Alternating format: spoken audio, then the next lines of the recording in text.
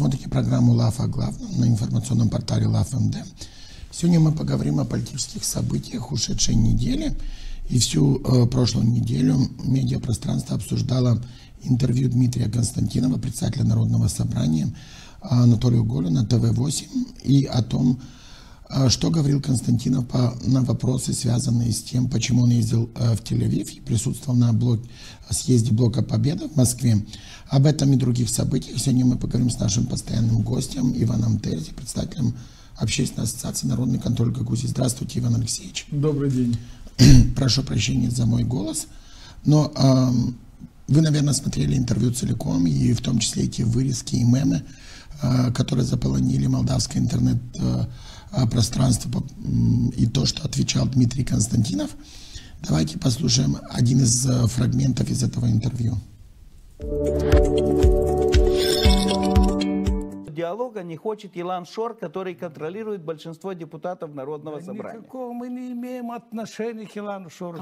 Депутаты никакого отношения не имеют. А вы? Никакого, и я в том числе. А вы для чего в июне 23 года ездили в Тель-Авив? Кто такой Илан Шор? Ну тогда давайте перейдем к этому. Давайте перейдем.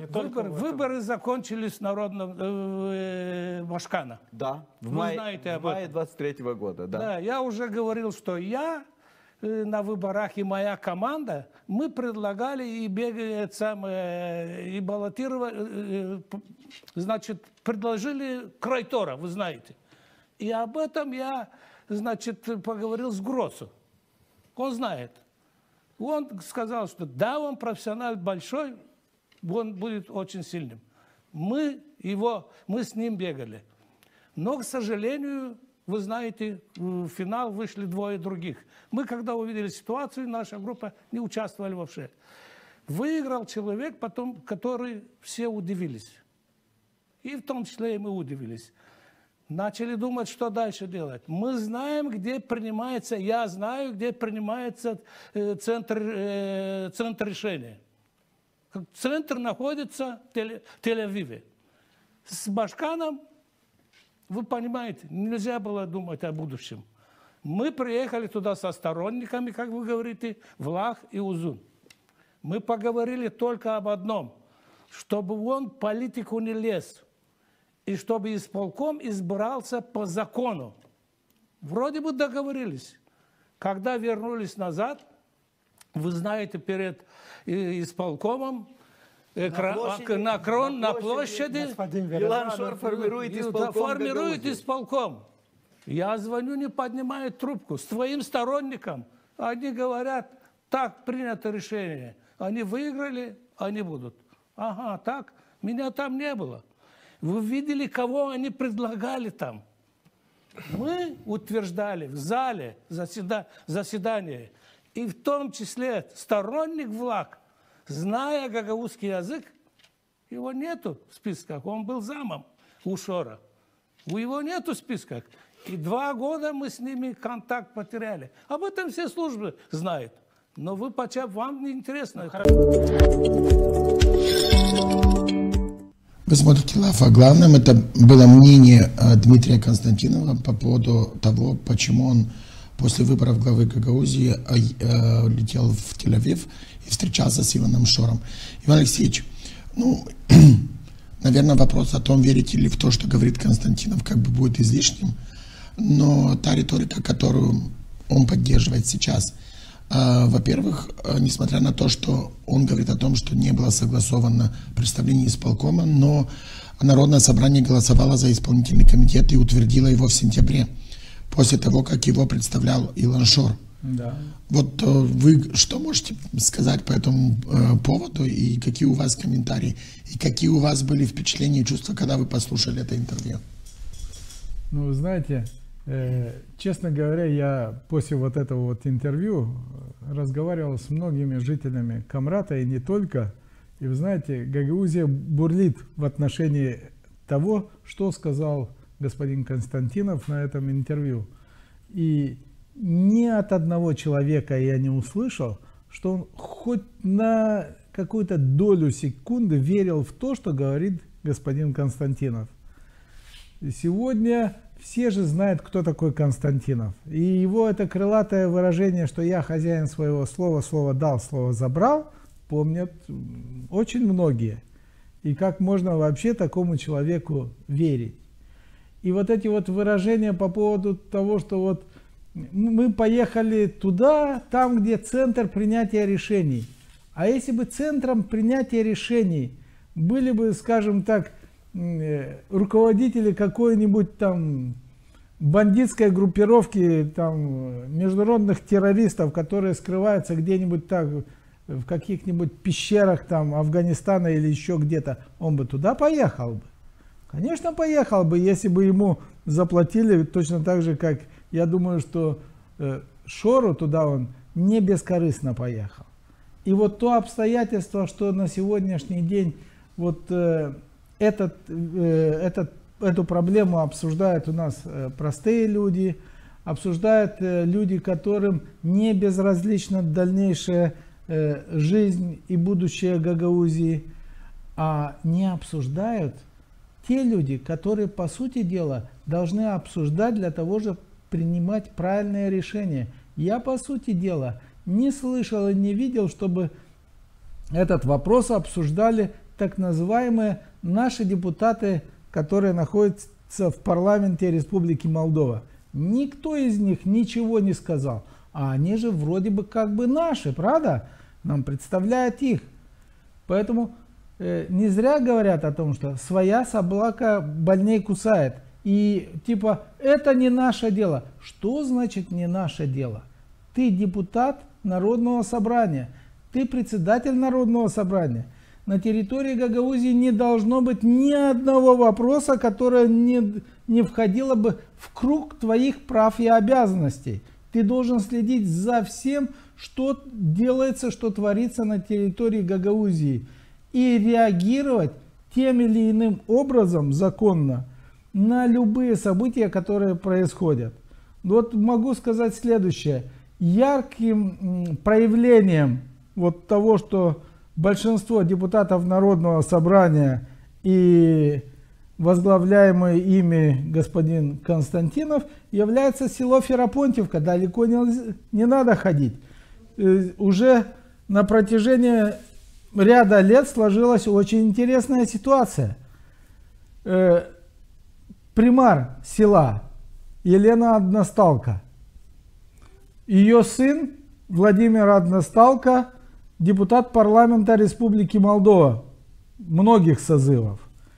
И Константинов является, Дмитрий Константинов, председатель Народного собрания, который баллотировался от Ферапонтьевки. Но мы все знаем о том, что в Ферапонтьевке на протяжении десятков лет существует одна острая проблема. Это участок дороги, который Камрад-Чадырлунга. И все жители Чадырлунги едут в Камрад, и другие лица, люди, проживающие в других населенных пунктах, едут в Чадырлунгу и другие населенные пункты Чадырлунского района, проезжают через этот участок, который проходит в центре Ферапонтьевки, и все ругаются, потому что гробят свои машины. Примар молчит, депутат Народного собрания от Ферапонтьевки молчит, депутат парламента Республики Молдова, который от этого же села там родился и вырос, тоже молчит. Это яркое проявление того, что все люди, которые избираются во властные структуры от Гагаузии, неважно в какие структуры, они все решают только свои шкурные интересы и более ничего. Все эти люди недостойны, как начиная от некоторых примаров, некоторых депутатов Народного собрания, так и некоторых депутатов парламента Республики Молдова. Не нужны нам такие люди в этих структурах. А господин Константинов яркое проявление того, ну как можно было такого человека держать и как можно было за него голосовать. Мы же помним о том, что он у нас вообще уникальная личность. За него 17 лет, 17 раз голосовали и переголосование проводили для того, чтобы сделать его председателем Народного собрания. И вот он сейчас показывает, что он такой. Он поехал к Шору. Что значит поехал к Шору? Он что, не знал о том, что на этот момент Шор был уже преступником, который имеет уголовное, вступившее в законную силу уголовное решение уголовного суда? Он что, не знает о том, что кто такой Шор, о том, что как проходили здесь выборы? Он типа, это не мое дело. Что значит не твое дело? Твоих людей здесь покупают, проходит электоральная коррупция, и ты ничего не делаешь. Кто вообще ты тогда здесь такой? Тебя для этого избирали? Ты это обещал своим избирателям, когда избирался? Не может такого быть, что вот это мое, это не мое. Все, что творится на территории Гагаузии, все твое. За все ты несешь ответственность. Главная проблема, это вот как я говорю, о том, что они берут на себя ответственность, и после этого в отношении этих лиц, которые приходят у нас к власти в Гагаузии, не наступает никаких негативных последствий. Иван Алексеевич, но искренность господина Константинова вызывает очень много вопросов. И не только то, что после того, как он говорил, что они ездили якобы, чтобы Шор не вмешивался в политику в Гагаузии, но в то же время утверждает состав исполкома, который он предлагает с экрана телевизора перед исполкомом. Это один вопрос. А те Михаил Влах и Илья Узун, которые были с ним вместе на этой встрече, Илья Узун становится первым замом Евгении Гуцул.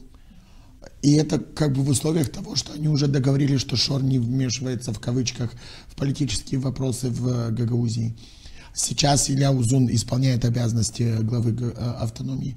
Михаил Влах, который на тот момент был председателем наблюдательного совета, то ли советником Евгении Гуцул по вопросам СМИ, и который на протяжении 2 лет организовывал митинги, был одним из активных участников, но, видимо, Константинов так договорился с Шором о том, чтобы он не вмешивался в политику, что все остальные 2 года просто участвовал в этих процессах. Конечно. Мы же все знаем, что кто такой Михаил Влах. Мы все прекрасно знаем о том, что до того, как он вступил в команду Шора, он с супругой не летал заграничные эти самые всевозможные туристические круизы, которые стоят очень дорого. И как только он стал, сразу у него появилась хорошая машина, сразу же он стал летать там во всевозможные там в Италии и прочие места, там на какие-то острова, значит, и оттуда там фотографии выкладывать, как мы хорошо живем. Вы знаете, для того, чтобы так хорошо жить, нужно хорошо зарабатывать. А где официально работает господин Влах? Официально, по сути дела, нигде. Исходя из этого, мы видим о том, что происходит. И то обстоятельство, что на сегодняшний день Илья Узун стал у нас первым замом, а теперь уже он временно исполняющий обязанности Башкана, и вот это вот его временное исполнение затянулось и намеренно затягивается, в этом деле, значит, ярко видны из-под одеяла, так сказать, ноги господина Константинова. Потому что всю эту игру разыгрывают они вместе с Ильей Узуном и с Шором, и со всеми людьми Шора. Потому что у них есть заинтересованность в том, чтобы эту ситуацию неопределенности затянуть как можно дольше. И это сценарий относительно затягивания назначения выборов в Народное собрание, не назначение перевыборов Башкана, несмотря на то, что четко определено о том, что если Башкан не может более 60 дней исполнять обязанности, должны назначаться дата перевыборов. И это все не происходит. И как выходит господин Лейчу, говорит, да, конечно, по закону мы должны были в течение 60 дней проголосовать, но мы сознательно пошли на нарушение закона, исходя из политической составляющей. Я что-то не понял. А каким документом у нас в Молдове и в Гагаузии регламентируется, что какая-то там политическая составляющая является выше, чем законы? Тем более об этом, когда говорит бывший прокурор. Хотя прокуроров бывших, как говорят, не бывает. И вот здесь такая же ситуация. И то обстоятельство, что да, действительно, у нас четко определено вложение о том, что исполком представляет Башкан. Кто у нас представлял исполком? Беглый преступник. Если бедный преступник представляет исполком, значит, кому подчиняется исполком? Тому, кто его представляет. Значит, это у нас что? Это филиал бандитской группировки на территории Республики Молдова, который существует. Это наш исполком. Потому что ими руководит не то лицо, которое является на самом деле фунтом с бумагой о том, что она якобы Башкан, а тот, кто его представляет. Потому что любой нормальный человек, хоть маломальски соображающий что-то в голове, должен был отказаться, даже если он не знал о том, что его будет представлять господин Шор. Он должен был сказать: извините, меня должен был представлять Башкан, но представил не Башкан, а представил беглый преступник. И я отказываюсь принимать эту должность. Кто-нибудь отказался? Нет. Иван Алексеевич, тот момент, что исполком продолжает работать до сих пор. Хотя, исходя из логики Дмитрия Константинова, сейчас были все основания этот исполком как минимум поднять вопрос об его отставке. Конечно. Обязаны были. Тем более, как бы исходя из его риторики, да, получается, что Шор вмешался в политические процессы в Гагаузии, и, в общем-то, если верить словам Константинова, и если верить, то он не выполнил свои гарантии по поводу того, чтобы не вмешиваться в Гагаузию. Но этого не произошло. Вот на ваш взгляд, тогда что преследует Константинов, когда выходит в эфир национальных каналов, и вот, ну, не хочу употреблять никаких слов, но говорит то, что он сказал. Ну, как вам сказать, мы же все знаем относительно того, что рассмотрение уголовных дел господина Константинова находится как бы уже на финишной прямой. И скоро будут как бы судебные инстанции выносить уже приговоры. Ну, я более чем уверен, что приговоры будут, скажем так, те, которые должны быть. Потому что за те преступления, те, скажем, действия, которые совершал господин Константинов, он должен нести наказание согласно норм уголовного права. Вот. Иным образом, это будет пример для остальных, кто придет после него. И мы получим ситуацию, которая будет гораздо хуже. И то обстоятельство, что на сегодняшний день Гагаузия захваченная территория, захваченная именно Шором и его сторонниками, яркое проявление этого всего. Хочу сказать, то, что Константинов говорит, он говорил, говорит и будет говорить. Но не зря же существует такая книга, как Библия, в которой четко определено о том, что судите о людях не потому, что они говорят, а судите о людях потому, что они делают. Я могу, как и многие жители Гагаузии, скажем так, особо не слушать о том, что кто что говорит, но я хотел бы посмотреть, кто что делает. Вот я как рядовой житель Гагаузии, точно так же, как все остальные жители Гагаузии, они ждут, что те люди, которые баллотируются на ответственные должности, будут исполнять свои обязанности и свои обещания. Вот все эти депутаты, которые баллотировались и возглавляющих их, это самое, господин Константинов, ни один не выполнил своих обещаний, которые давались избирателям. И ситуация в Гагаузии ухудшается с каждым годом. Жизненная ситуация, уровень жизни падает. Это самое, люди продолжают выезжать из Гагаузии. Значит, у людей нет будущего.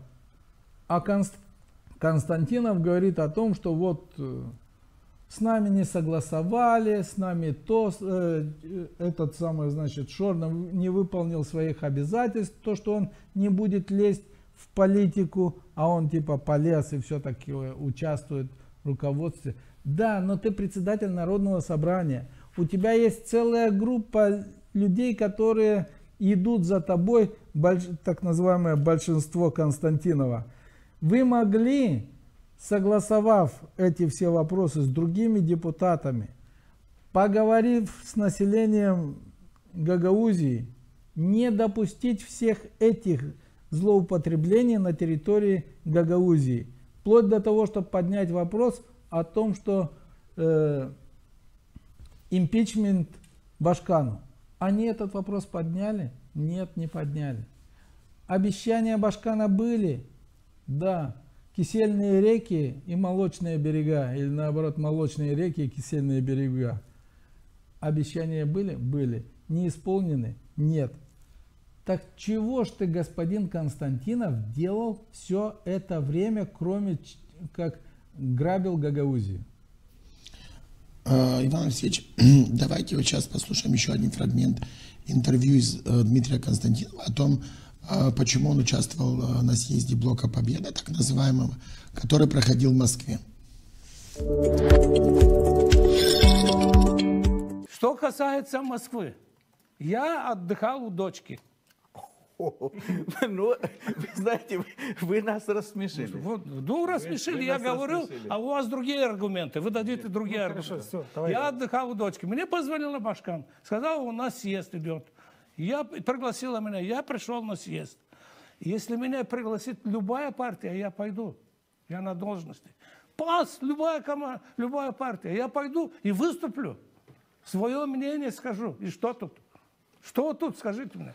Ну, господин Константинов, вы очень такой, у вас есть большая экспириенция, большой опыт как политик. Вы были председатель Народного собрания 2 раза, вас избрали депутата сколько, 4 или 5 раз даже? 4 раза. Я не думаю, что вы такой наивный, чтобы не понять, что когда вы вот участвуете в такое мероприятие в Москве, где Илон Шор объявляет создание блока «Победа», когда вы знаете, что Илон Шор участвовал в краже миллиарда, когда вы знаете, что те, которые вот участвовали в эту тусовку там в Москве, обратно приезжают с 10 тысяч долларов в самолете, потом эти деньги раздают.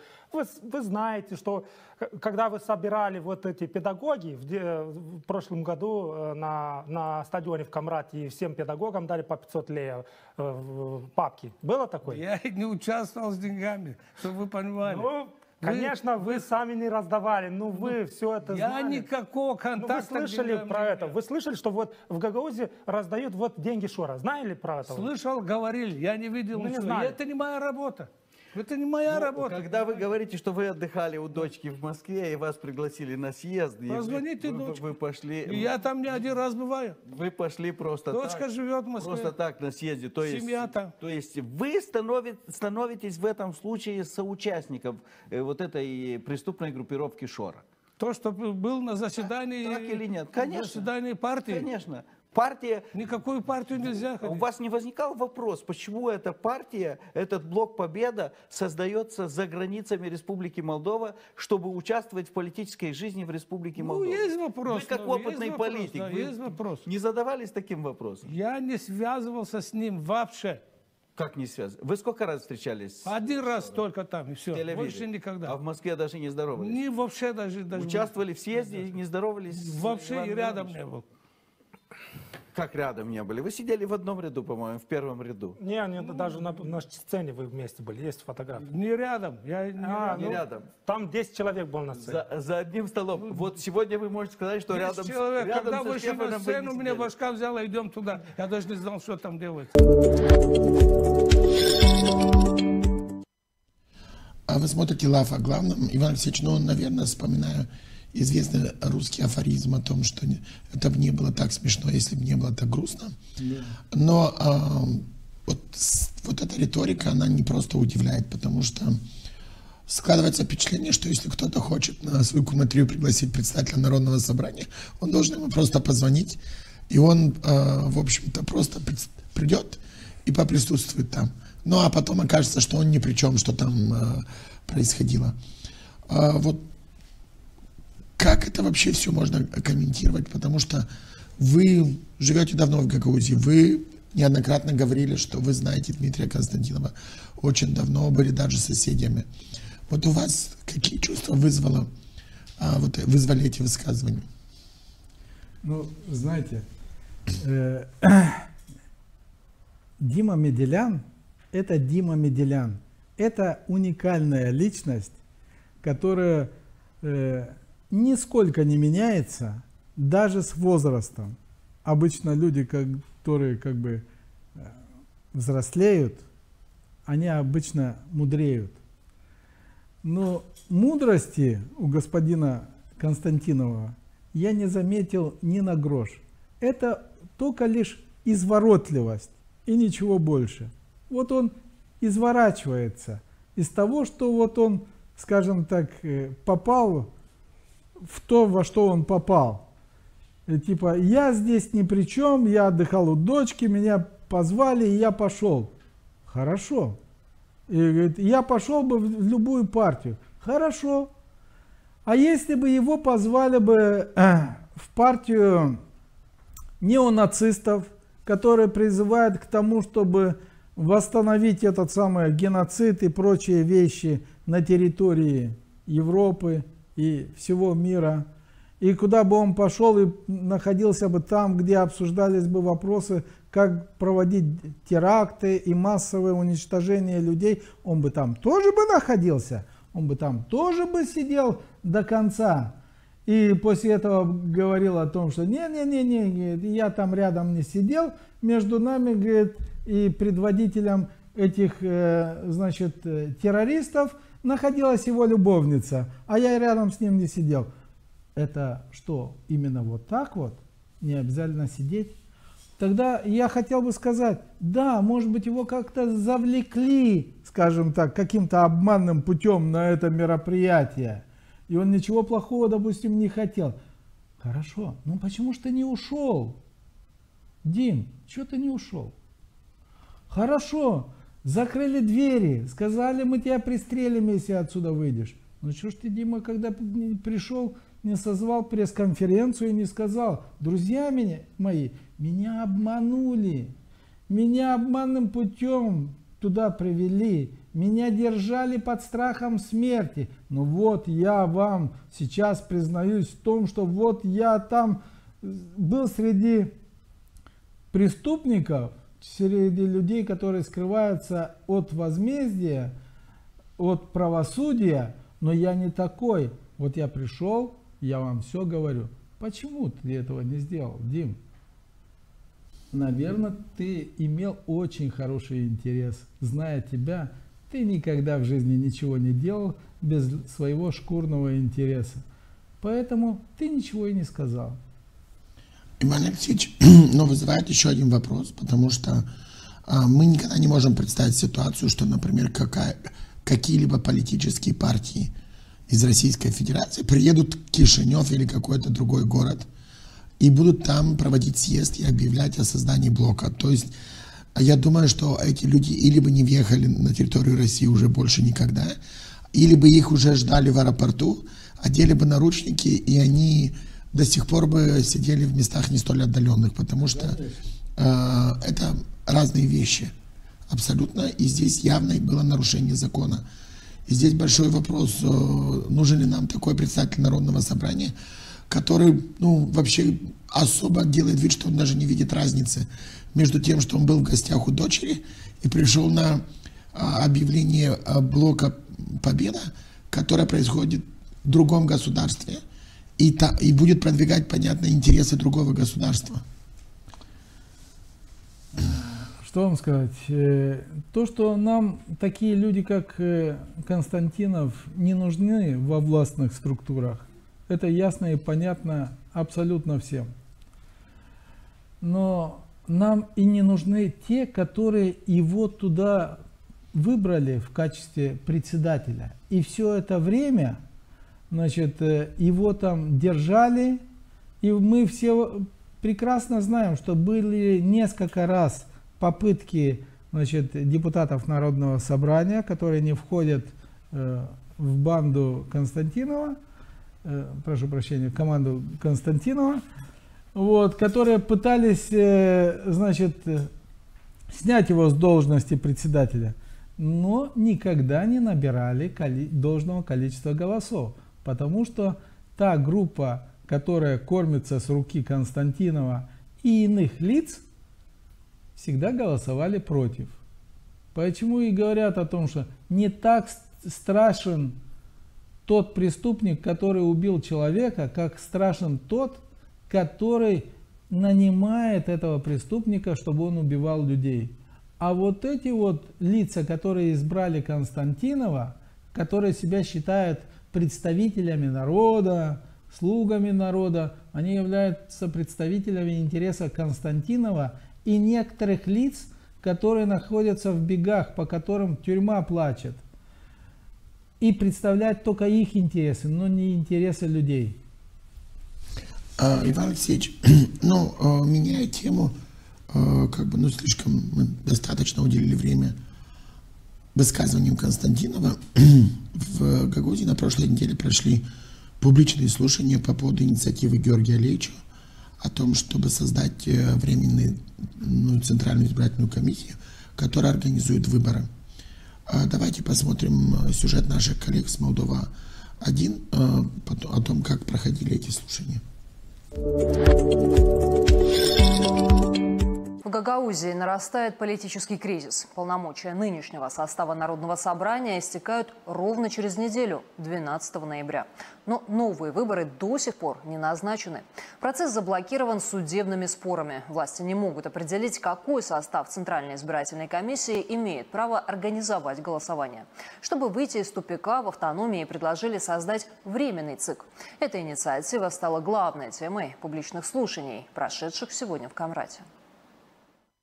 По закону, в середине ноября должны были состояться выборы в Народное собрание Гагаузии. Однако депутаты до сих пор так и не утвердили дату голосования. Да и проводить их пока некому. В судебных инстанциях рассматриваются дела по двум составам Центризбиркома автономии. Вице-спикер НСГ Георгий Лейчо предложил свой вариант решения проблемы. Суть этого закона, если вы ознакомились, заключается в том, что формируется временный состав Центральной избирательной комиссии, которая в соответствии с положениями избирательного кодекса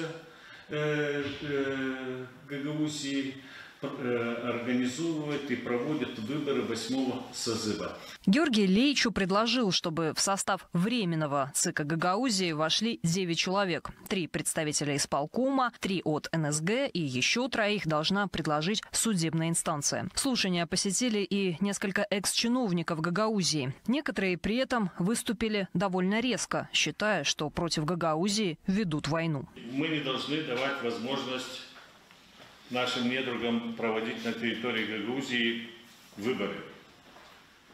Они к этому ведут. Значит, этот закон я тоже поддерживаю и считаю, что как временная неотложная мера она должна сработать. В ходе обсуждения выяснилось, что Управление юстиции вынесло отрицательное заключение касательно законодательной инициативы. Получить комментарий представителей ведомства или ознакомиться с документом нам не удалось. При этом присутствующие выступали за необходимость проведения выборов как можно скорее. Выборы надо проводить, других вариантов нет. И я считаю, что да, конец февраля, марта – это вполне реальные сроки для того, чтобы назначить дату выборов. Для того, чтобы убрать все эти поползновения, разговоры, Народное собрание должно рассмотреть, принять решение, согласно вот расчетам, которые вы обозначили, на начало марта. Теперь судьба законопроекта может решиться на следующем заседании Народного собрания Гагаузии, если его внесут в повестку. Тему продолжим обсуждать с нашим корреспондентом из Камрата Петром Гарчу. Петр, приветствую тебя. Ирина, привет. Ну что ж, вот как мы говорили, что судьба законопроекта может решиться уже на следующем заседании НСГ, если он будет все-таки внесен в повестку. Вот расскажи, каковы вообще шансы, что его внесут? Сколько времени нужно для обсуждения? Какие основные препоны остаются? И вообще, чем завершились вот эти сегодняшние слушания? Да, на самом деле довольно интересно, что сюжет закончился именно вот таким предложением. Буквально 30 минут назад завершилось заседание Президиума Народного собрания, в котором решалось, какая будет повестка на последнем до истечения полномочий заседании. Само заседание решили провести 12 ноября, потому что изначально там обсуждали 11 ноября во вторник, и в итоге решили 12 ноября. И вот по последней моей информации, потому что перед тем, как вот готовиться к прямому эфиру, как раз с здания выходили сотрудники Народного собрания, и они сообщили, что законопроект, предложенный Георгием Лечо о создании временного ЦИКа, он не включен в повестку, потому что якобы вот одна из комиссий не рассматривала. То есть, если раскрыть немножко скобки, да, то и сам автор законопроекта был настроен не совсем оптимистично. Насколько я понимаю, группа депутатов Константинова была против. У меня нет точных подтверждений, но из разговоров и из того, как голосовали на комиссиях депутаты, потому что сегодня было заседание нескольких комиссий Народного собрания Гагаузии. Вот одна комиссия там голосовала за то, чтобы законопроект был внесен в повестку заседания, другая против. То есть в итоге этот законопроект не будет рассмотрен на последнем заседании НСГ, ну и, соответственно, это означает, что на 100% за него уже не проголосуют, потому что после 12 ноября не будет заседаний. Депутаты не смогут уже голосовать за поправки в законы или законопроект. Угу. Ну, смотри, слушания были довольно интересные, мнения были слышны и полярные, в том числе вот некоторые вовсе говорят о псевдовойне против автономии. Ну, давай тогда с тобой поговорим, а что тогда? Потому что вот казалось, что вот этот вот самый вероятный сценарий для выхода из тупика, вот создание временного центра избиркома, и теперь получается, что это в повестку не будет внесено. Что тогда? Какие еще варианты вообще остаются? Ну, тут мнения разные. Вот по мнению Георгия Лечо, самый оптимальный вариант из выхода кризиса – это создание вот этого временного цикла. А по мнению других, некоторых депутатов, необходимо ждать решения судов.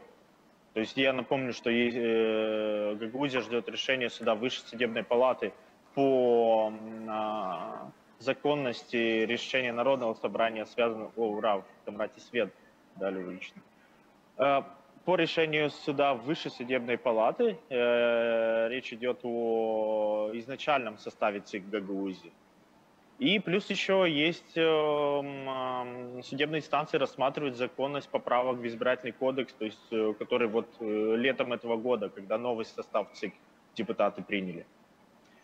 Хотя из этих решений суда и станет ясно, что делать дальше. Петр, а давай с тобой вот здесь порассуждаем, потому что это действительно очень интересный такой интригующий кейс вот с этими судами. Да, дела еще не завершены. Но вот если ты можешь пояснить нам, что может быть вот с предыдущим составом Центризбиркома Гагаузии, который, кстати, был распущен по указу Народного собрания? С большой долей вероятности, учитывая сегодняшнее решение Президиума Народного собрания, с большой долей вероятности именно этот состав ЦИК Гагаузии будет проводить выборы в следующем году. Почему? Я так считаю. Первая инстанция, апелляционная палата, признала, что Народное собрание незаконно расформировало тот состав ЦИК.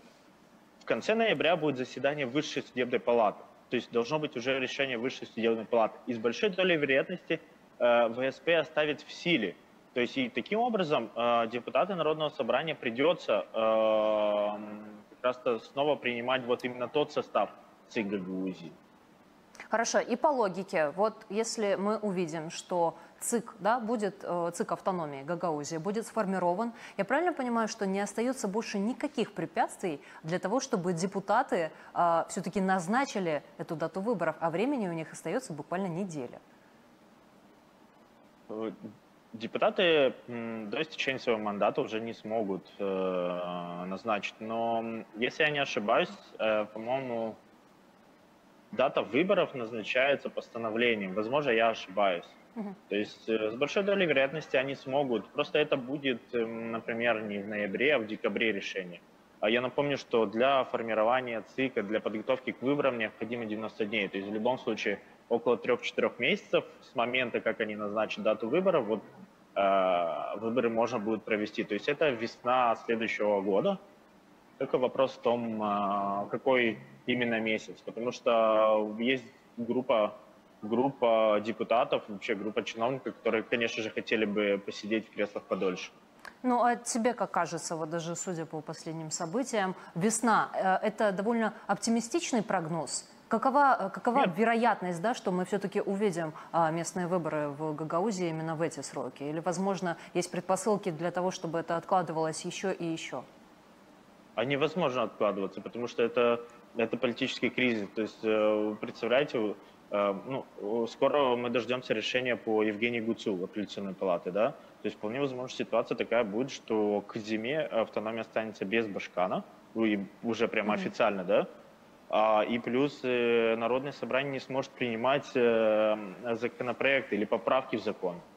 Это на самом деле очень серьезный момент, и в течение полугода, допустим, чтобы Гагаузия была без того, чтобы Народное собрание законы принимало, это очень сложная ситуация. И как бы не хотели некоторые политики в автономии, но невозможно будет откладывать выборы на более долгий срок. Сейчас все зависит от решения Высшей судебной палаты, как скоро будет это решение. То есть, по идее, оно должно быть в конце ноября. Ждем с нетерпением, на самом деле. Посмотрели программу «Лав о главном», но вот такой подробный сюжет был. Но здесь остается очень много вопросов юридического характера, потому что если вопрос не включен в повестку дня, то мы остаемся в ситуации патовой, потому что Народное собрание вносило изменения в избирательный кодекс и обозначало там новую процедуру избрания ЦИКа. И эти положения тоже обжалованы в государственной канцелярии, в судебных инстанциях, и еще не было даже ни одного заседания. И если будут ждать решения Высшей судебной палаты в конце ноября, то возникает вопрос, каким будет это решение? Будет ли срок, когда этот ЦИК не действовал, зачислен в их мандат действующий?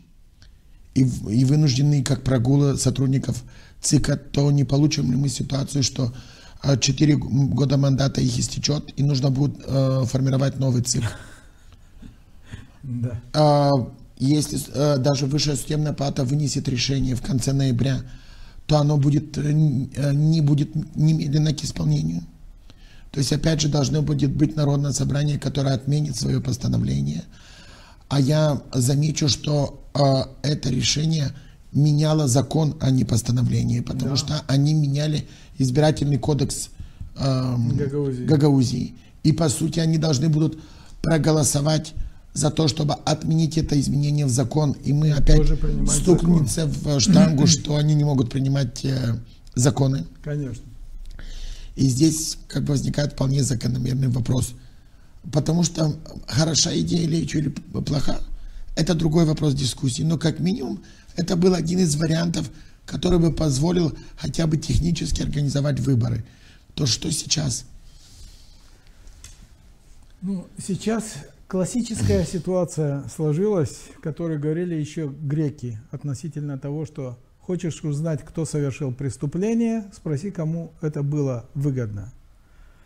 Нынешним депутатам Народного собрания вместе с нынешним исполкомом была выгодна такая вот ситуация, когда Гагаузия как бы находится в таком подвешенной ситуации, и в результате этого они могут продлить свои полномочия. Что и делается. Данная ситуация с тем, что было, значит, которая сложилась на сегодняшний день, была спланирована депутатами Народного собрания вместе с исполкомом Гагаузии еще в прошлом году, когда они отменили этот закон. И они его растягивали для того, чтобы потом как можно дольше находиться у власти и чтобы была ситуация неопределенности, и чтобы они могли как можно больше усидеть. В данном случае я вам скажу следующее. Как и говорил раньше, власти Республики Молдова должны применить, значит, те нормативные акты, которые есть, а если нет, принять новые и восстановить справедливость и законность на территории Гагаузии. И это можно решить только одним путем. Действительно, назначить временное управление Гагаузии с Молдовы для того, чтобы путем принятия нормативных актов, которые необходимы для нормализации ситуации в Гагаузии, чтобы провести выборы как Народного собрания, так и Башкана Республики Башкана Гагаузии, и привлечь к уголовной ответственности, обязательно привлечь к уголовной ответственности всех тех лиц, которые после 12 ноября узурпируют власть в Гагаузии. Для этого хочу вам сказать следующее. Давайте вспомним одну такую вот притчу о царе Дамокле, который был царем, и был у него один его друг, который все время хотел занять его место. И этот царь как-то ему это надоело и говорит: ну ладно, так что быть, садись на мое место. Он сел, и когда поднял голову наверх, увидел, что там висит меч на одном волоске, который может сорваться в любой момент. И он быстро сбежал с этого трона и говорит: нет, нет, я не хочу. А если бы этого меча там не было, висящим на волоске, разве бы он ушел? Это притча о том, что те, которые приходят к власти, должны знать о том, что они в любой момент могут быть привлечены к ответственности и будут нести ответственность за то, что они натворили. На сегодняшний день наши лица, которые захватили власть в Гагаузии, несут какую-либо ответственность? Не несут. А нужно создать прецедент по поводу того, чтобы они понесли суровое наказание за то, что они захватили власть в Гагаузии. И в следующий раз такие проходимцы, какие нынче захватили власть в Гагаузии, не будут туда стремиться, а будут туда идти только те люди, которые будут исполнять те обещания, которые дали обещания своему народу. Только так.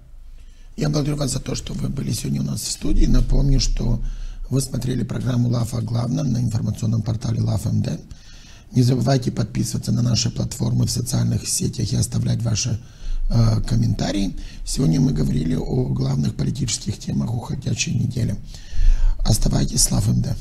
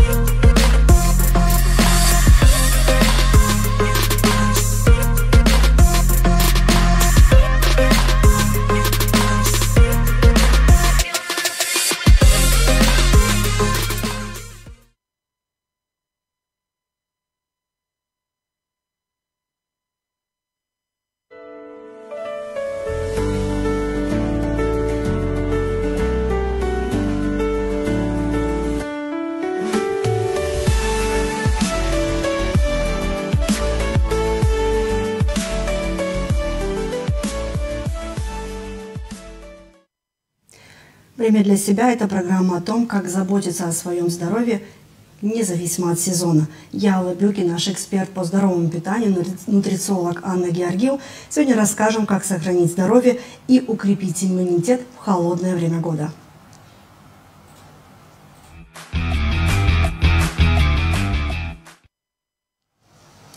Осенью наш организм нуждается в особом отношении, в особом питании. Сегодня, Анна, я так понимаю, мы сегодня обсудим, какие изменения все-таки стоит внести в наш рацион, учитывая сезонное время. Да, действительно, с изменением сезона необходимо вносить некоторые изменения в рацион и в целом в образ жизни. И сегодня можно об этом поговорить. Ну а пока я предлагаю посмотреть короткий сюжет о питательных продуктах для осени и зимы. Осень и зима – это время, когда наш организм особенно нуждается в поддержке.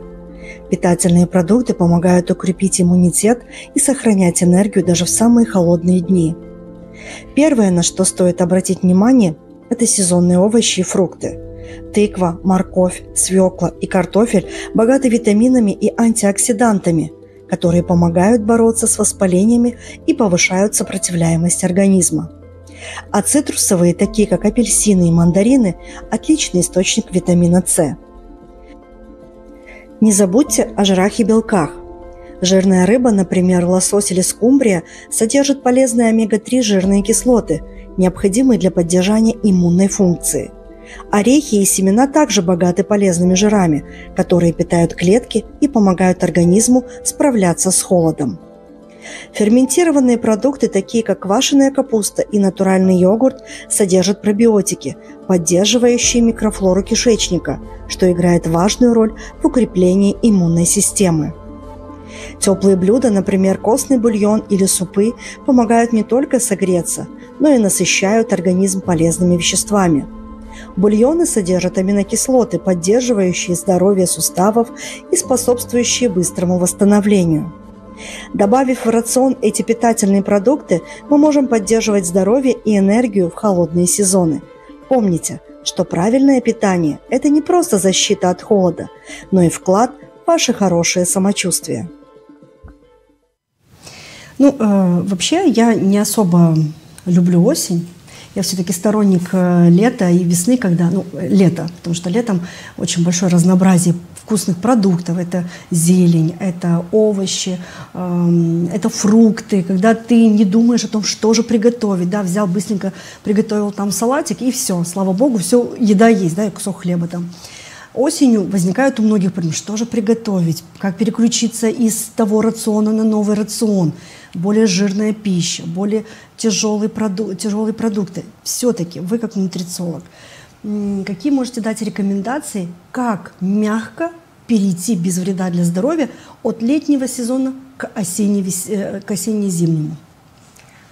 Когда наступает холода, когда наступает осень, естественно, мы должны немножко все-таки корректировать свой рацион, менять немножко свой рацион в зависимости от тех продуктов, которые есть и присутствуют и соответствуют данному сезону. Например, летом мы чаще едим более холодную пищу, там больше свежих фруктов, больше ягод, больше таких свежих овощей, как огурцы, помидоры, любимые салаты, зелень и так далее. Осенью я все-таки рекомендую переходить на более сезонные продукты, которые растут и которые больше соответствуют именно осеннему периоду. Это такие продукты, как тыква, это такие продукты, как свекла, морковь, разные виды редьки сейчас есть. Есть редька более такая терпкая, горькая, есть различные виды редьки сейчас более сладкие, достаточно вкусные, то есть их можно использовать даже не приготовленном, сыром виде. Определенная зелень, которая соответствует осени. То есть я рекомендую всегда есть сезонные продукты. Если вы будете придерживаться этого принципа, то у вас всегда будет переходить питание из одного сезона в другой. То есть вы автоматически будете его менять под сезонные продукты. Также осенью необходимо все-таки начать есть более теплую пищу. Да? Если мы летом предпочтительно более какая-то прохладная, легкая еда, то осенью это уже нужно употреблять более горячую пищу, употреблять в более теплом виде. Это костные бульоны могут быть. Также, вот, как я говорила, различные сезонные овощи в виде запекания. Сейчас вот сезон тыквы. Есть очень много рецептов из тыквы. Ее можно готовить как и несладкие блюда из нее, например, запекать вместе с картофелем, тем же, допустим, с мясом, как-то выпекать в духовке. А можно также делать, вот я ребенку часто готовлю оладушки из тыквы, то есть разные, без сахара. Можно просто смешать там тыкву, яблоки и таким образом готовить. Можно в салат ее добавлять. То есть достаточно много вариантов. И это позволяет корректировать те дефициты, которые могли бы возникнуть, если бы мы как-то ограничивали свой рацион и старались бы придерживаться продуктов, допустим, весенне-летнего периода. Ну вот я знаю, что когда есть такой вот переход, межсезонье, оно не так легко дается людям, да, это уже идет какие-то там витаминозы, дефициты, и организм ослаблен, и еще и вот это вот новое питание, тяжелые какие-то продукты, более жирные продукты. И часто люди сталкиваются с проблемами желудочно-кишечного тракта, это проблемы со стулом.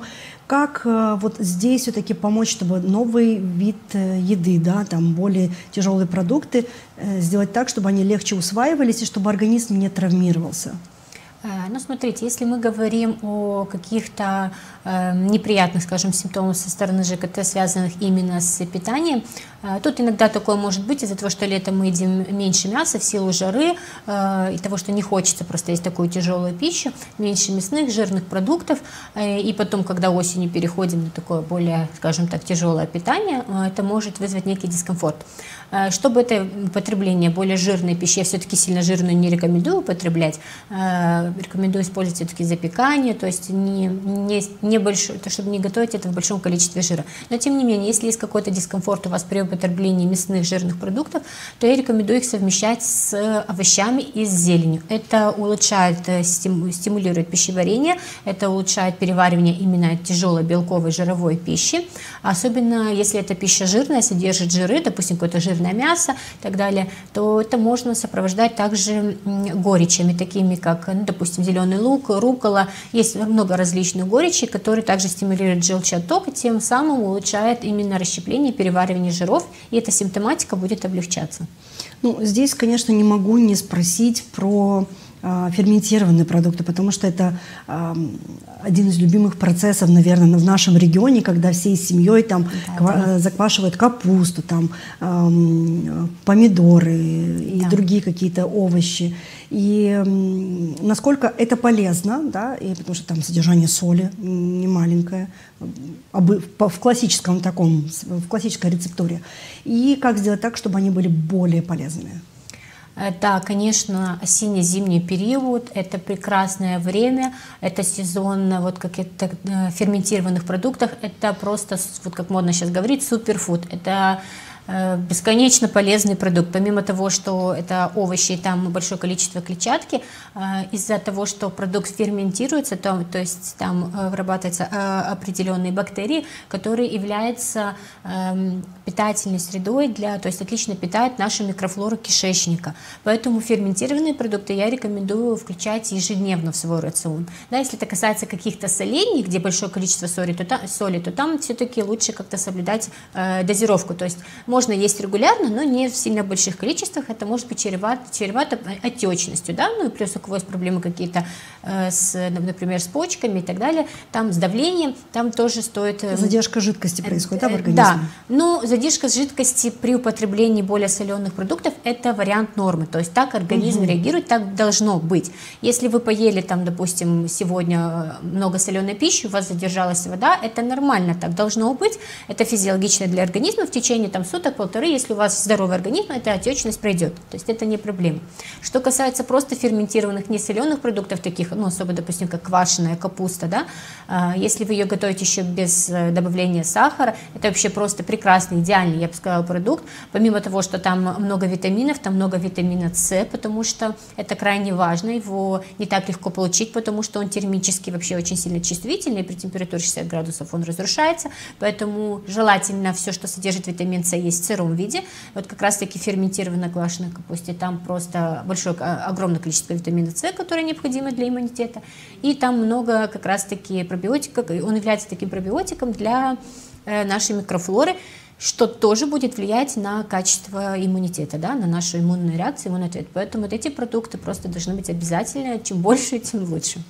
Ну, далее я предлагаю обсудить такую тему, как витамины и добавки для укрепления иммунитета.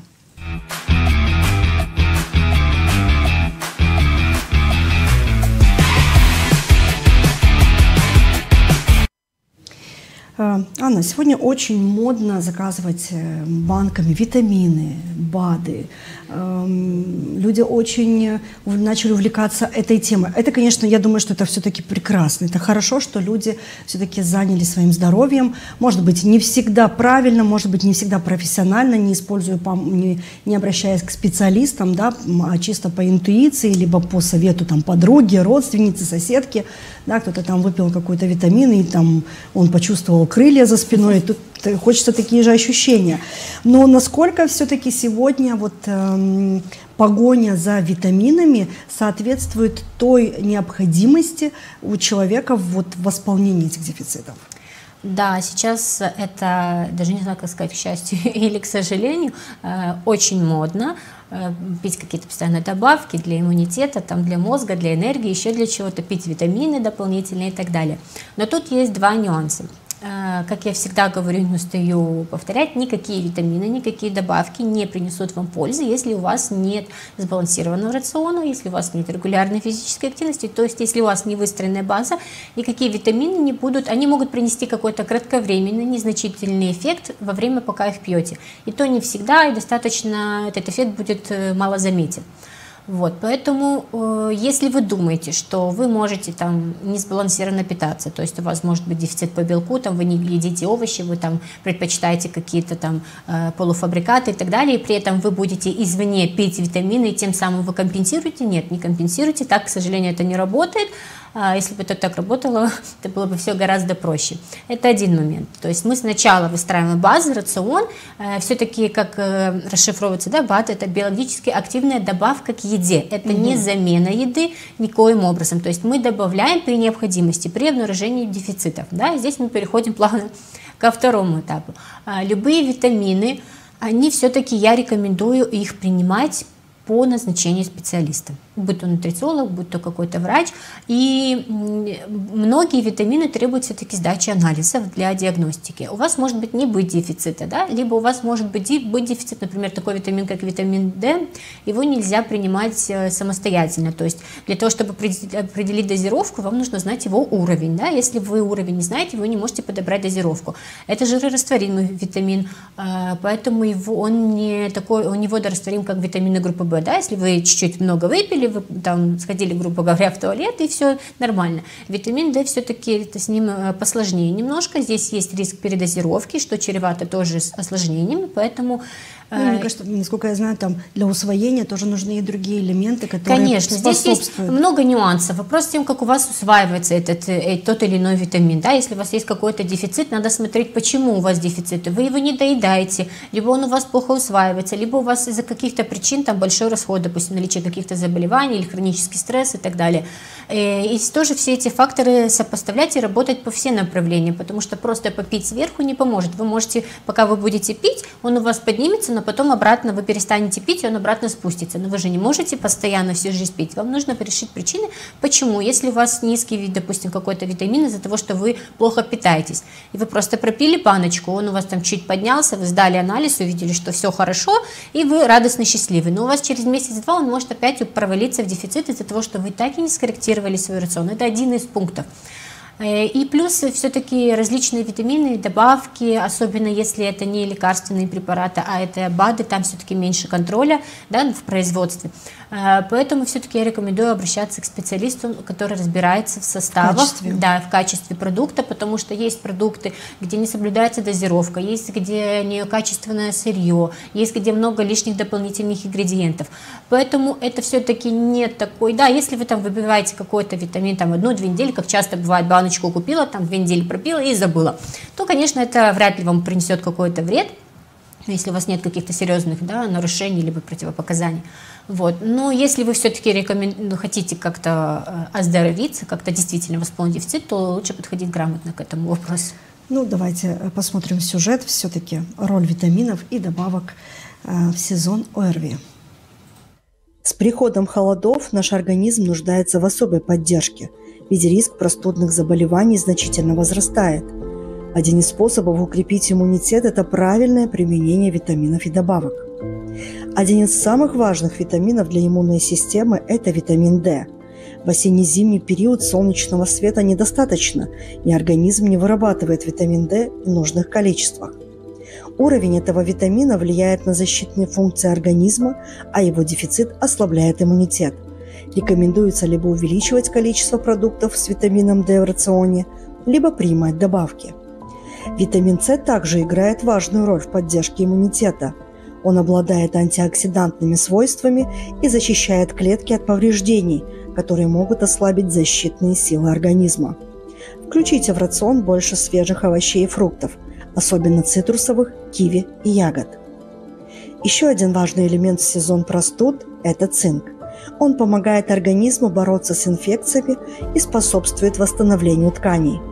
Ежедневное получение необходимого количества цинка, например, из мяса, морепродуктов, орехов и семян, способствует поддерживанию иммунитета. Перед применением добавок важно проконсультироваться со специалистом, чтобы понять, каких веществ не хватает именно вам. Помните, что витамины и добавки – это поддержка, но не замена сбалансированного питания и здорового образа жизни. Анна, вот перед сюжетом вы сказали о том, что все-таки лучше определять необходимость в дополнительном витамине каком-то, да, это надо необходимо работать со специалистом. Есть ли какие-нибудь витамины, которые можно принимать без рекомендаций специалиста и не боясь, что там будет передозировка? Ну, например, вот я знаю, что вот магний, он очень быстро выходит из организма, поэтому его не надо бояться пить без рекомендаций специалиста. Если я права, то вот, может, есть и другие. Ну, смотрите, здесь есть такой момент, что, допустим, да, вот есть магний, есть витамин С, есть витамины группы В, то есть водорастворимые витамины, которые достаточно быстро при их избытке выводятся из организма, поэтому их относительно безопасно пить, да, и, ну, в то же время тогда лучше соблюдать какую-то профилактическую дозировку, да, если вы хотите пить там без анализов, без назначения специалиста и так далее. Тогда в профилактической дозировке они вам не нанесут вред, потому что они как раз-таки рассчитаны на закрытие каких-то суточных потребностей, то есть вы не можете, но если у вас дефицит есть по этому витамину, профилактической дозировкой вы его не восполните, то есть вы его будете поддерживать на определенном уровне, но не восполните до необходимого, да, потому что профилактические дозировки, они все-таки рассчитаны на такое более поддерживающий прием, и вот они относительно безопасны, такое, конечно, можно пить. Что касается магния, да, тоже из-за того, что он часто бывает у многих в дефицитах, да, сейчас такой у нас современный образ жизни, из-за того, что питание не совсем сбалансированное, повышенный расход магния есть, и при этом как бы часто наблюдается его дефицит. Но тут есть с магнием нюансы в том, что магний есть в нескольких формах. И для каждого определенного случая есть определенная форма магния. Да? Есть магний малат, таурат, разные, да, цитрат, глицинат и так далее. И тут, конечно, может специалист больше подобрать, какая форма необходима вам. Вот. Но если вы так можете для себя пропить, но опять-таки, если вы пьете в профилактической дозировке, конечно, вред вы себе не нанесете. Но если у вас требуется какая-то повышенная дозировка, то есть если у вас выраженная какая-то симптоматика, и вам действительно нужен, допустим, магний, да, в повышенной дозировке, тогда лучше обратиться к специалисту, чтобы он назначил вам эту дозировку безопасную, но в то же время, которая бы закрывала бы вашу симптоматику, да, чтобы вы видели эффект, потому что бывает, что у вас есть симптоматика, то есть у вас есть, допустим, нехватка острого магния, вы можете взять препарат, вы же дозировку не знаете сами, какая необходима, вы можете взять препарат и пить в профилактической дозировке, и вы не увидите должного эффекта. Поэтому в качестве профилактики можно пить поливитаминные комплексы. Обычно они рассчитаны в такой профилактической дозировке, небольшой. Поэтому там сложно передозировать что-то, да, как-то какой-то вред нанести, тем более, что они пьются небольшим курсом на месяц. Там. И вот, как я говорила, водорастворимые витамины. Такое можно пить как бы самостоятельно в качестве профилактики. Да. Если у вас есть какие-то, выражена какая-то симптоматика или дефициты, тогда уже лучше обратиться к специалисту. Ну вот я, например, люблю вот эти витамины, как бы я говорю про всех, но я в том числе в этом же списке. И я, например, принимаю магний, глицинат в дозировке 700, ну, и цинк в дозировке 15, чтобы вот сейчас зима наступает. Вот насколько это все-таки правильно, что вот я для себя решила, и я себе не то есть вред не принесу, или все-таки есть у меня риск? Магний в дозировке, во-первых, форму магния надо менять периодически. Там, пить постоянно одну и ту же форму тоже не стоит, надо их периодически менять. Ту дозировку, что вы сказали, это все-таки не профилактическая дозировка, это уже восполняющая дозировка. То есть пить ее продолжительный какой-то период времени самостоятельно я бы тоже не рекомендовала. Так, какой-то кратковременный период, какой-то курс имеет место быть. Месяц, например, да? Да, имеет место быть в определенных случаях, но это все-таки не профилактическая дозировка, потому что на постоянной основе такую дозировку я бы не рекомендовала пить. Что касается цинка, да, это тоже такая суточная потребность, у женщины чуть ниже, у мужчин вот около 15 как раз, как вы пьете, у женщин она там 10-12. Вот. Но дело в том, да, можно как профилактическую дозировку ее пить, опять-таки небольшим курсом.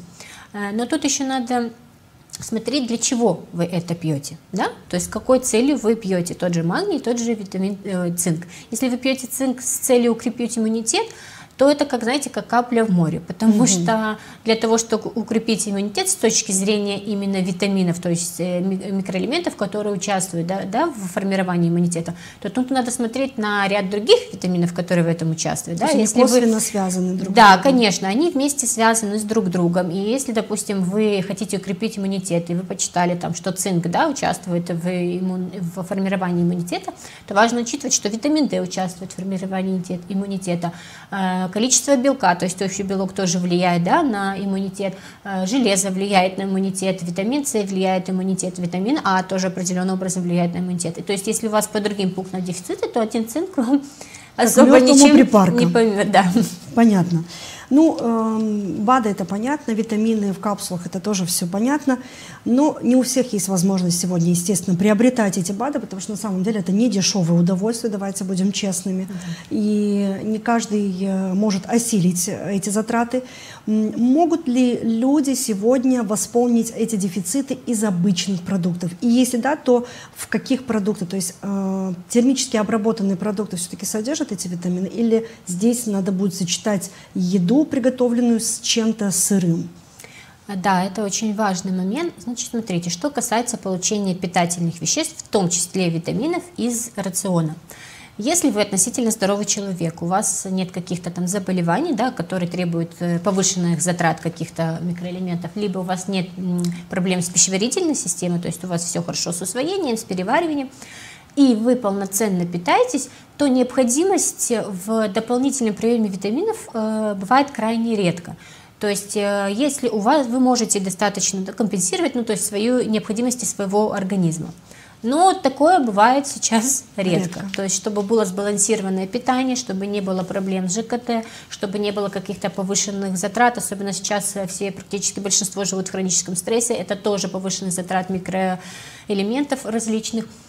Поэтому это возможно, да, но за этим надо следить. Да, это что касается получения питательных веществ. Но если мы говорим о восполнении, то есть если у вас уже обнаружен дефицит, ну, допустим, вы там сдали самый известный всем там витамин D, да, вы увидели, что у вас там уровень 10-15, то есть у вас есть дефицит. Восполнить с рационом вам будет крайне сложно, просто это нужно кушать в огромных количествах пищи, содержащей витамин D, и чтобы у вас еще не было проблем с усвоением этого витамина D. Поэтому в таких случаях, конечно, лучше прибегнуть к какому-то дополнительному приему витамина D, восполнить, а дальше уже поддерживать за счет рациона. Что касается приготовления пищи, да, некоторые витамины могут сохраняться при термической обработке, но вот, как я уже говорила, как витамин С, например, витамины группы В тоже разрешаются, витамин С вообще разрешается при температуре 60 градусов, то есть все, что мы варим, как завариваем там чайчики какие-то облепиховые или там компотики какие-то, ягоды мы там заливаем кипятком или кипятим и ждем, что мы будем пить, или там шиповник тоже кипятим, ждем, что мы будем пить, там витамин С, там нет витамина С, потому что он разрешается. Все-таки то, что содержит витамин С, лучше есть в сыром виде. Ну вот так, как шиповником тогда быть?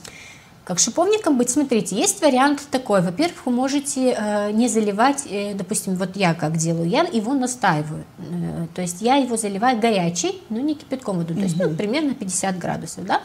Я его заливаю и оставляю просто настояться. Могу там на ночь оставить полностью. И потом вот это можно прохладный напиток уже пьете. Да, вы можете его, ну, комнатной температуры такой, да, ну, то есть я не кипячу. И все-таки, что касается витаминов С, его лучше получать из фруктов, допустим, кислых, из зелени, из перца, очень много, достаточно, большое количество в перце. Облепиха сейчас сезон. Облепиха, да, ягоды. В ягодах тоже очень много витамина С, в ягодах много клетчатки. Вообще ягоды, это если выбирать между фруктами и ягодами, конечно, ягоды предпочтительнее.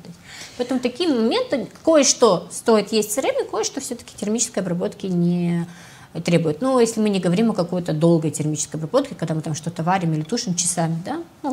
Вот далее предлагаю все-таки обсудить полезные теплые напитки и гидратацию.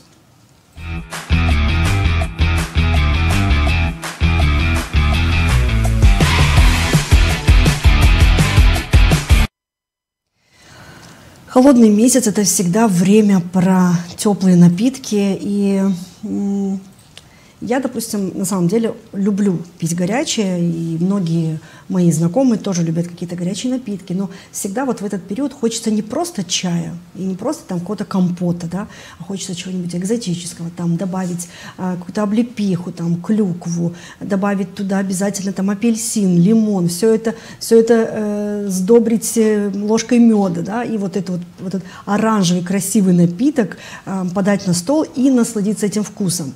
Здесь в предыдущем блоке сказали очень важный момент, наверное, который очень стоит всем запомнить про градус и про то, что витамин С, а здесь как раз-таки я говорю про продукты, содержащие большое количество витамина С, все-таки теплой водой заливать напитки из ваших слов. Да, вот для сохранения. Но если вы хотите выпить напиток именно с целью потребления витамина С, то там, конечно, да, тогда лучше залить просто теплой водой.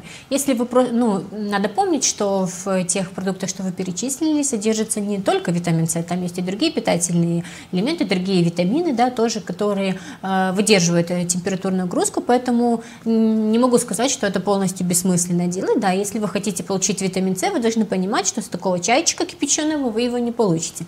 Вот, но другие питательные... удовольствие точно получим. Удовольствие, другие питательные вещества, плюс теплые напитки, они все-таки благотворно влияют на пищеварительную систему, да, наши сфинктеры. Вот, перистальтика, оно все вот это любит такое теплое, не горячее, а теплое. Вот, поэтому такие напитки, они согревают, они в холодное время года достаточно полезны, как бы хорошо. Если это будет без сахара, это будет вообще замечательно, да, там ягоды какие-то, могут быть это какие-то отвары из трав, тоже липа есть, вот сезон заканчивается, липа собирают, липа, ромашка там и различные, даже вот есть, можно собирать и листья земляники, и вишни, и так далее, сушеные, их употреблять, там много полифенолов, там очень много, достаточно много полезных веществ, помимо витамина С, поэтому такое я рекомендую пить в теплом виде. Ну, я предлагаю посмотреть сюжет про теплые напитки для поддержания здоровья. Когда на улице холодает, организм особенно нуждается в тепле и заботе. Один из лучших способов поддержать свое здоровье и согреться – это полезные теплые напитки. Давайте рассмотрим несколько простых рецептов, которые помогут укрепить иммунитет и улучшить самочувствие. Имбирный чай – настоящая находка для поддержания иммунитета. Имбирь содержит антиоксиданты, витамины и эфирные масла, которые обладают противовоспалительным и согревающим эффектом. Просто добавьте кусочек свежего имбиря в горячую воду. Можно добавить немного меда и лимона для приятного вкуса и усиления пользы. Не забудьте о классическом напитке в воде с лимоном. Лимон богат витамином С, который помогает бороться с инфекциями, а теплая вода лучше усваивается организмом и согревает его. Еще один отличный вариант – травяные чаи. Чай с ромашкой, мятой или эхиноцеей не только согревает, но и оказывает расслабляющее действие, снимает стресс и помогает укрепить защитные силы организма. Эти напитки не только подарят уютное тепло, но и помогут укрепить ваш организм в холодное время года. Заваривайте любимые травы, добавляйте специи, и пусть каждый глоток будет вкладом в ваше здоровье. Вот я заметила, что в нашей стране, вообще у нас, у людей нет такого вот и особого интереса к каким-то там напиткам, каким-то чаям особенным, да, там какие-то сочетания придумывать, там, собирать какие-то травы осенью там, или в конце лета. А есть страны, допустим, да, Индия, да, они очень увлекаются этим всем, у них там все натуральное, все специи, там каждая специя имеет свою особенность, там для того органа одна специя, для другого органа другая специя. Китай, например, тоже очень увлекается этой темой. Ну, в России тоже, я знаю, они, особенно те, кто живет в тайге, у них есть большой выбор всяких растений, листьев, трав. Что вы можете порекомендовать вот сейчас, в осенне-зимний период, что касается специй, и вот вы чуть раньше сказали, да, про ромашку, про липу и про особенные травы, которые лучше применять вот на протяжении вот этого холодного периода года? Ну, что касается специй, в осенне-зимний период рекомендуется переходить, увеличить количество специй именно согревающих, таких как чеснок, таких как куркума, куркумин, там, гвоздика, кардамон. То есть специи согревающие, разогревающие, черный перец. Вот такие специи рекомендуются вот в осенне-зимний период. Да, они, во-первых, улучшают пищеварение, стимулируют, и они все-таки оказывают такой вот согревающий эффект на организм. Поэтому вот в осенне-зимний период, в период холодов, рекомендуется вот количество таких специй в рационе увеличивать. Это просто в еде или все-таки в напитке можно тоже добавлять? Можно и в еду, и в напитки добавлять. Да, можно и в еду, и в напитки. Это не принципиально. То есть можно в горячие напитки тоже добавлять, и тоже будет оказывать положительный эффект. Что касается напитков, чаев, смотрите, тут я все-таки, это мое личное предпочтение, я все-таки рекомендую пить травы. Ну, не злоупотреблять этим, конечно, потому что там тоже есть определенные противопоказания, но тем не менее, допустим, я минимизировала вот кофе. Ну, кофе я вообще не пью, чаи я тоже не любитель пить, потому что все-таки они, как правило, используют там различные ароматизаторы, вкусовые добавки и так далее. Вот, поэтому я все-таки, если пью что-то, я предпочитаю пить какие-то травяные сборы. Как их делать, как собирать, допустим, в период весна-лето, когда идет цветение, есть разные нюансы сбора растений различных. Некоторых это идет сбор, когда идет цветение. Чаще всего это когда идет цветение, тогда собирают листья. Это может быть и земляника, вообще все, что растет в вашем огороде, и земляника, и малина, и ежевика, и листья вишни подходят. То есть вы это все собираете, просушиваете не под прямыми солнечными лучами, в проветриваемом каком-то месте. Можно их чуть-чуть ферментировать, то есть когда вы их собираете и немножко измельчаете, то есть прожимаете, чтобы у них вышел сок, и таким образом просушиваете, да, тогда они чуть-чуть получаются ферментированные и содержат больше питательных веществ, то есть они активируются. Вот, потом липу также можно собирать, сушить, ромашку можно собирать, и потом просто делать сборы. Да, просто вот всего по чуть-чуть. Я, например, в период, когда, если я замечаю первые симптомы каких-то ОРВИ, у ребенка там, или у себя, у супруга, у членов семьи, я завариваю такой напиток, и мы пьем его вот в теплом виде, не в горячем, в теплом виде, в течение дня мы его пьем. Это позволяет и повысить, конечно, уровень жидкости в организме, который необходимо при заболевании, да, всегда. Ну и плюс питательные вещества тоже способствуют как бы укреплению организма, да, и более быстрому восстановлению.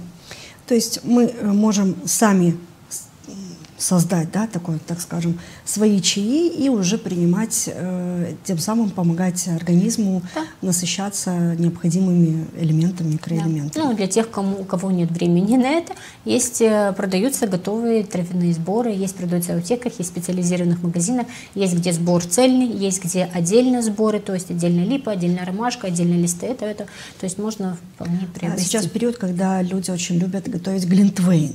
Да, это, конечно, можно сказать, алкогольный напиток, но это тоже горячий напиток, который очень многие используют, особенно когда они начинают болеть, они используют там какие-то специи, как вы сказали, в тот же кардамон, ту же корицу, и это добавляются и апельсин, и лимон, и черный перец, и красный перец. В общем, вся эта прелесть, о которой вы рассказали, только в сочетании с вином. Да? Насколько это все-таки полезно, или все-таки мы вино должны заменить на горячую воду? Ну, я бы, конечно, рекомендовала алкоголь убрать. Скажем так, полезного в алкоголе, тем более, если вы хотите таким образом вылечиться, да, вы не пьете там 10-15 грамм, вы пьете побольше. Естественно, никаким оздоровительным, ни о чем оздоровительном здесь не может идти речи, потому что все-таки там есть алкоголь, это нагрузка на печень и так далее. То есть то питательное, что вы можете получить из специй, оно будет нивелироваться.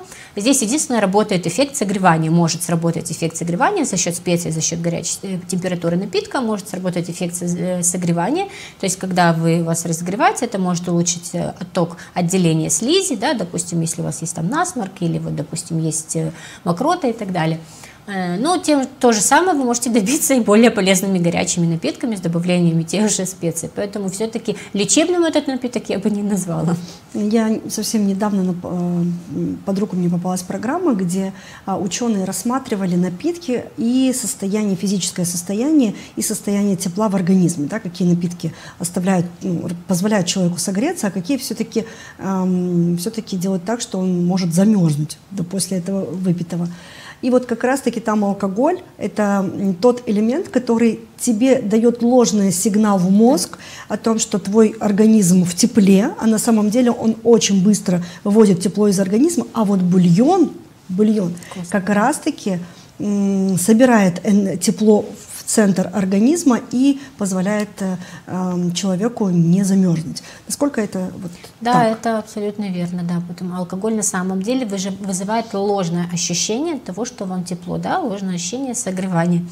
Поэтому часто бывает, что люди, которые перепили, их могут найти там где-то с обморожением или еще чем-то, потому что им кажется, что им тепло, ну, как правильно замечено, им кажется, да, то есть они могут раздеться и так далее, но тем не менее на самом деле организм охлаждается, и поэтому это на самом деле ложное. Алкоголь физически не согревает организм, да, это такое ошибочное мнение. А вот что касается костного бульона, вообще в принципе бульонов, да, они достаточно хорошо разогревают и согревают организм, особенно вот крайне полезно это именно костные бульоны, которые варятся долго. Это говяжий, свиной, каких костей именно? Ну, предпочтительно, конечно, говядина все-таки. Там могут быть и ну, там более мелкие, допустим, кролик, но там все-таки больше идет с мясом и так далее. Если мы говорим чисто о костном бульоне, то это больше предпочтительно, конечно, говяжье относительно свиного. И эти бульоны должны вариться без кипения. То есть они должны вариться без бурления, без кипения воды, на мелком огне, да, и достаточно долго. То есть это не менее 4-5 часов. Это как на холодец. Да? Ну, примерно, да. Только медленно... холодец мы на свинине там варим, а вот так на кости, конечно, предпочтительно на говядине. И, в принципе, это такой костный бульон, это тот же самый коллаген. То есть вот вы кто-то пьет добавки с коллагеном, ну не тот же самый, конечно, там иногда бывает в добавках там пептиды коллагена и так далее, но тем не менее он содержит огромное количество белка, коллагена, и тоже, что является очень полезным. Ну, вот здесь по поводу коллагена я читала, что все-таки для того, чтобы организм усваивал коллаген, необходим белок либо витамин С, да, для того, чтобы доставить этот коллаген до необходимой клетки. Ну, в таком случае мы можем это как-то сочетать с овощами, да? Вот Конечно, да, сочетать с овощами. Вообще, ну, коллаген это и есть белок, это тот же белок, как бы те же белковые молекулы, в принципе, это есть, да, белок тоже мясо, оно содержит коллаген, то есть коллаген сам по себе является тоже белком. Да, для его усвоения, конечно, там помимо витамина С еще есть ряд микроэлементов, которые тоже необходимы для более лучшего усвоения.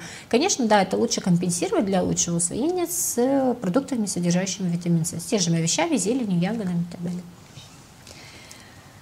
Далее мы поговорим о продуктах и добавках для профилактики и восстановления при простудах. Не переключайтесь.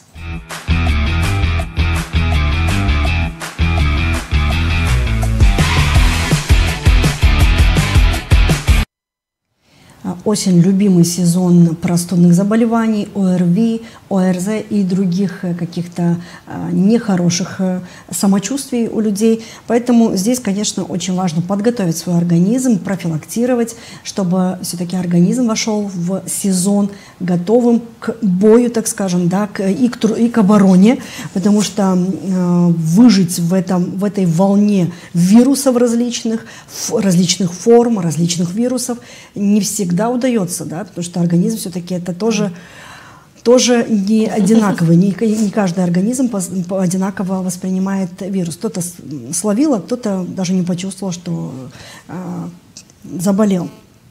Что важно включать все-таки вот в этот период, чтобы защититься именно от ОРВИ? Или все-таки вот идти вот по тому принципу полноценное питание и тогда надеяться на то, что все-таки организм получит все, что нужно? Да, здесь вы важно упомянули полноценное питание и рацион. Смотрите, если вы регулярно полноценно питаетесь, как я уже говорила, соблюдаете вот эту базу, то у вас не будет проблем чаще всего не будет. То есть, если вы следите за уровнем витаминов своих, если вы сбалансированно, разнообразно питаетесь, тогда у вас, скорее всего, не будет особо больших проблем с иммунитетом. То есть, даже если вы заболеете, вы переболеете в достаточно легкой форме, как бы, в принципе, заболевать это нормально, и так это, должно быть пару раз в году. Это хорошо. Да, это хорошо, пару раз в году мы должны болеть. Это нормально. Другое дело, когда вы болеете слишком часто, ежемесячно, например, или это вызывает у вас какие-то осложнения в виде пневмонии, бронхитов и так далее. Да, это уже другой момент, это уже сигнал о том, что ваш иммунитет не совсем справляется. Как подготовиться к этому периоду? Конечно, готовиться лучше заранее, да, с лета, не в последний момент. Можно сдать, к примеру, базовые какие-то анализы, да, по витаминам проверить, которые участвуют непосредственно в иммунитете. Да. Допустим, низкое железо в крови, там, или если у вас еще есть анемия, тем более, низкое железо, низкий белок, они всегда будут сказываться на иммунитете. То есть мы должны сдать анализ на ферритин, да?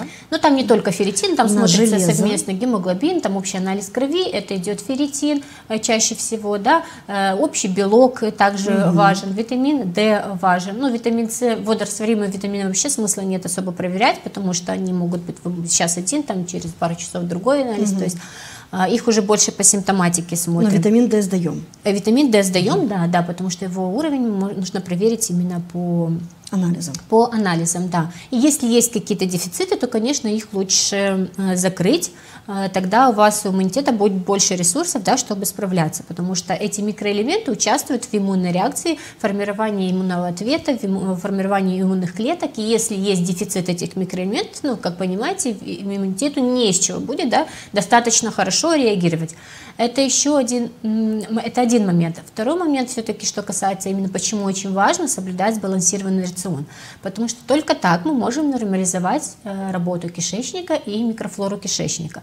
Большая часть нашего иммунитета зависит от состояния нашего кишечника. Если у нас есть в кишечнике какие-то проблемы, сейчас вот я по своему опыту могу сказать, они встречаются очень часто, из-за несбалансированного питания, да, из-за минимального количества овощей и фруктов, вообще в принципе клетчатки в рационе, микрофлора крайне скудная, либо есть дисбиоз и так далее, различные воспалительные процессы в кишечнике, это всегда будет влиять на качество иммунитета.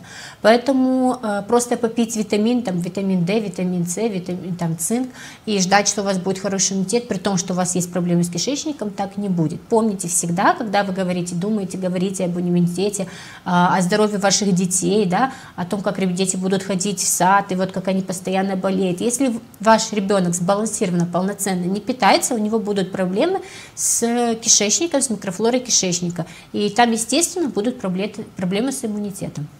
Ну вот я часто слышу от специалистов, что когда у нас простуда, то лучше, во-первых, уменьшить прием пищи и уменьшить какие-то вредные, да, там, сладости убрать мучные изделия, оставить больше продуктов овощных, да, даже мясные продукты немного уменьшить. Насколько это так? И все-таки какие продукты помогают, может быть, не предотвратить, но вот сократить длительность простуды?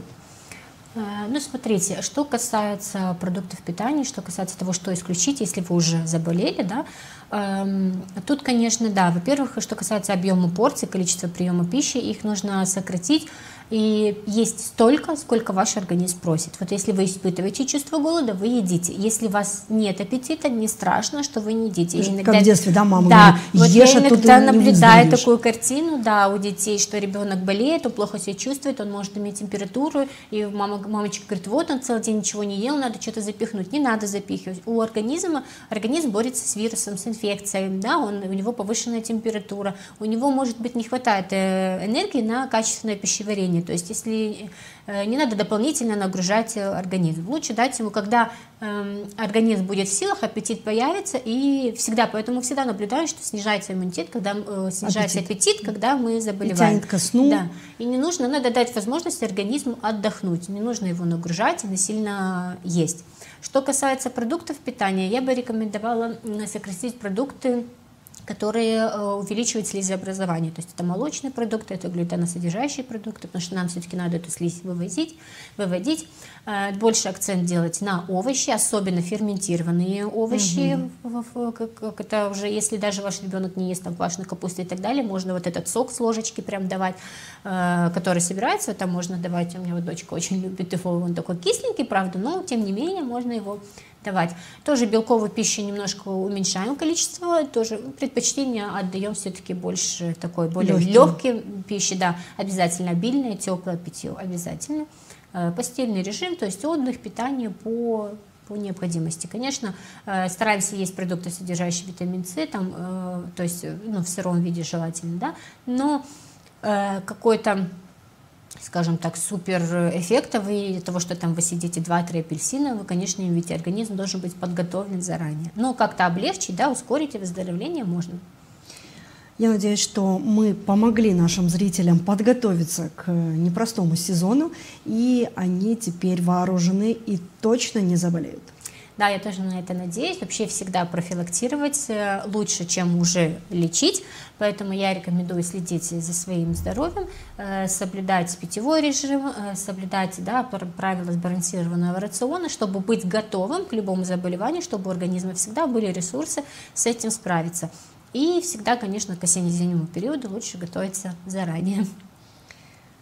С вами была программа «Время для себя». Я Алла Бюк и моя коллега, эксперт по здоровому питанию, нутрициолог Анна Георгиев, постарались максимально рассказать вам о том, как подготовить свой организм к зимнему сезону. И мы надеемся, что наши советы помогут вам чувствовать себя лучше в этот сезон. Оставайтесь с нами.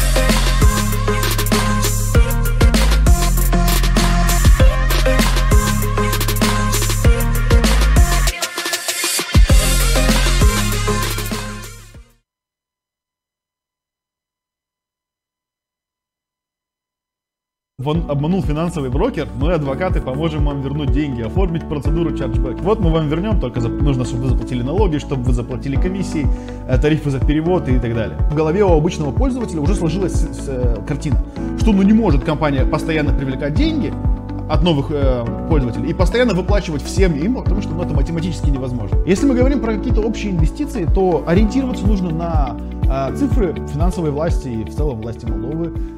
Пытаются что-то делать с этим.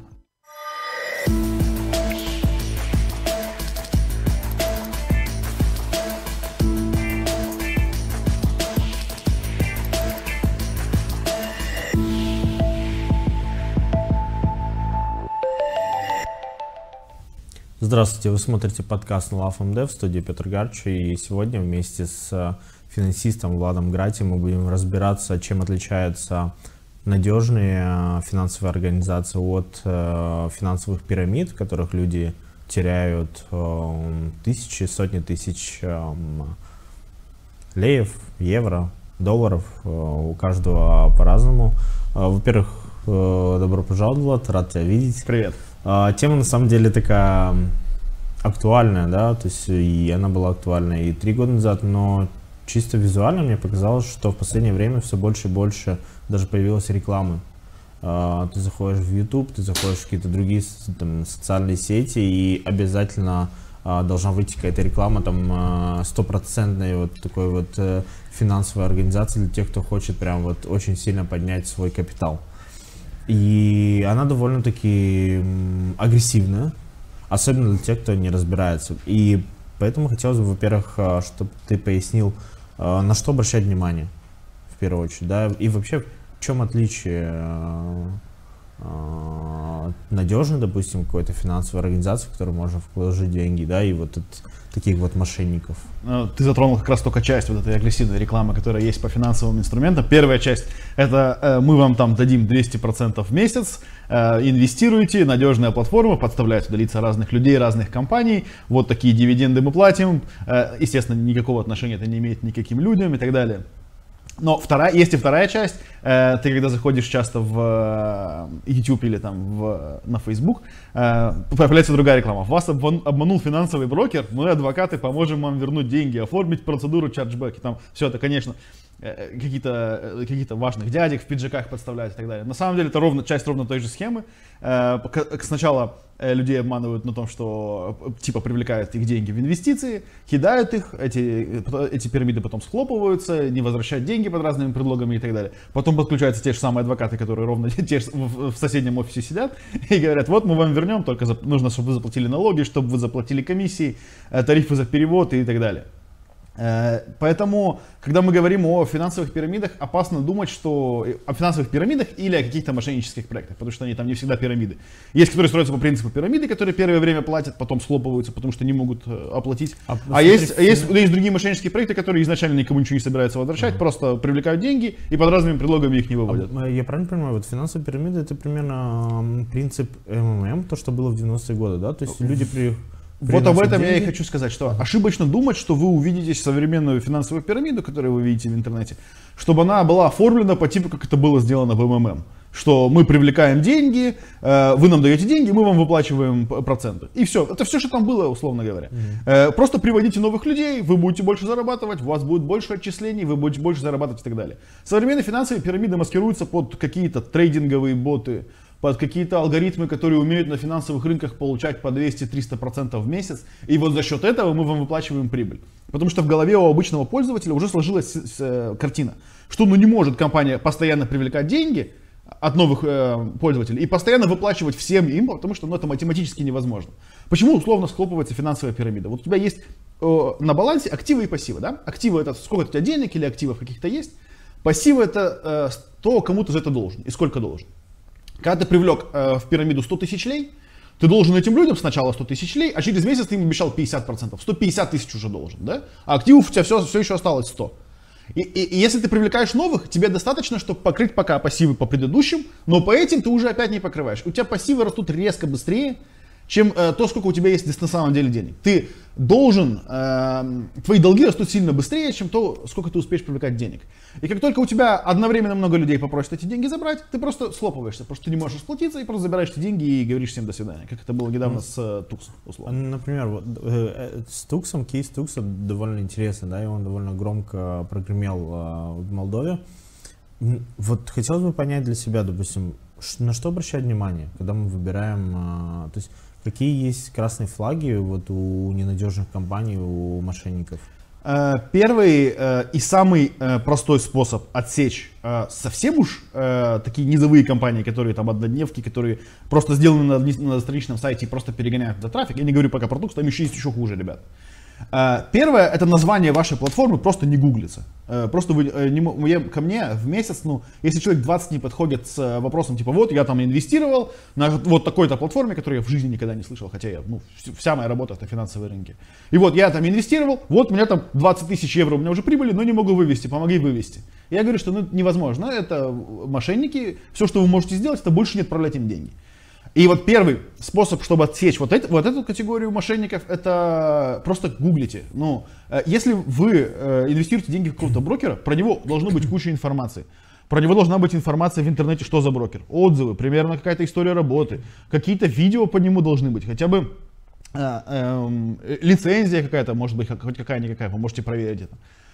Далее, если говорить про более вот такой высокий уровень, что-то вроде Тукса и так далее, в первую очередь обращайте внимание на доходность. в мире не бывает чудес. Не бывает такого, что вы проинвестируете деньги и получите 100% в месяц, или там, да даже годовых, это невозможно. Это абсолютно ненормальная цифра, вы должны понимать, что это нереально.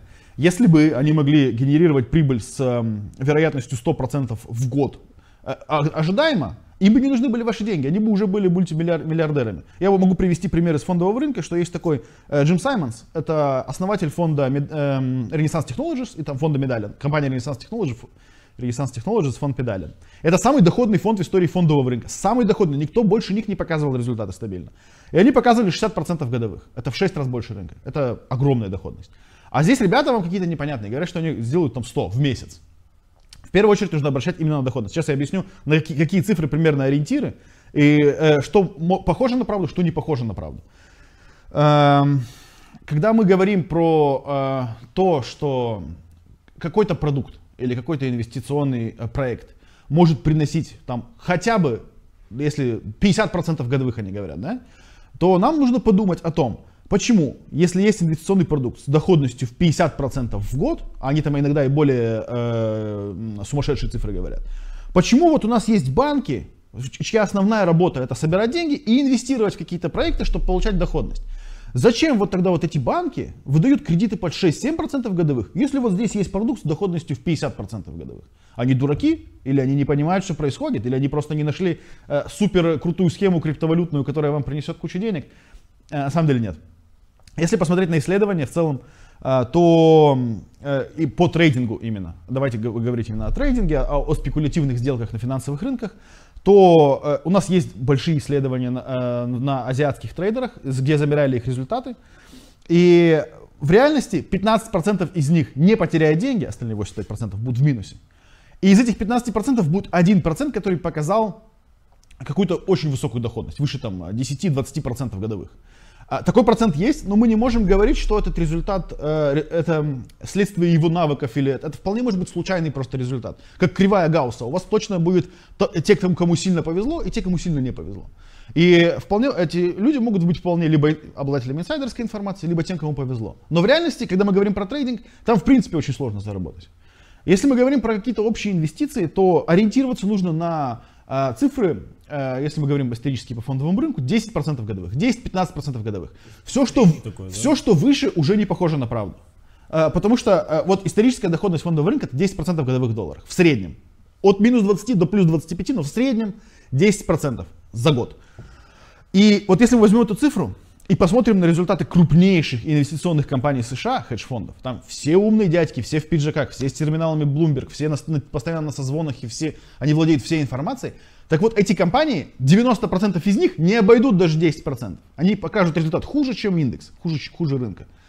Поэтому реальная доходность какого-то инвестиционного проекта, в зависимости, конечно, от риска, ну, выше 10-15% не может быть. Если вы видите что-то выше, особенно когда вы видите 50%, что вам в месяц обещают, это невозможно. А на твой взгляд, вот, было очень много громких историй, да? Во-первых, наши родители потеряли большинство денег еще во времена СССР, да, когда там загорели. Потом в начало 90-х вот эта финансовая пирамида. Было после этого еще несколько историй, да? То есть вроде бы мы должны были научиться на ошибках. Но, на твой взгляд, в чем феномен? Почему до сих пор все-таки люди попадают вот в эти сети? Есть два фактора. Во-первых, низкий уровень финансовой грамотности, но многие люди просто не понимают, как работают финансовые рынки и о каких цифрах там в действительности идет речь. Что у вас маржинальность у банков, прибыльность банков, ну, может быть 10, это уже хороший результат, 15% это вообще отличный результат. Вот сколько они зарабатывают. И таких фантастических цифр не бывает. И из-за того, что люди не погружены в это, они думают, ну, действительно, может быть какой-то там супер гениальный трейдер, приносит кучу денег и готов взять наши 2000 лей и приумножить их. Почему-то ему это интересно, не знаю почему. Первый фактор — это низкий уровень финансовой грамотности. Второй фактор, что люди очень сильно верят в какое-то чудо, верят в то, что можно, не прилагая серьезных усилий, не принимая рисков, заработать очень много денег, просто нужно найти какую-то такую возможность. И особенно все эти сейчас мошенники, пирамиды, они все строятся на криптовалютах. Во-первых, криптовалюты в принципе очень тяжело понятны обычному человеку. И там можно столько пурги нагнать, что, ну, кажется, ну, человек точно эксперт. Я тут половину слов не знаю, значит, человек точно разбирается. Понимаешь?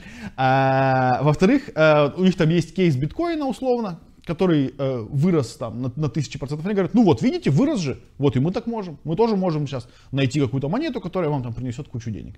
И они на этом играют. Но в реальности сами они зарабатывают на том, что либо забирают чужие деньги, либо на каких-то партнерских программах, либо на чем-то таком.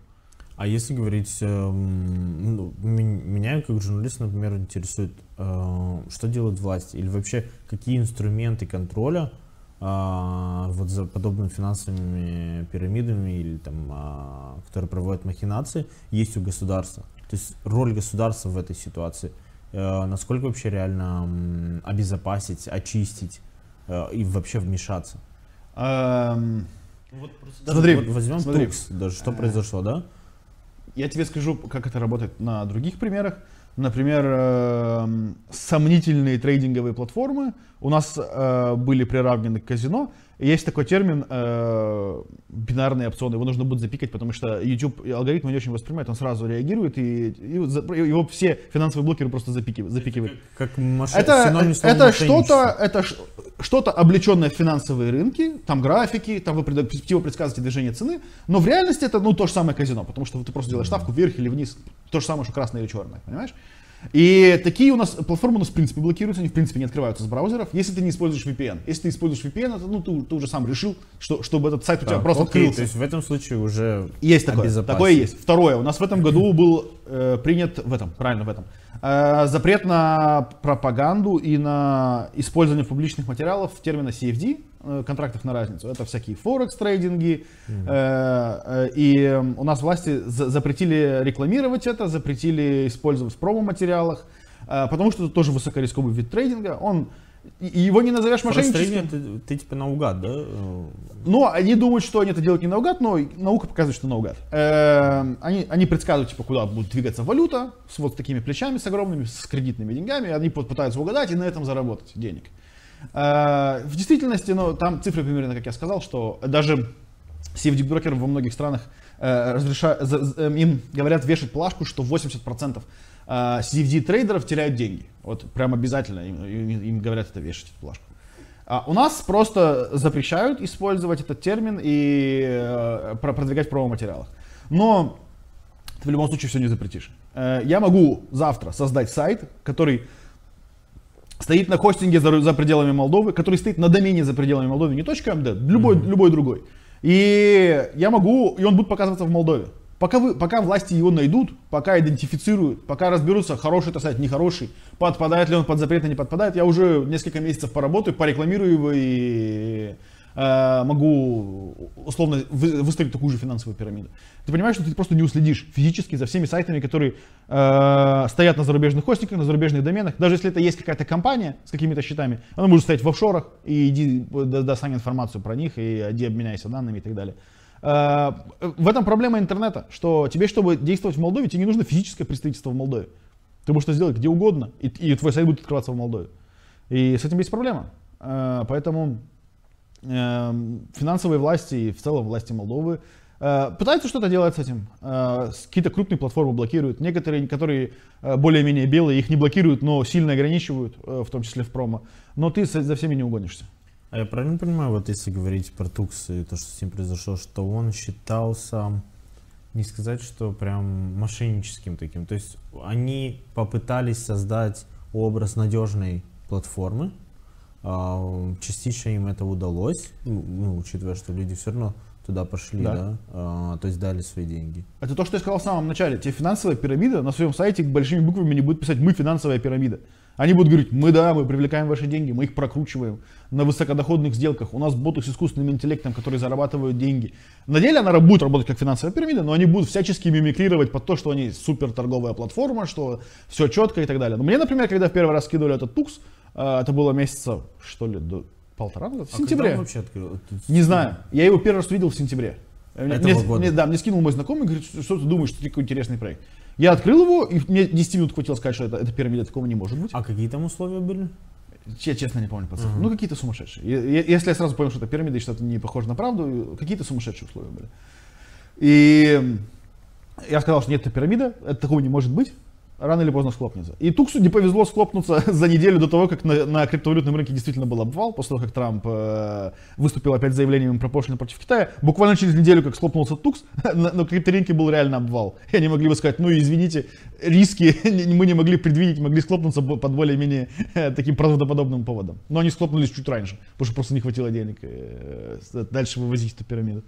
Либо кто-то понял, что надо вытаскивать нет, не поняли, деньги. это случайность. Да? Да. Потому что если брать банки, например, банки же очень сильно боятся вот этого эффекта, когда перед кризисом, да, возникает паника и все начинают набеги на банки. Забирать, да. Да, то есть но это, банки тоже этому подвержены. По сути, любой банк может закрыться. Опять же, к вопросу о финансовой грамотности населения. Действительно, даже хороший банк может не выдержать набега вкладчиков. Ну, то есть, как работает банк?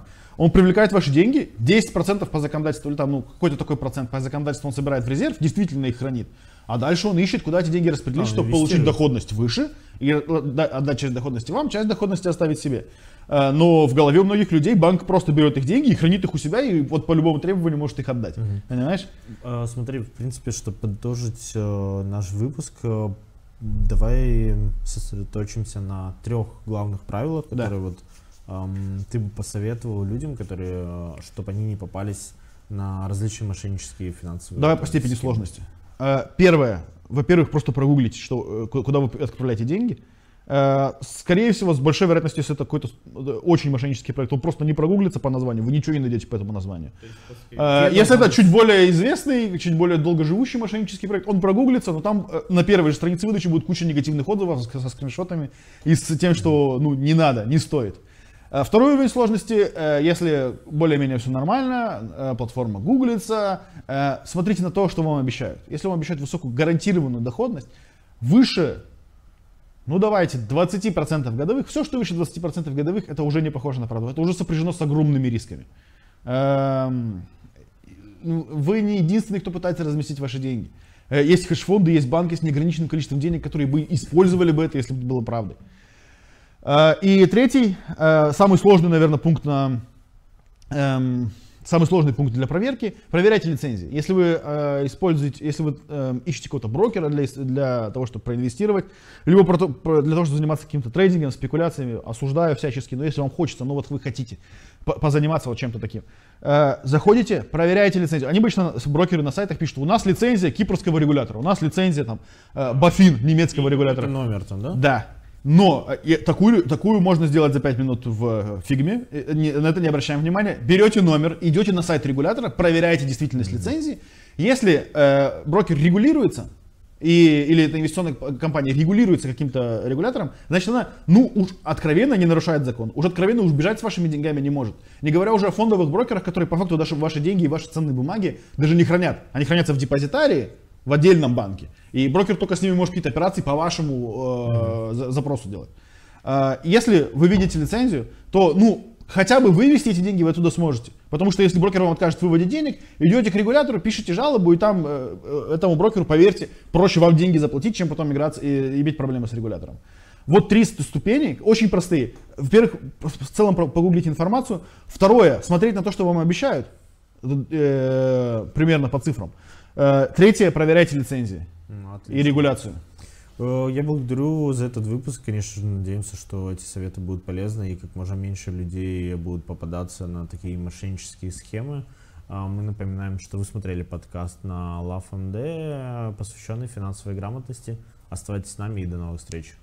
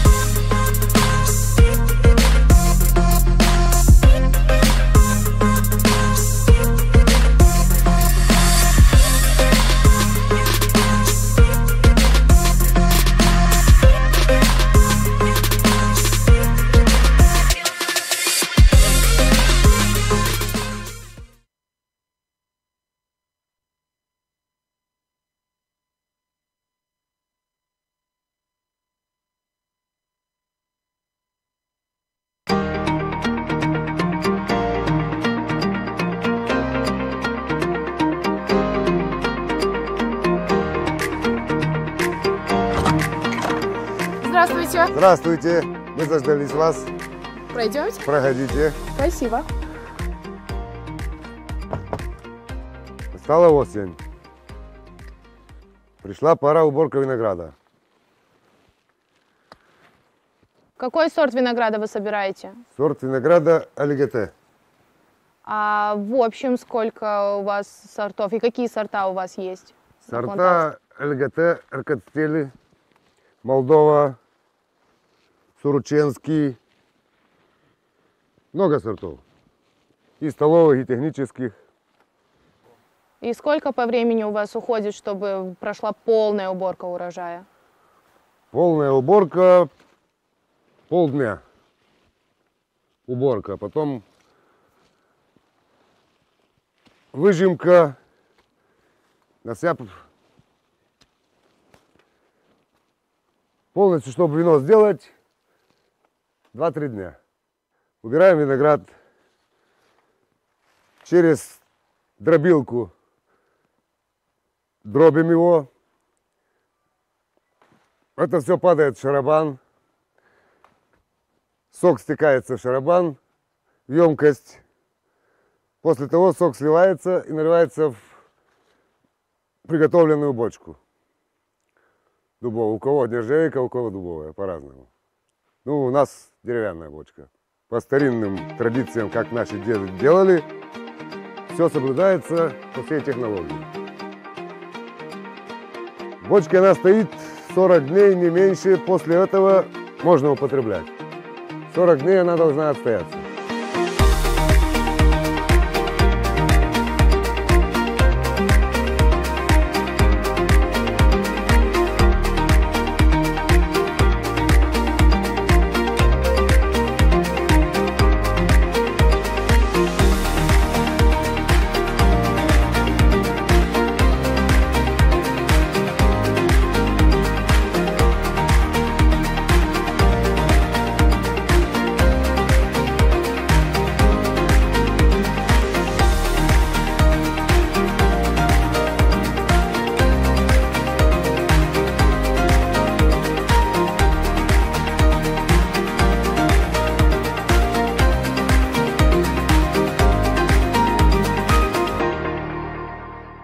После уборки весь виноград проходит через дробилку.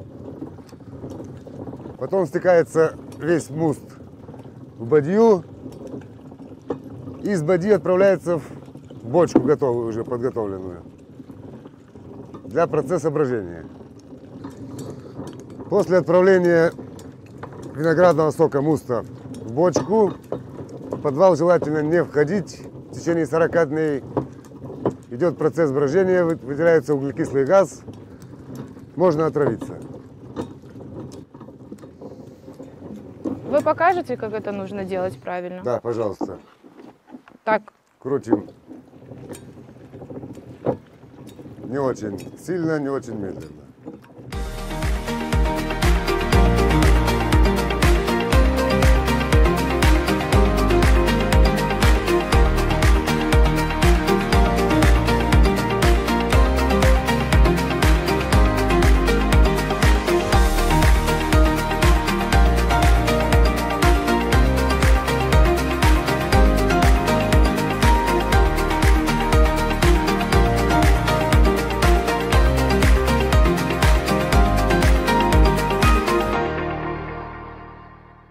Как вы понимаете, что надо ли добавлять сахар и нужно ли вообще его добавлять? Сахар в муст не добавляется. Когда виноград спелый, тогда он и убирается. Если надо, ждем еще неделю.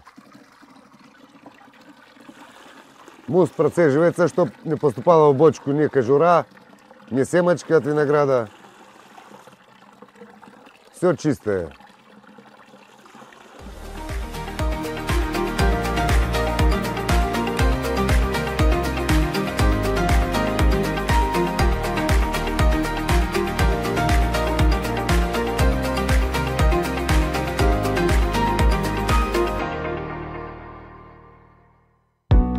На заводах процесс приготовления вина довольно сложный, но во многом схож с приготовлением вина дома. Все начинается с уборки винограда. После вся продукция, а это несколько сортов высококачественного винограда, идет на переработку на завод по производству игристых вин. По приезду на винзавод собранный урожай проходит через весовую лабораторию и идет на первичную переработку. Процесс переработки начинается с высыпания собранного урожая в приемный бункер, где виноград перемалывается и следует на дальнейшее технологическое производство.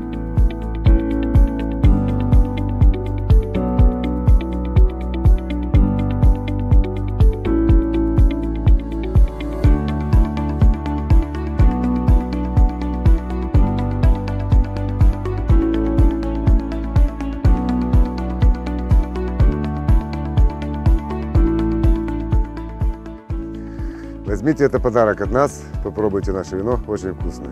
Спасибо, обязательно продегустируем. На здоровье.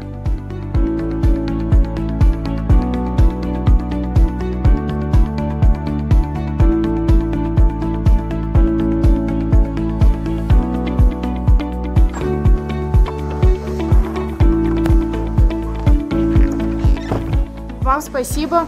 Теперь мы знаем, как делается настоящее домашнее вино. Будьте здоровы, приезжайте еще. Мы гостям всегда рады. Спасибо, до свидания. До свидания.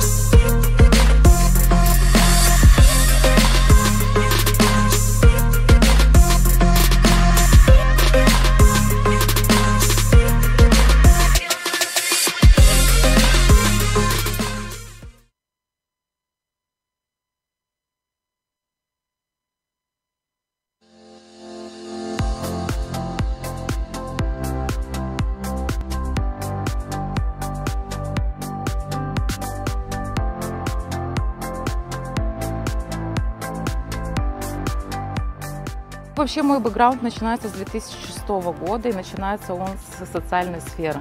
Это второй центр, которым я руковожу. Первый был направлен на помощь людям, живущим с ВИЧ-СПИДом. Потом у меня произошло некое эмоциональное сгорание. Я приняла для себя решение полностью поменять сферу деятельности, потому что у меня первое образование – это экономическое, второе – это социальное. Сложно было преодолевать эмоциональное сгорание, но я это сделала, и я ушла в экономику полностью.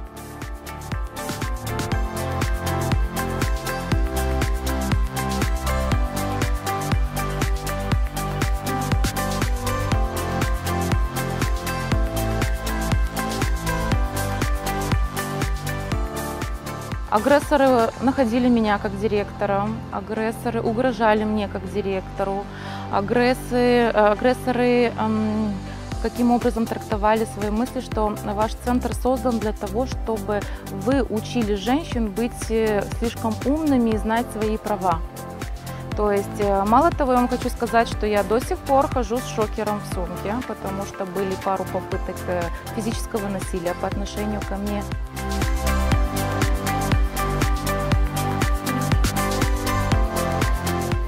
Наверное, нужна очень хорошая кампания со стороны гражданского общества и система образования, как информирование как один из элементов профилактики домашнего насилия. И если и парни, и девушки будут понимать, да, о том равноправии, которое есть, о том, что и женщина, и мужчина могут работать, да, и получать, быть финансово независимой, то намного легче будет.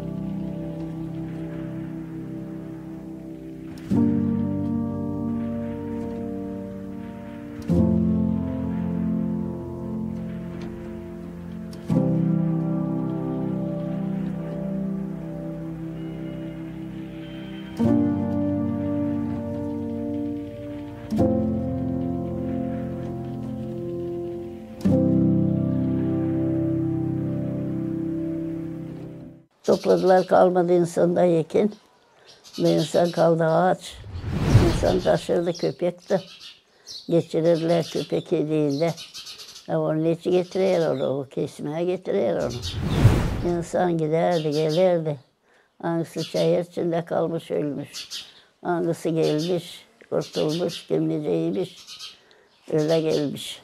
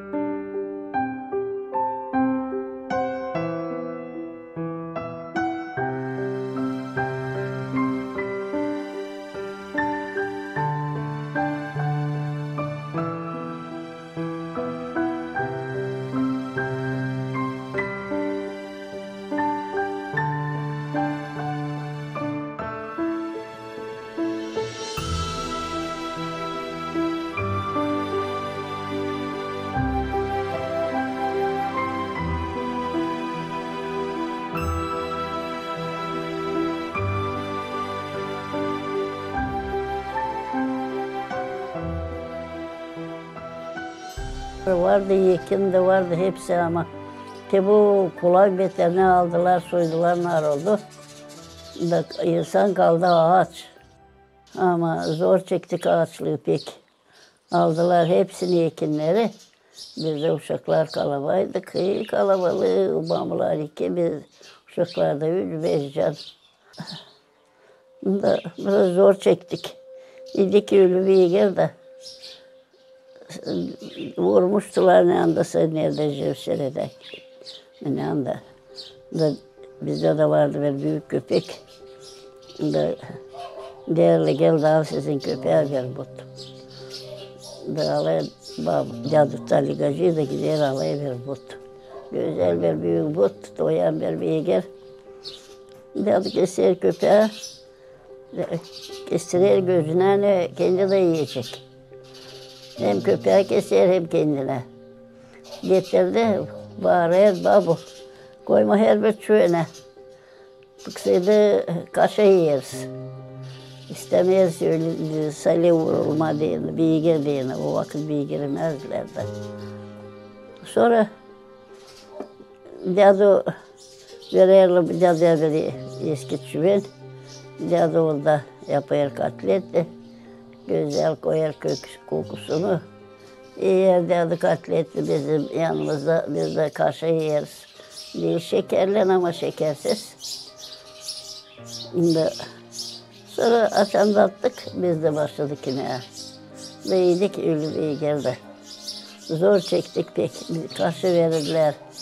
Oradan kantinadan, o kaşıyla. Şkolaya giderdim. Verirdiler 3 gram ekmek. Köy ekmeği de geldiğinde pay ederdik. Baka, proslattı. Yok, alanda öyle pek. Ne yapsın mamu? Babı da gitti çadıra satma roba.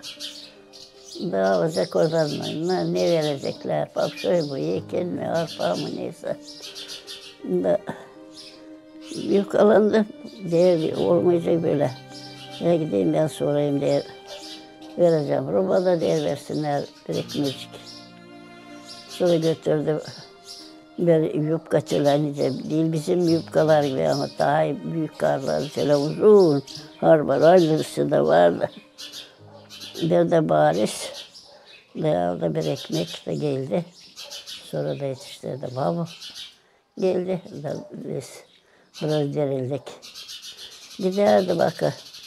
Bayrak ağratmadı ama ne kadar verdiler biz de kalabaydık. Öyle çektik zor 46'yı. Gördük.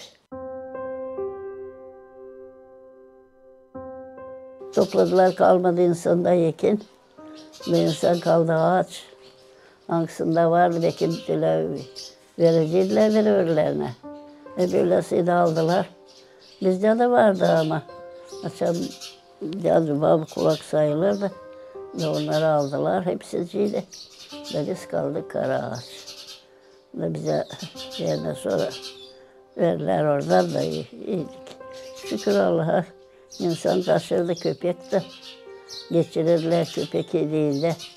Onun için getiriyor onu, o kesmeye getiriyor onu. Hani kolay ölmesin. O 5 yılmaz çayır için insan giderdi, gelirdi. Hangisi çayır içinde kalmış, ölmüş. Hangisi gelmiş, kurtulmuş, kimliceymiş, öyle gelmiş.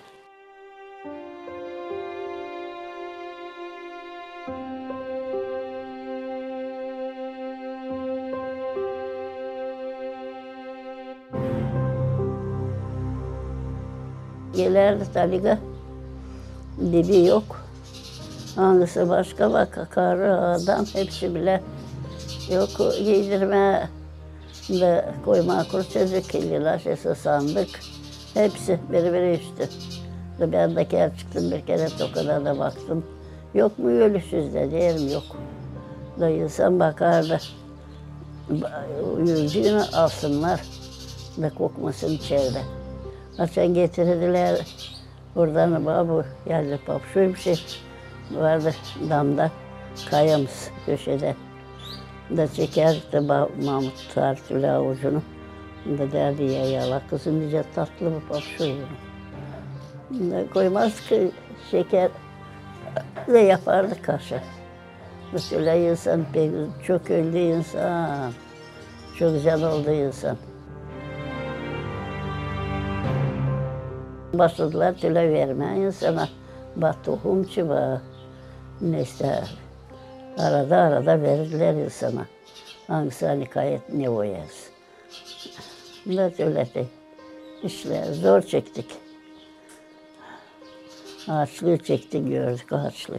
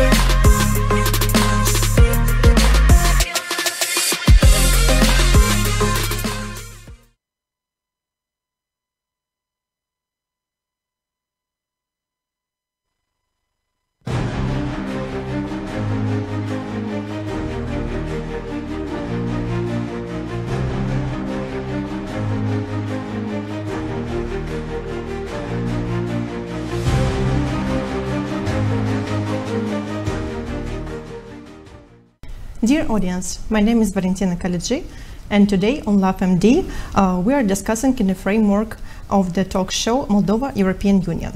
Our guest today is Mr. Ambassador of Denmark to Republic of Moldova, Mr. Søren Jensen. Hello, Mr. Jensen. Thank you for accepting our invitation. Thank you for your desire to talk with the Gagaouzian audience, with the Gagaouzian people, and welcome to Gagauzia. Thank you very much. My pleasure to be here. As well as I know, Mr. Jensen, your previous mandate was in Bucharest, in Romania. Before you had experience in Prague, in Brussels, in Washington, DC, and this is the first residency of yours as ambassador of Denmark in Moldova. Could you please share what was the decision to make the first embassy in Moldova, and what is the level of the collaboration between our countries, considering that you have a new embassy here in our country? Well, the reason we opened an embassy in Moldova was because of the geopolitical situation in the region, for the first thing. And the second thing, of course, was that we wanted to support Moldova's ambitions of joining the European Union. So the embassy is there to build bilateral ties, but also to help Moldova achieve its political ambitions of joining EU. Considering that you have been in Moldova for 1 year or maybe more, yeah? 2 years already. What's your first impressions, maybe you remember, about Moldova, maybe your insights, maybe what surprised you about people, about culture, maybe some experiences that you liked or maybe not? Well, I came to Moldova first time I think in 1995 or 1996. So I came here many years ago. And of course, from then to now is a huge change. But even during the time I was ambassador in Romania and also ambassador in Moldova, I would say many things have changed in Moldova. And I think particularly the change from, let's say, 2018-19 to now is very much the atmosphere. There's a much more positive atmosphere. There's a much more hopeful atmosphere among people. I think they see some possibility of a positive development in Moldova. Remember, in 1819, it was the period of the oligarchs, the captured state, and now we have had a pro-European government for a period of time, which was even re-elected.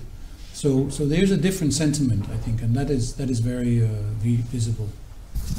So you see the evolution exactly from those years, 2018, 2019, so something changed at that year you saw in the perception of the people, yeah? I think so. I can feel it among the business people. They see more prospects. When I travel the country and I visit, I always try to visit with the young people, with the youth at the universities or the schools. I also see a change when I ask them what their plans are. I mean, before, I think more of them were thinking to leave the country. Now, more and more of them want to stay in the country and have their future, have their family, have their education, have their career. Is it connected somehow to Moldova's aspiration to become the member of the EU, and considering that Denmark has a presidency in the EU Council this year? What do you think? So which are the hopes for the Moldova, and how Denmark expresses the support for Moldova on this path? Yes, I think that there is hope for Moldova. Moldova has a lot of homework still to do, and it's important to remember that. And the homework has to be done before you can join. It's like if you want to join a club, there are certain requirements, and these requirements have to be filled. But Moldova is on good track to do that. There was an enlargement report made by the Commission, the European Commission, which was announced even yesterday, and a lot of positive assessments of Moldova's progress. So I think that Moldova is on the positive track. And it needs to continue. The elections were a big help because now you have another period where you have a pro-European government. That pro-European government, I know, will work very hard. They need, of course, to have a broader, let's say, political backing. So hopefully more political forces, also in parliament, will support this. And I think also the people will support this. And in this case, Gagauzia is an interesting point, because Gagauzia is among the areas of Moldova which gets most support from the European Union, which has a lot of exports to the European Union, but which actually has the least support for the European Union, which is an interesting development. I know there are a lot of reasons for this in Gagauzia, but I think this is an interesting debate to have with the people here in Gagauzia. What exactly is it that they like or that they don't like about Europe? And considering that, what do you think, which efforts should be taken in order to make Gagauzia closer to the understanding of the Moldovan European part, to changing a bit perspective of the people. What do you think as an ambassador, as a person who spoke with people from a local perspective? Well, I think simply information is important. Access to honest and fair information about what Europe is, also maybe what Europe is not. I think that people in Moldova in general and in Gagauzia perhaps in particular have been given a lot of mis and disinformation especially from Russia about what is Europe, and they're told that Europe is terrible, Europe is one big LGBT conspiracy, and a lot of things that are not true. And I think when people experience, maybe they meet people from Europe, representatives from Europe, or they start to travel in Europe more, they will understand that these things are not true. Europe is not the one conducting an aggression, a war in neighboring Ukraine. It's not us who's killing innocent people every day in Ukraine. This is Russia, and the difference is I think, very clear. Yes, but disinformation makes a lot to make those people to believe in different things, not very objective maybe. And what's your opinion about efforts of Moldova, what she's doing on the part of countering disinformation? And you see that there's a lot of fake news and a lot of propaganda and manipulation in media. So how do you think it influences still a lot and will influence in the future? Or maybe we should take more responsibility to that, more activities, more resources maybe to counter disinformation? Well, I think Moldova has been doing a very good job in trying to counter this disinformation, but they are also up against a very big and resourceful enemy here. I mean, Russia has used something between 150 and maybe up to 300 million euro, that's really a lot of money, on these efforts in Moldova at last year's elections and referendum, but also at this year's parliamentary election. So it's a very difficult game that we're playing here. Moldova is getting support and help. For example, Denmark is also helping Moldova when it comes to dealing with, for example, cyber attacks, to cyber security, which is very important. So we can avoid that, for example, the websites of the Election Commission or other authorities is laid down during the campaign. But we're also supporting the free media here. And I think what is really important is media literacy, that people get better at simply identifying when something is probably not true. I normally tell, especially the young people when I meet with them, look, if you see something on the internet, on some website, on your TikTok or Telegram or wherever you go, that seems unlikely or that seems too good or too bad to be true, it probably is not true. And whatever you see, always try to think, could this be true or not? And of course, you need a certain natural degree of suspicion, but we also need to overcome a certain reluctance to want to ask questions. And I think that's the natural bit. We try to teach the children in our schools to be critical to what they see, both to what the government says and what comes from other sources. Because we are all Western countries, all democracies are threatened right now by authoritarian regimes which use disinformation in their campaigns against democracy. So your advice will be to question everything, yeah, to develop critical thinking and to ask why this information appears in my feed, why do I need to believe that? So we actually have the problem with that people believe too much into news, what they read, but we have a problem that people not very believe into institutions, government institutions. We know that Denmark succeed a lot in that, in those justice reforms, in those good governance reforms. What's your opinion about the efforts of Moldova regarding those reforms that are needed to be the EU associates in the future? I think Moldova is making good progress on these reforms. I think these things take time, but you asked me before about what I can see that has changed. And when I say that I see a more positive atmosphere, I also see a Moldova that is becoming more resilient, is able to stand off some of the Russian attempts at misinformation, where people maybe earlier were afraid of Russia, for good reason, because Russia is a big power and Russia is a military power. I think Moldovans are becoming more, as I say, resilient. They're becoming stronger, and they're becoming more, let's say, focused on their own interests Their interest, of course, is security. But how do you achieve your security? Do you do it by being all alone? Trying to not to scare the bear or not to provoke the bear? Is that the best way? This is what Moldova has been doing for many, many years. Or do you do it by joining other small countries like Denmark, like the Baltic states, like Poland, like other countries in Europe, and working together with them in preventing disinformation and interference in the country? Let's remember, Europe does not have a majority country. Europe is actually a group of countries where we're all minorities. Even the Germans are not the majority. The French are not the majority in Europe. So the good thing about Europe is that we are a group of countries where nobody is dominating. I mean, if you compare that to being linked to Russia, which you were for many years, clearly the Russians were the dominating force. In Europe, there's not a group which is dominating the others. It is a collaboration. It is a collaboration where the small countries are also respected. And that is very important. That is why I think Moldova wants to join. And that's why a country like Denmark can only recommend that Moldova become part of Europe. We've also heard from other countries who have minorities, like you have here in Gagauzia. It's my next question, actually, was, yeah. That being member of Europe also makes it easier for the Gagauz minority to be another minority in a country that has minorities, but also in a union that has minorities, because we're all minorities.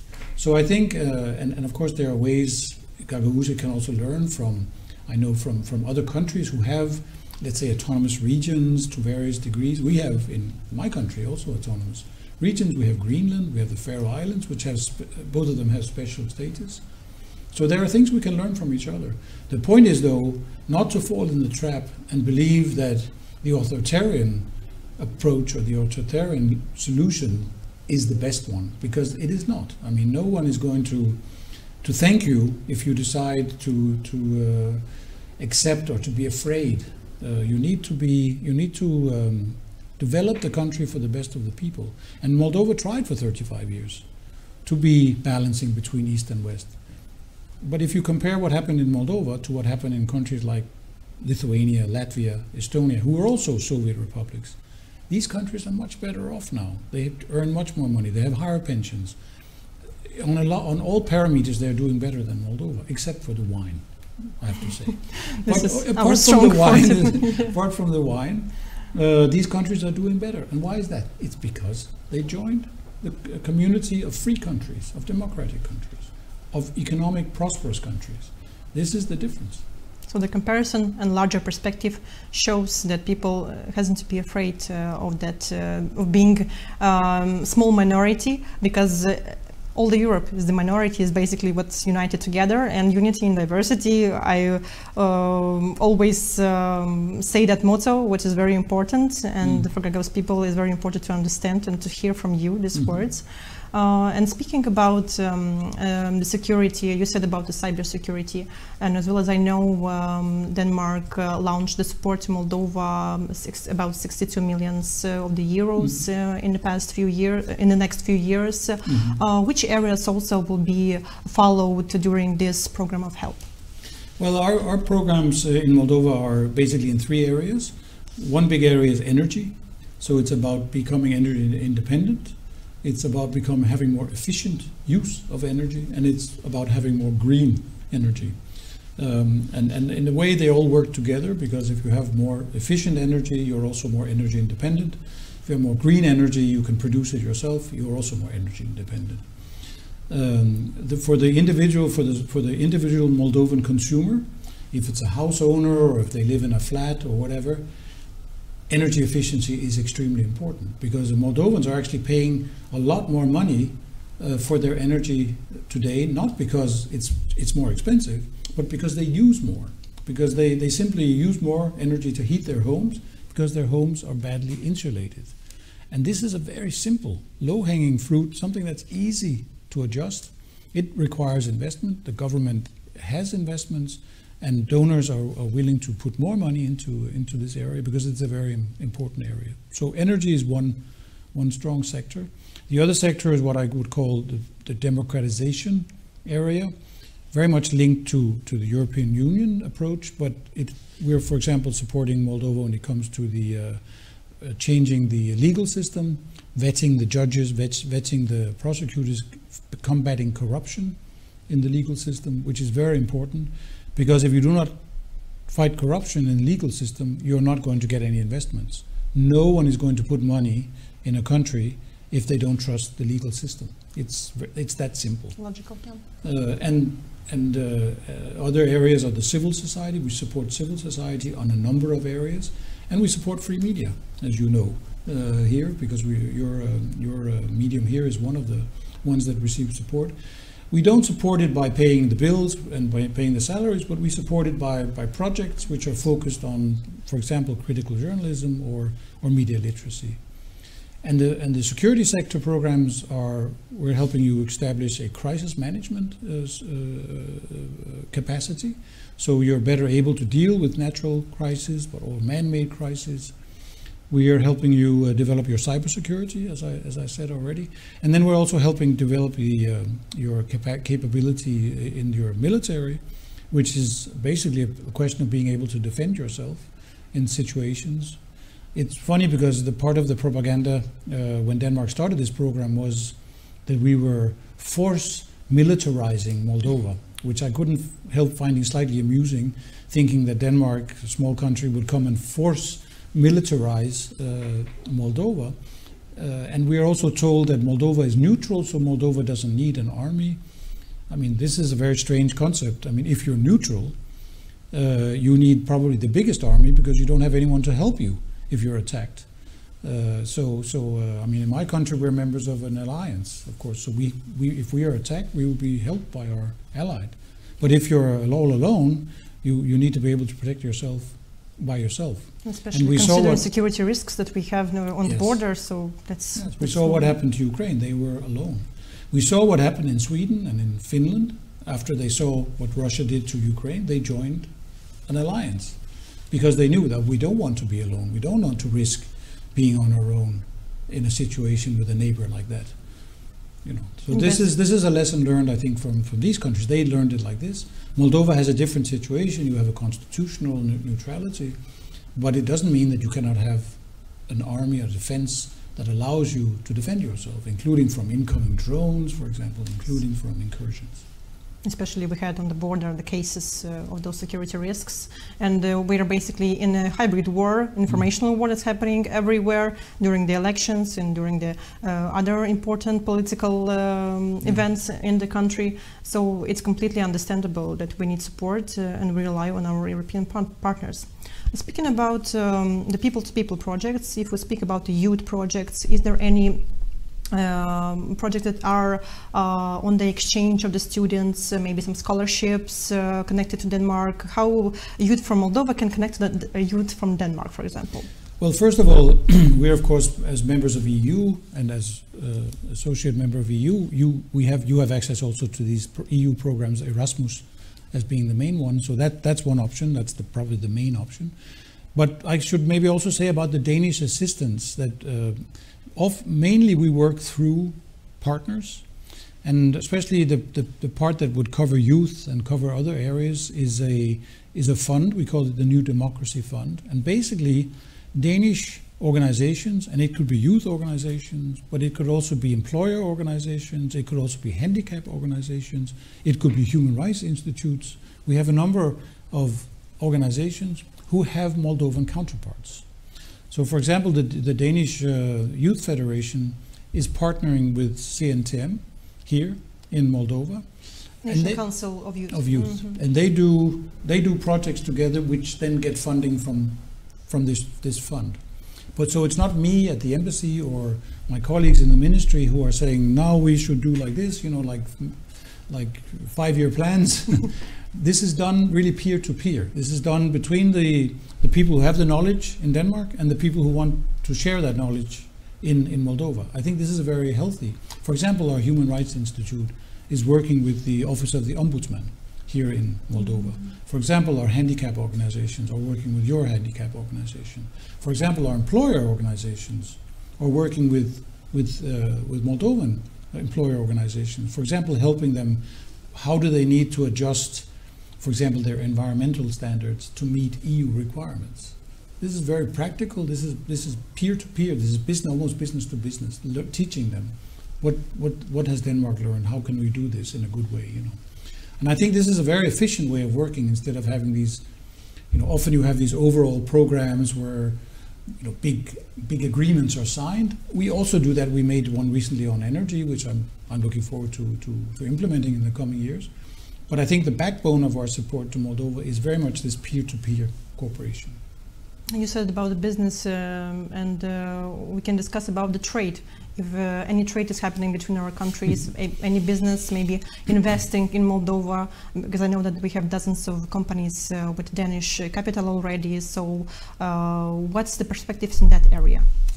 Well, I think, again, the situation, of course, is that Moldova has two things going against it right now. One is the war in Ukraine. It does keep many businesses away. If they look around the world and they are looking for a nice place to invest, they might not choose a country that is next to a war. So the Ukraine situation is a problem. And the other one is the rule of law. Moldova has moved forward and made a lot of progress. And I think this will become better, and it is becoming better, and it will be easier to attract investments. But I think it's also a small market. So for many larger investors, of course, often they might look to more like the region. And for example, it's many Danish businesses are engaged in Romania, and I was ambassador to Romania, so I know all of them. And my hope is that I can attract them. Okay, you're doing business in Romania. Why don't you expand your business or even your investment maybe to Moldova? So I think this is maybe the best chance in the short term of having more companies come in is actually, encouraging companies who are already in Romania to move into Moldova. I think that on sectors, I see the IT sector as a very potential sector also for Danish investors, because we have a lot of companies already now who are outsourcing their program work, including in Romania, and who could just as well be doing it in Moldova. Agribusiness. I mean, Denmark is historically a very strong agricultural country. We have a lot of technologies. We have a lot of know-how on how to specialize in, let's say, qualifying our products in a way that make them more marketable, for example. This is something Moldova, which is also a strong agriculture country, might learn from, how we organize our agriculture. There's a lot of modernization that probably is needed in Moldova. And then I think services is the largest sector in Moldova, and Denmark has a lot of experience in services. This could also be an area where we could see more direct cooperation, perhaps even more investments in Moldova. I didn't mention energy, but energy being one of our large areas of cooperation is also. We are having later in November, the first business-to-business meetings here in Moldova between, I think, 9 or 10 Danish companies are coming here to meet with Moldovan companies within the what's called district heating. So making more efficient the district heating. This is again back to Moldova becoming a more energy efficient country. I know that I use this slogan very often when I talk to people, but it's important to remember that the cheapest energy is the energy you don't use. Or energy that you can renew, at least, create the renewable sources of energy. In that area, I know that Denmark also has a lot of experience, so maybe you can share with Moldova this experience that we can use it, because of course we can teach people in one day to use less, but we can at least somehow to contribute to the renewal of the energy resources. And these are all parts of this agreement we have made with Moldova, working on these areas now between our two ministries of energy. Oh, that's great. We will see forward for that for sure. And maybe the last question will be about your prognosis on the relations with Moldova for the further 5 years in the perspective of our maybe EU integration, of EU enlargement. What can you say about that? Well, I know that there are big ambitions to join the European Union, and as I said, Denmark supports these ambitions. We also know that it's a merit-based process, which means that Moldova has to fulfill a number of criteria. We are here to help you with that. We are working actively within the fields I mentioned, and we'll probably have other fields over time. I came to Moldova with one colleague, and then we hired some staff. But the embassy is already growing, and I think we're already more than 1/3 larger than we were when we first planned it. And that's simply because the areas of cooperation are growing. I hope to see more Danish tourists in Moldova. We are actually beginning to see organized tours coming to Moldova. Younger people are coming, but also older people who have more time on their hands, let's say, like to come to Moldova. They enjoy coming maybe for a long weekend or a short week to experience the country, the monasteries, the history, and the wine. And the wine is an asset which I think you can continue to build on. For many Danes who maybe didn't know much about Moldova, the recent years, the developments here, the exciting elections you've had. I mean, to be honest, people were following these elections in Denmark to see really, because it's kind of a little, it's a microcosm of the geopolitical situation, right? Kind of the East-West is comprised here. Who's going to win? Is it going to be the pro-Russians or is it going to be the pro-Europeans? So that people are following that, and I think there's a lot of sympathy for, or I know there's a lot of sympathy for Moldova, not only in Denmark but in Europe. And this is important because then more people will come. When more people come, they will also enjoy the wine, the food, and what is needed if we need more trade, especially if we need more Moldovan trade to Denmark, is that people start asking for Moldovan products in Denmark. And normally, historically, this has always happened in Denmark. We started drinking Italian wine because people started traveling to Italy. We started drinking Spanish wine because people started traveling to Spain. We always drank French wines because, there's only French wine, right? And now I'm sure the same will happen when more and more people go to Moldova, arrive here, taste the wine, experience the country in general, then more people will come and they will start to ask for Moldovan products. There are also many Moldovans living in Denmark. They have a good reputation as trustworthy, good, loyal, qualified workers in all kinds of fields. So this is also kind of a good people-to-people contact. They are good ambassadors for Moldova. And I think more and more Danes will come here and be good ambassadors for Denmark, I hope. And otherwise I will be an ambassador until then. So the people can spread the word about Moldova, going here, tourism is spreading the progress, so it's only good things will happen, so nice to hear that. And thank you for expressing your opinions, thank you for being honest, thank you for being open to participate in this talk show. And I'm thanking our audience for being with us. Follow LAFMD on all the platforms. We were following the program Moldova European Union.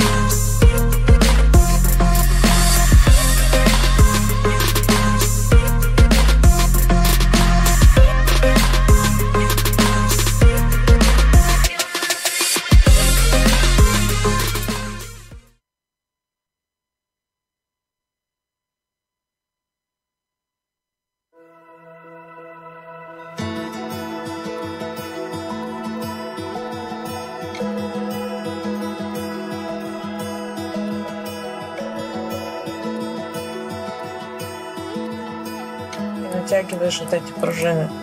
Крепишь ее с одной стороны. Кольца, видишь, какие-то колечки сюда идут. Да. Пружины вставляешь и с другой стороны. Можно производить их массово, да? Сейчас я еще посмотрю на нет. Это самое распространенное. Галят Вита – это фабрика с характером. А в ее основе женщина, которая превратила опыт, дисциплину и мечту в успешный бизнес. Это история Людмилы Анастасовой. Я хотела быть врачом, хирургом. Но жизнь сложилась так, что экзамены в мединститут были в августе, а экзамены здесь, в Камрате, как раз только открылся юридический факультет, было в конце мая. И я сдала и поступила. Я вообще не отсюда, я не с Камрата, я с Каушан. И я когда пришла сюда, вот как бы немножко и культура здесь другая, да, и вот как раз развал Советского Союза,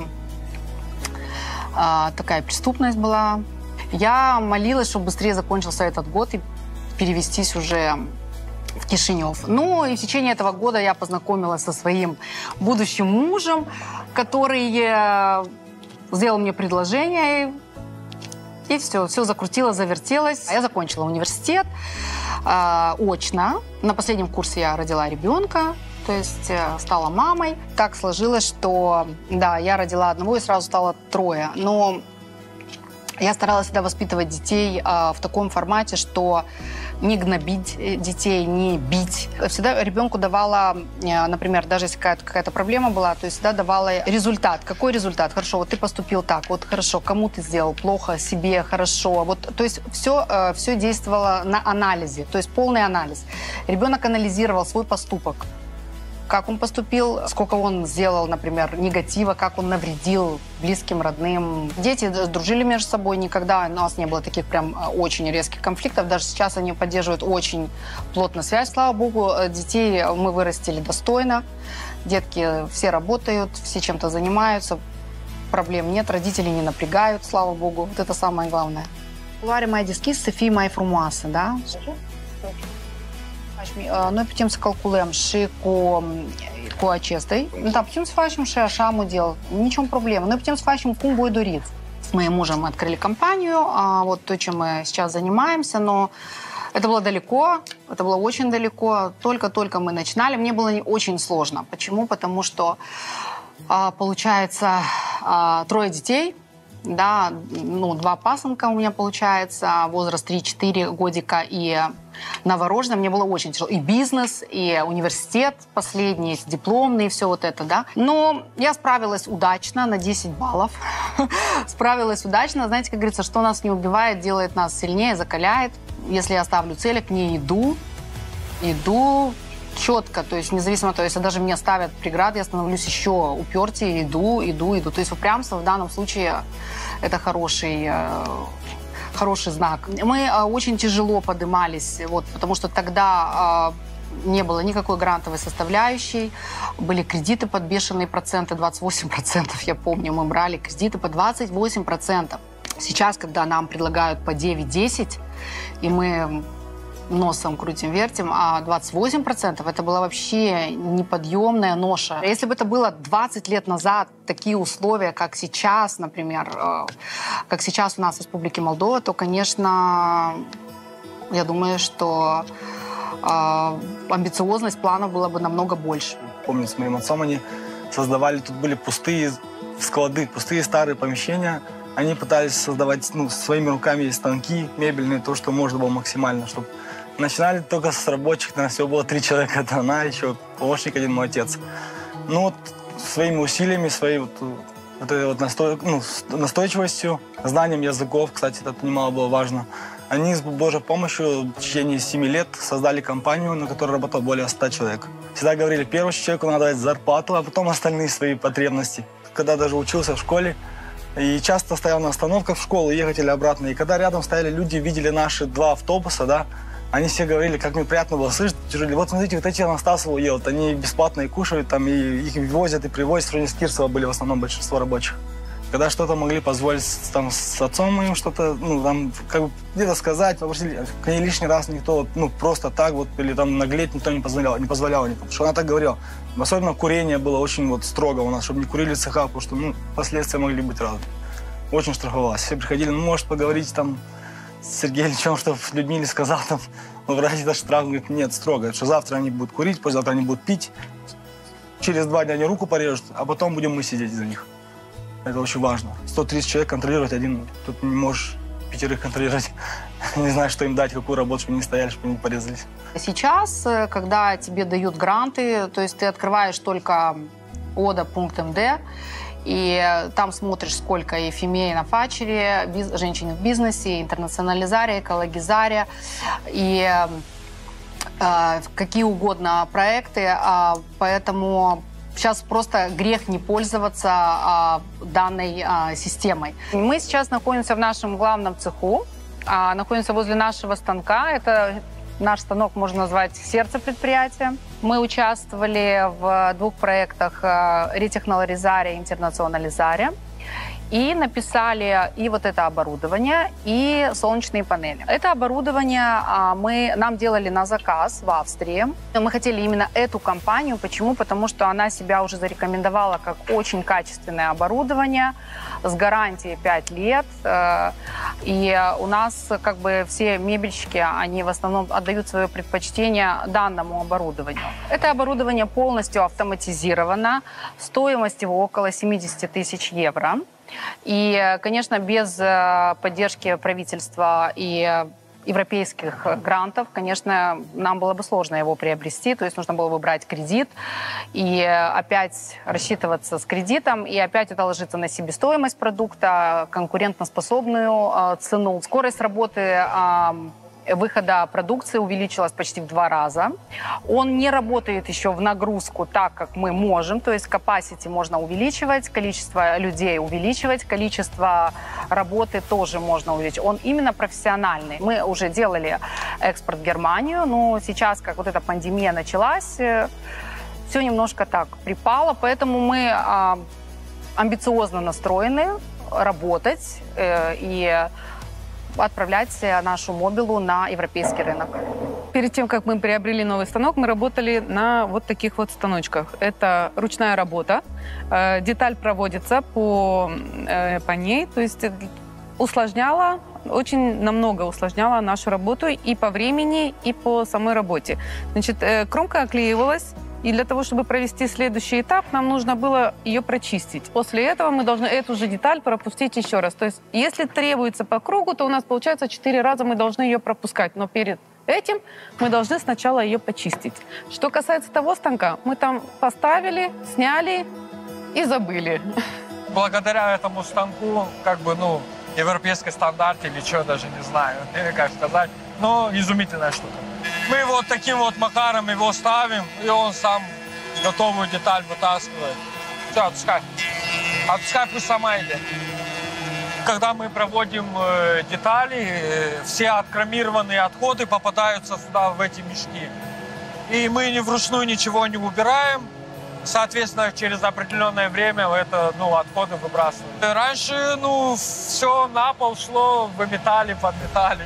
Обращаясь к молодежи, к стартапам, да, кто боится заниматься бизнесом, я считаю, что сейчас как раз-таки время заниматься бизнесом, заниматься особенно производством, потому что у нас производство вообще в Молдове не охвачено. То есть, как я разговариваю иногда с молодежью, и они говорят, да, чем заниматься, нечем заниматься, все уже на рынке есть.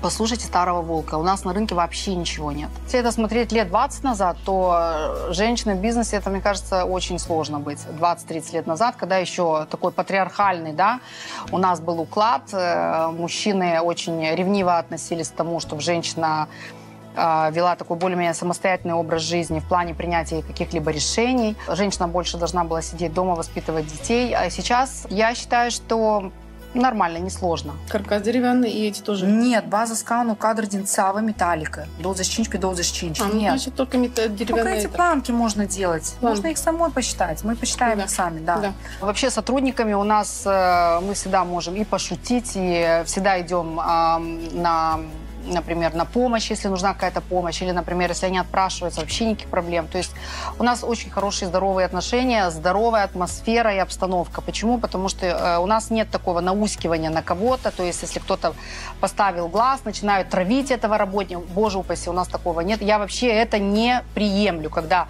в коллективе начинают кого-то травить. Я работаю на этом предприятии уже 20 с лишним лет. Начинала вообще с самого начала практически. Вообще я пришла в качестве няни, смотрела за ребенком, но со временем так получилось, что поработала и завскладом на фурнитуре, потом перешла в магазин на продажу как продавец. Ну и в дальнейшем перешла на предприятие. На предприятии, наверное, уже работаем 20 лет. Людмила вообще с самого начала, мы с ней в хороших отношениях с нашего знакомства. Мы всегда дружно, весело всегда понимающие, никогда не было между нами никаких споров, никаких претензий, я не знаю. Ну, всегда ладили с ней. Она положительный человек. Она очень эмоциональная, но она положительная. Она сама своей энергией толкает самого работника, человека, двигаться вперед, не останавливаться. Идей у нее очень много, и всегда она старается их реализовать по мере возможности. Есть возможность — реализует. Нет, все равно пытаемся реализовать. У меня были промежутки, что с начала основания фабрики я устроился в 2000-м, ну, можно сказать, 99-2000 год. Это у меня получается 16 лет, промежуток минус 6, и сейчас я опять здесь. Ну, я учился на столяра-плотника. У меня есть профессия водитель, но водитель у меня не удался. Я как... Ну, это как-то душа уже лежит. Приходишь, просто вы знаете свою профессию, вы знаете, уже взял деталь, пошел на этот станок, пошел на тот, просверлил, собрал. Да и день прошел. У нас очень много приходит студентов на практику, очень много. Они заканчивают профучилище и отправляют к нам на практику. Студенты школьно-профессиональный номер 3 из Кишинева. Но я тут прохожу практику в Камбрате, тут на этой фабрике. В ноябре-декабре на прошлом году тоже тут работал, и мне понравился тут коллектив, все такое, и я решил приехать и сейчас тоже здесь. Давно Людмила приходит каждый день и смотрит, как мы работаем. Нравится, очень интересно и не трудная работа. Иногда бизнес – это не только про успех, цифры и аплодисменты. Иногда это борьба с рынком, с обстоятельствами, с собой. Когда привычные схемы рушатся, а уверенность сменяется тревогой, приходит время настоящей проверки. На стойкость, на веру, на силу команды. Пожар нас научил быть более внимательным не только к производству, вообще к жизни. Да, почему? Потому что я думаю, что это был тоже какой-то урок для нас. Горе, проблемы, счастье в нашей жизни приходят не просто так. Из этого мы должны чему-то научиться. Но если мы ничему не учимся, то в нашей жизни это происходит все чаще и чаще. Поэтому с каждого урока, даже если он очень трагический, да, мы должны брать какой-то вывод делать в этой жизни. Да, и вы знаете, это реально работает. У нас были сложные периоды, но мы всегда старались идти вперед, находили выход. Людмила с супругом всегда находила выход для работников, чтобы никто даже не почувствовал саму проблему на предприятии. Наши работники никогда не чувствовали, в принципе, проблем. Помню, у нас были сложные времена. Это был, наверное, 2008 год, кризис был. Взяли кредитов, и все как-то пошло на спад. Я помню, что были проблемы. Морально тяжело было вынести, когда производство, знаете, приходили разные проверки, прокуратуры. Все хотели что-то у нас отобрать, что-то забрать, что-то. Ну и казалось, что что-то быстро все развивались. Они знают, что они с утра до ночи сидели, придумали самодельные станки, распилочные, пресса строили. С 3 прессов, там кто бэушный покупали, делали один. Сам своими руками они варили, чтобы производство поставить. Даже несмотря на кризис, у нас все равно работало до 2015 года около 65 человек, даже старались держать компанию. Во время ковида к нам вообще пришли и закрыли нас на 2 месяца. Но за эти 2 месяца я устроилась в школу по бизнесу, то есть по маркетингу, по выводу своих товаров на экспорт. Я проходила 2 месяца обучения. За эти 2 месяца я построила себе как раз теплицу. Сейчас посадила редиску, а так каждый год сажаю что-то. То есть это получается тоже как хобби. Благотворительностью я занимаюсь уже много лет, я об этом даже никому не говорю. То есть, знаете, как говорится, если хочешь сделать доброе дело, об этом правая рука не должна знать, что делает левая. Иногда даже встречаю людей, которые мне говорят: вот, вы мне тогда так помогли, а я, честно говорю, я даже не помню, кто этот человек. В 2021 году мы образовали здесь у нас в Камрате клуб Inner Will, интернациональный клуб женский. И почему мы объединились? Потому что, например, когда человек один помогает, и когда нас 6, 7, 8 человек, и мы скидываемся, и мы можем сделать больше, то есть объемнее, массивнее, да. И вот мы сейчас сотрудничаем все вместе, собираемся иногда. В прошлом году я открыла уже благотворительную компанию, как НПО официально, зарегистрированная в Республике Молдова. Она называется Charity Will. И здесь мы уже можем привлекать фонды. Это как хобби. Для меня это не моя основная работа, нет. Но шаг за шагом я учусь, как писать проекты. Это не коммерческие проекты. И очень было тяжело перестроиться от коммерческого, когда ты знаешь, что ага, ты это сделал, ты должен получить. А слово некоммерческий, там прибыли нет. То есть ты заточен только на то, чтобы помочь, больше людям помочь, то есть больше, там, например, вовлечь население, волонтерство. Это совершенно другое. Мне было очень тяжело полгода, я вообще не могла сообразить, как это делать. Уже получается, участвовала в одном проекте с Лондона «Здоровые легкие». То есть мы вели пропаганду в школах о том, насколько вредно курение, е-сигареты, кальяны. И мы разговаривали со школами. Где-то 5 школ мы прошли на уроках биологии, на классном часе. И это реально работает. То есть кто-то должен этим заниматься. Вот кто-то должен заниматься. Я эту миссию взяла на себя. У меня сейчас новый проект, я пишу книгу. Думаю, в этом году я ее закончу. Да, и уже связалась с публицистами в Нью-Йорке. Они меня берут на поруки.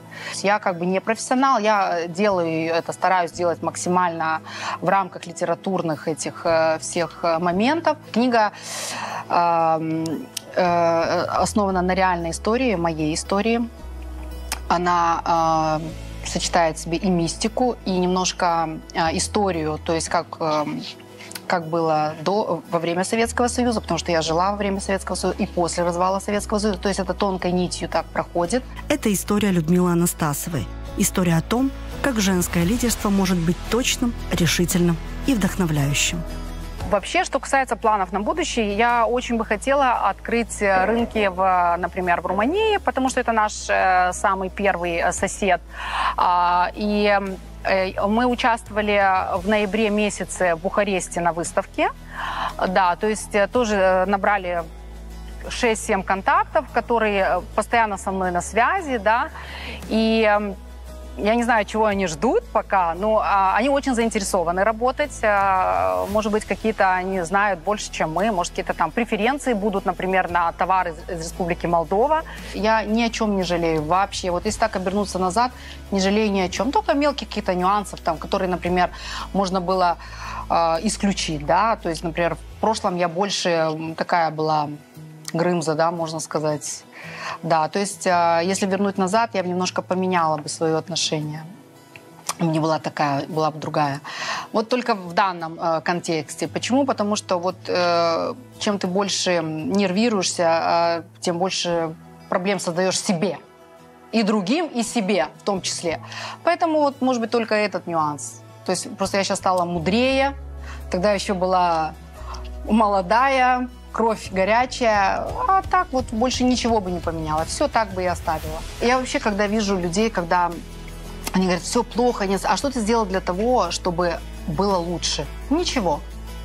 Ну так надо стараться, нужно что-то делать, чтобы двигаться как-то, вот как-то развиваться. Я хочу поблагодарить Бога, что мне послал такого замечательного мужа, который меня во всем поддерживал, никогда меня ни в чем не обвинял, всегда мне помогал. То есть мы шли вот так вот плечо в плечо друг с другом. И если бы я была одна, я не знаю, справилась бы я с этим или нет, но совместно с моим супругом все было очень легко.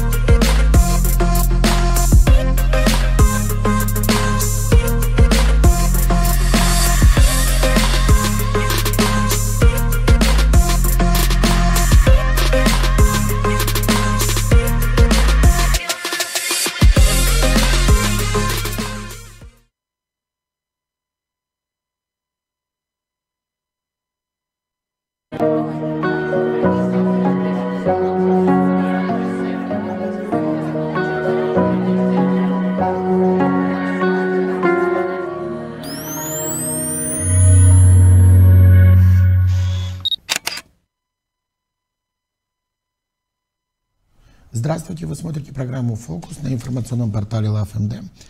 Не забывайте подписываться на наши платформы в социальных сетях для того, чтобы быть в курсе происходящих событий в стране и в регионе. Все вы знаете, что на прошлой неделе прошло очередное заседание Народного собрания Гагаузии, где был утвержден бюджет на 2026 год Гагаузии.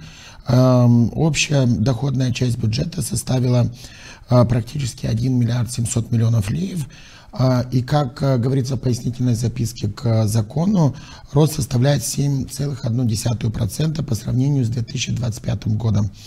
Из них, как оказалось, почти 60% это трансферты из центрального бюджета или республиканского бюджета Молдовы, это более 1 миллиарда леев. Притом исполнительный комитет в пояснительной записке называет бюджет социально ориентированным, ссылаясь на то, что социальные расходы занимают цифру 74,9 бюджета, но при этом не совсем вслух говорят о том, что основная часть из этих расходов идет на систему образования, которая датируется трансфертами из центрального бюджета. Остальное составляет культура и социальная защита. Мы знаем, что часть расходов по культуре относится к расходам местных властей примарии, которые, в общем-то, входят в консолидированный бюджет, но не относятся к центральному компоненту бюджета. Если говорить о том,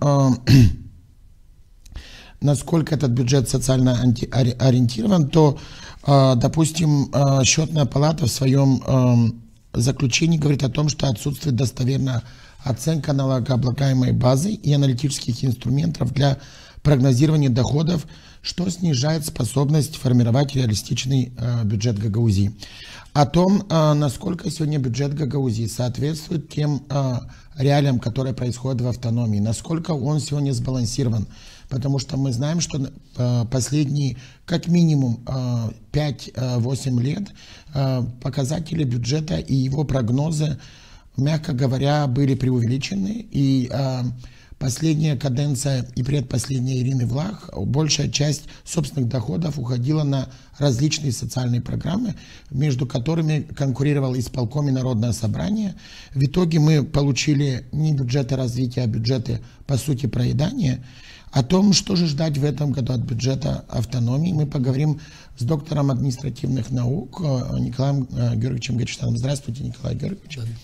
Я ни в коем случае не пессимист, но когда смотришь цифры и видишь реальную ситуацию, то для оптимизма остается мало оснований, хотя что такое оптимист? Это хорошо информированный пессимист, то есть невелика разница. Но вот если мы говорим о доходах и зависимости бюджета Гагаузии, 30 лет автономии, и мы все время слышим о том, что Кишинев ущемляет Гагаузию, в том числе за счет того, что не додает какие-то финансы, мы не получаем 5% от грантов и так далее, и так далее. Спекуляций было много. Но здесь важный вопрос заключается в том, почему до сих пор не удалось построить экономику, и бюджет до сих пор остается дотационным. Хотя давайте признаем, у Гагаузии как минимум за 30 лет было больше возможностей и инструментов, в отличие от других регионов, для того, как минимум снизить максимально зависимость от трансфертов из республиканского бюджета.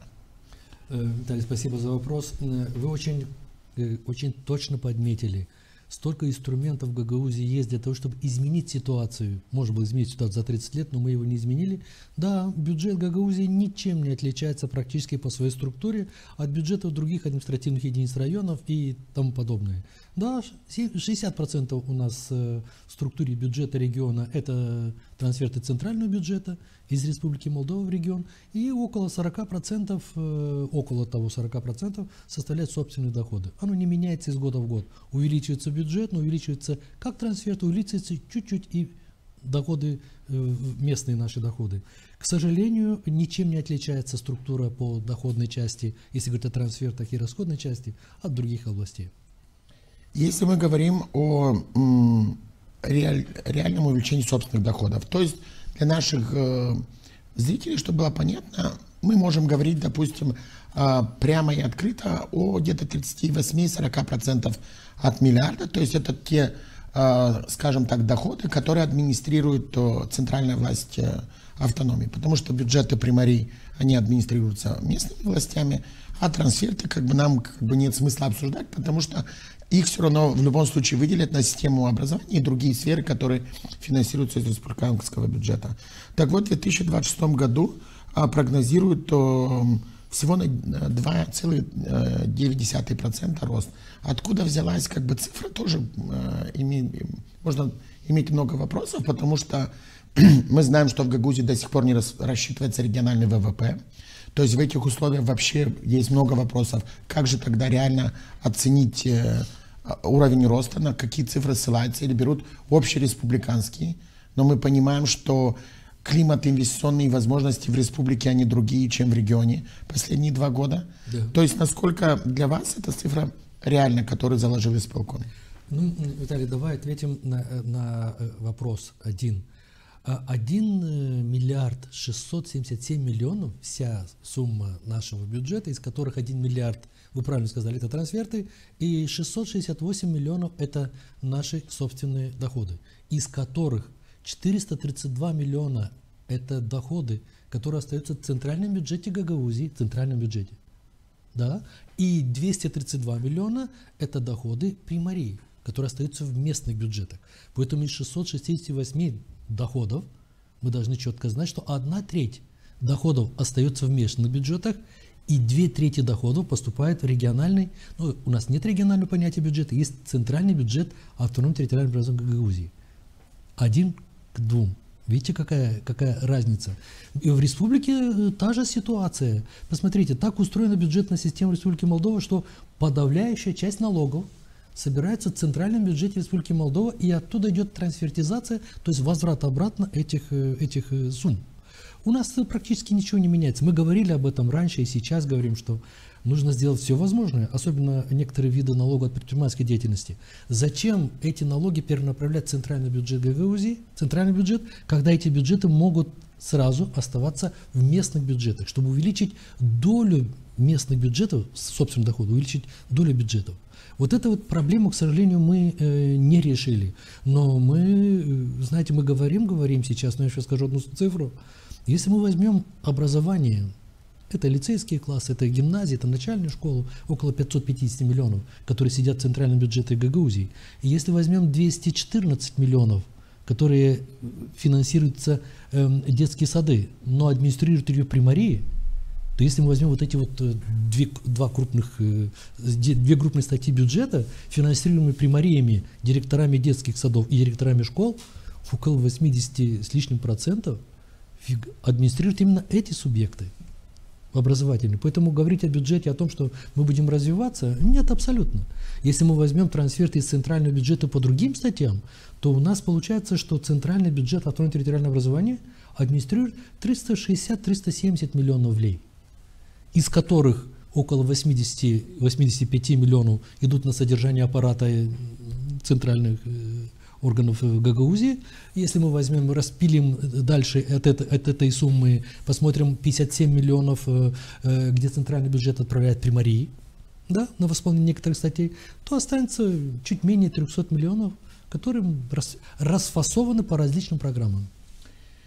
Если мы говорим о бюджете 2026 года, вот вы, наверное, заметили, что там отсутствуют доходы от грантов, и в том числе внешние источники развития, которые сейчас в Молдове в условиях того, что мы движемся по пути европейской интеграции и анонсированной помощи для Республики Молдова на протяжении нескольких лет в размере 1,9 миллиардов леев, а потом этот пакет еще был увеличен, по-моему, на 100 миллионов или 100 с чем-то, то здесь как бы вполне уместно было, что Гагаузия как минимум могла включить какие-то программы или доходы в доходную часть бюджета. Почему этого нет? И здесь как бы еще и другой вопрос. А где 500 миллионов евро, обещанные Шором? Да, их в этом году даже и заикнуться перестали. Виталий, вы правы, что отсутствует в бюджете на 26 год грантовые, не заложили грантовые средства на этом этапе, но могу сказать, что это не является трагедией, ибо поступление грантовых средств это не одного года. Вы помните, когда в 2015-2016 году по линии Сарты вот мы получали те 5,5 и потом 7 миллионов евро у нас было. эта же сумма начинала закладываться или выбиваться, скажем так, из европейских грантов, начиная еще в 2013 году начинал тот состав исполкома, который был. Невозможно 1 год проработать и тут же заложить огромные грантовые средства. Ну и вторая, самая главная причина, мы знаем, какое отношение европейских структур к территории Гагаузии. Мы, мне кажется, долгое время еще не будем иметь в бюджете даже оперативных каких-либо вливаний со стороны европейских грантов. Если вернуться к вопросу социальной направленности бюджета, и вот цифры в пояснительной записке говорят о том, что это 1 миллиард 256 миллионов 442,3 тысяч леев, что составляет 74,9% от всех расходов. Здесь речь идет и о трансфертах, и в том числе из центрального компонента. И речь идет о том, что 3/4 бюджета направляется на содержание и, скажем так, возможно, это будет грубо, но на проедание, потому что эти деньги не идут на развитие. А можем ли мы тогда говорить о том, что бюджет является социально ориентированным и социально ответственным? Потому что если посмотреть, например, на статью компенсации на отопление, то они сократились минус на 38,7% по сравнению даже с 2025 годом. Например, пособие при рождении ребенка минус 11,3%. То есть речь идет о программах, которые финансируют исполнительная власть из центрального компонента. Виталий, очень точно подмечено вам, спасибо за это. А суммы по отоплению и по рождению ребенка не могут увеличиваться. Они, естественно, будут уменьшаться, потому что они как раз рассчитываются по численности населения, которое осталось, да, который получает компенсацию, но и численность рождаемых детей. Если резко уменьшилось число рождаемых детей и уменьшилось резко количество людей, которые подвергаются получению этой компенсации, старшее поколение, да, откуда расти росту выдачи денег? Можно было в сумме увеличить количество выплачиваемых сумм, но в количественном отношении при расчете на количество людей сумма, конечно, уменьшилась. Сумму не стали увеличивать, а раз количество получателей уменьшилось, то они, естественно, пошли по пути легкому, уменьшили и количество и уменьшилась сумма. Но, Виталий, когда мы говорим о росте социально ориентированного, мы имеем в виду рост в том числе и суммы выплат. Но если сумма выплат не увеличилась, сумма выплат, я имею в виду на одного бенефициара, если 400 ли получали, там, или 500, если они столько же будут получать, если мы не увеличиваем количество денег на одного получателя, да, о каком росте может идти речь, когда сумма на энергоресурсы на другие растут? Здесь не о росте надо говорить, здесь надо говорить наоборот, о регрессии бюджетных расходов в социальной сети. Но здесь возникают и другие вопросы. Например, если мы видим, что процесс сократился на 38,7, логично предположить, что сократилась эта категория граждан на 38,7. В этой связи что тогда со списками избирателей? Я этот вопрос не планировал спрашивать, но по спискам, которые прошли по последним выборам, у нас 126 тысяч в Гагаузии, а по факту перепись населения давала, по-моему, 112 тысяч. То есть вот интересные параллели, да? То есть если нам говорить о количестве людей, которые должны выйти на выборы, почему-то там уровень держится, а если говорим о переписи населения, то мы там видим значительное сокращение. Виталий, вы когда заметили, что на 111 миллионов у нас увеличился бюджет, в прошлом году 1 миллиард 550, где-то вот 560, да? В этом году 1 миллиард 667, то есть на 111 миллионов увеличивается бюджет. Но не только на 111. У нас уменьшилось количество жителей в населенных пунктах, и посмотрите, насколько уменьшилась сумма дорожного налога. В этом году все примарии из центрального бюджета, Республики Молдова получают 45 миллионов лей. В прошлом году было меньше, но количество людей было в населенных пунктах больше. Поэтому, если говорить о расчете бюджета в административно-территориальных единиц, то есть примарии центрального бюджета Гагаузии, Гагаузия получает 30 миллионов на дороги, примарии получает 45 миллионов. То есть 75 миллионов регион получает помимо трансфертов на образование я имею в виду школы, еще раз говорю, и детские сады 314 миллионов, да, получает еще и 75 миллионов на дорожную инфраструктуру. Но еще раз говорю, вот, допустим, мой населенный пункт получил почти на 100 тысяч в этом году на дорожный налог меньше, ибо рассчитывается на количество людей. С этой точки зрения, да, 129 тысяч было в прошлые годы, сейчас около 103. Это официальная цифра, она зарегистрирована. Вы спрашивали, сколько там избирателей. Уменьшилось почти на 25, это 28 тысяч. Тогда является ли справедливым фраза исполкома в пояснительной записке, что бюджет является сопроводить социальной направленности, или это просто такая красивая фраза? Нет, Виталий, я здесь склонен думать чуть-чуть по-другому. Я думаю, что под понятием социально ориентированный бюджет, исполком, произнеся это слово, он имел в виду, что сама структура бюджета, из бюджета, вы правильно заметили, из 1 миллиарда 677 миллионов около 300 тысяч уходят на различные программы, и не только социальные программы.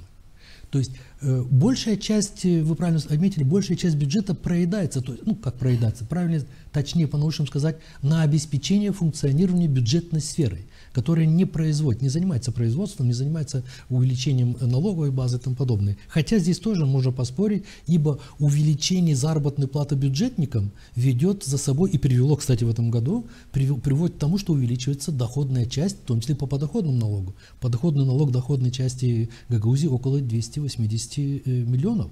То есть растет доходная часть Гагаузии, но за счет подоходного налога, но она за счет роста заработной платы, а не за счет выпуска, открытия новых рабочих мест, производства нового продукта.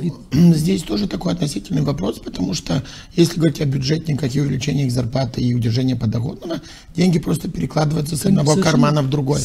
И они ничем не обеспечены. Поэтому, когда мы говорим о том, что увеличивается сумма поступаемых налогов, вы давайте сначала определим, а за счет чего эти налоги увеличиваются. Если они увеличиваются за счет увеличения зарплат, вы правильно, переставляем из одного кармана в другой, в государстве не увеличивается же сумма. Но, Виталий, посмотрите, я не склонен думать, что в бюджете всегда хорошо, когда растут налоги. Я в этом отношении немножко думаю нестандартно. В каком смысле? Если растет сумма доходов в бюджет за счет не сокращение предприятия, а открытие новых предприятий, новых рабочих мест, и растет доходная часть, это развитие.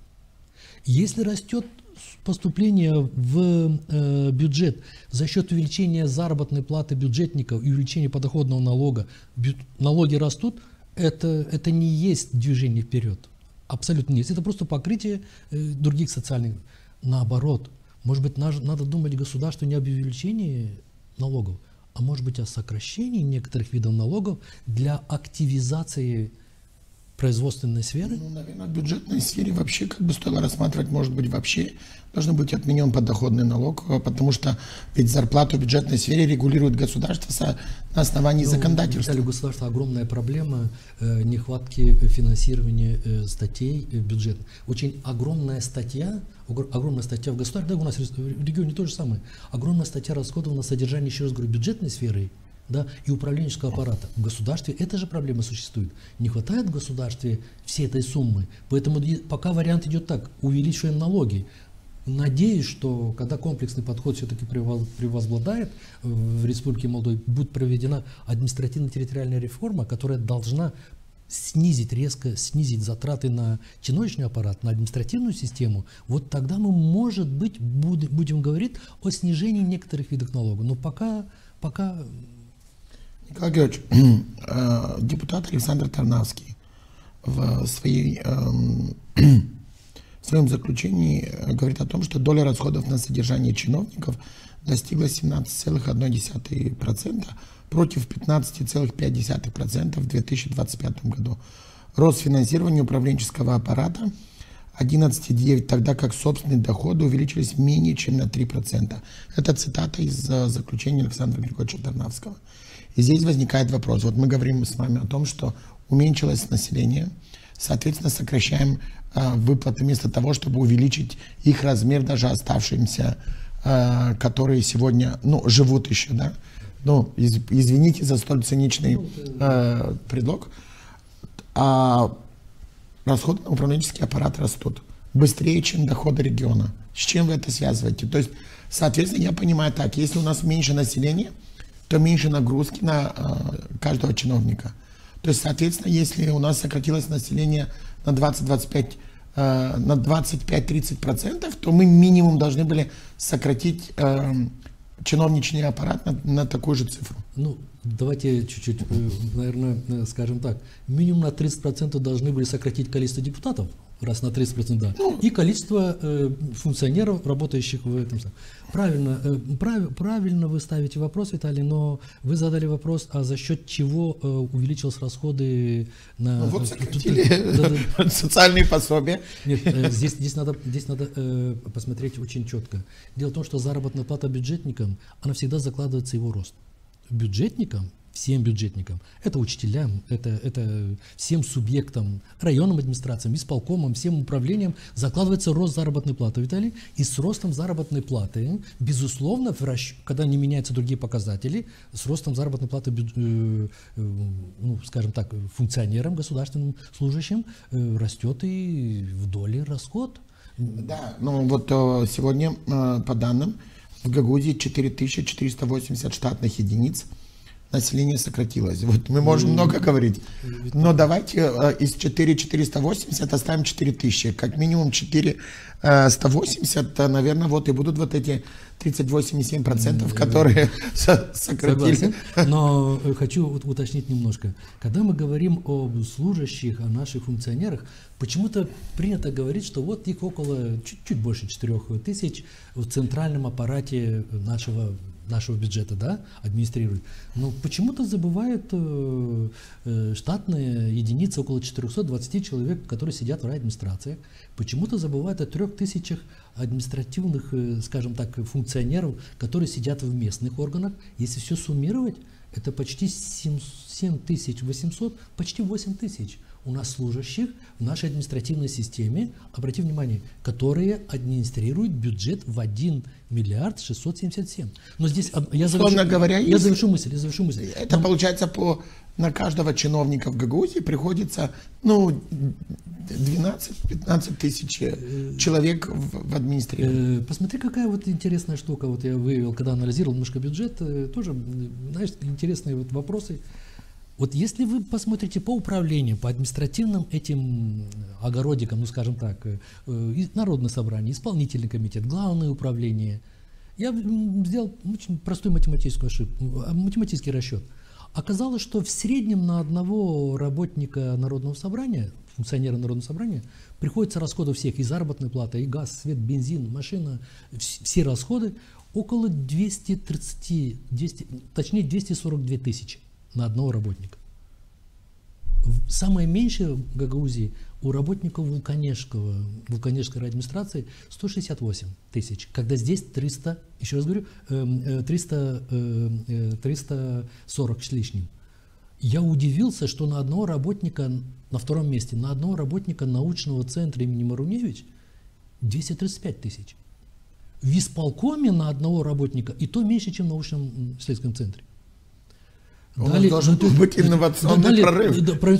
На четвертом месте, Виталий, в расчетах на одного, Главное управление внешних связей 225-227 тысяч. Это странные соотношения расходов. Ведь понимаете как, я еще раз повторю эту цифру. Если посмотреть весь бюджет, кто его расходует, кто им управляет, то если взять, еще раз говорю, всех директоров школ, а они управляют бюджетом, не Главное управление образования, они являются распорядителем своих бюджетов. Если взять примаров со всеми директорами детских садов, то 80 с лишним процентов администрирует именно эта категория. А что же остается остальным?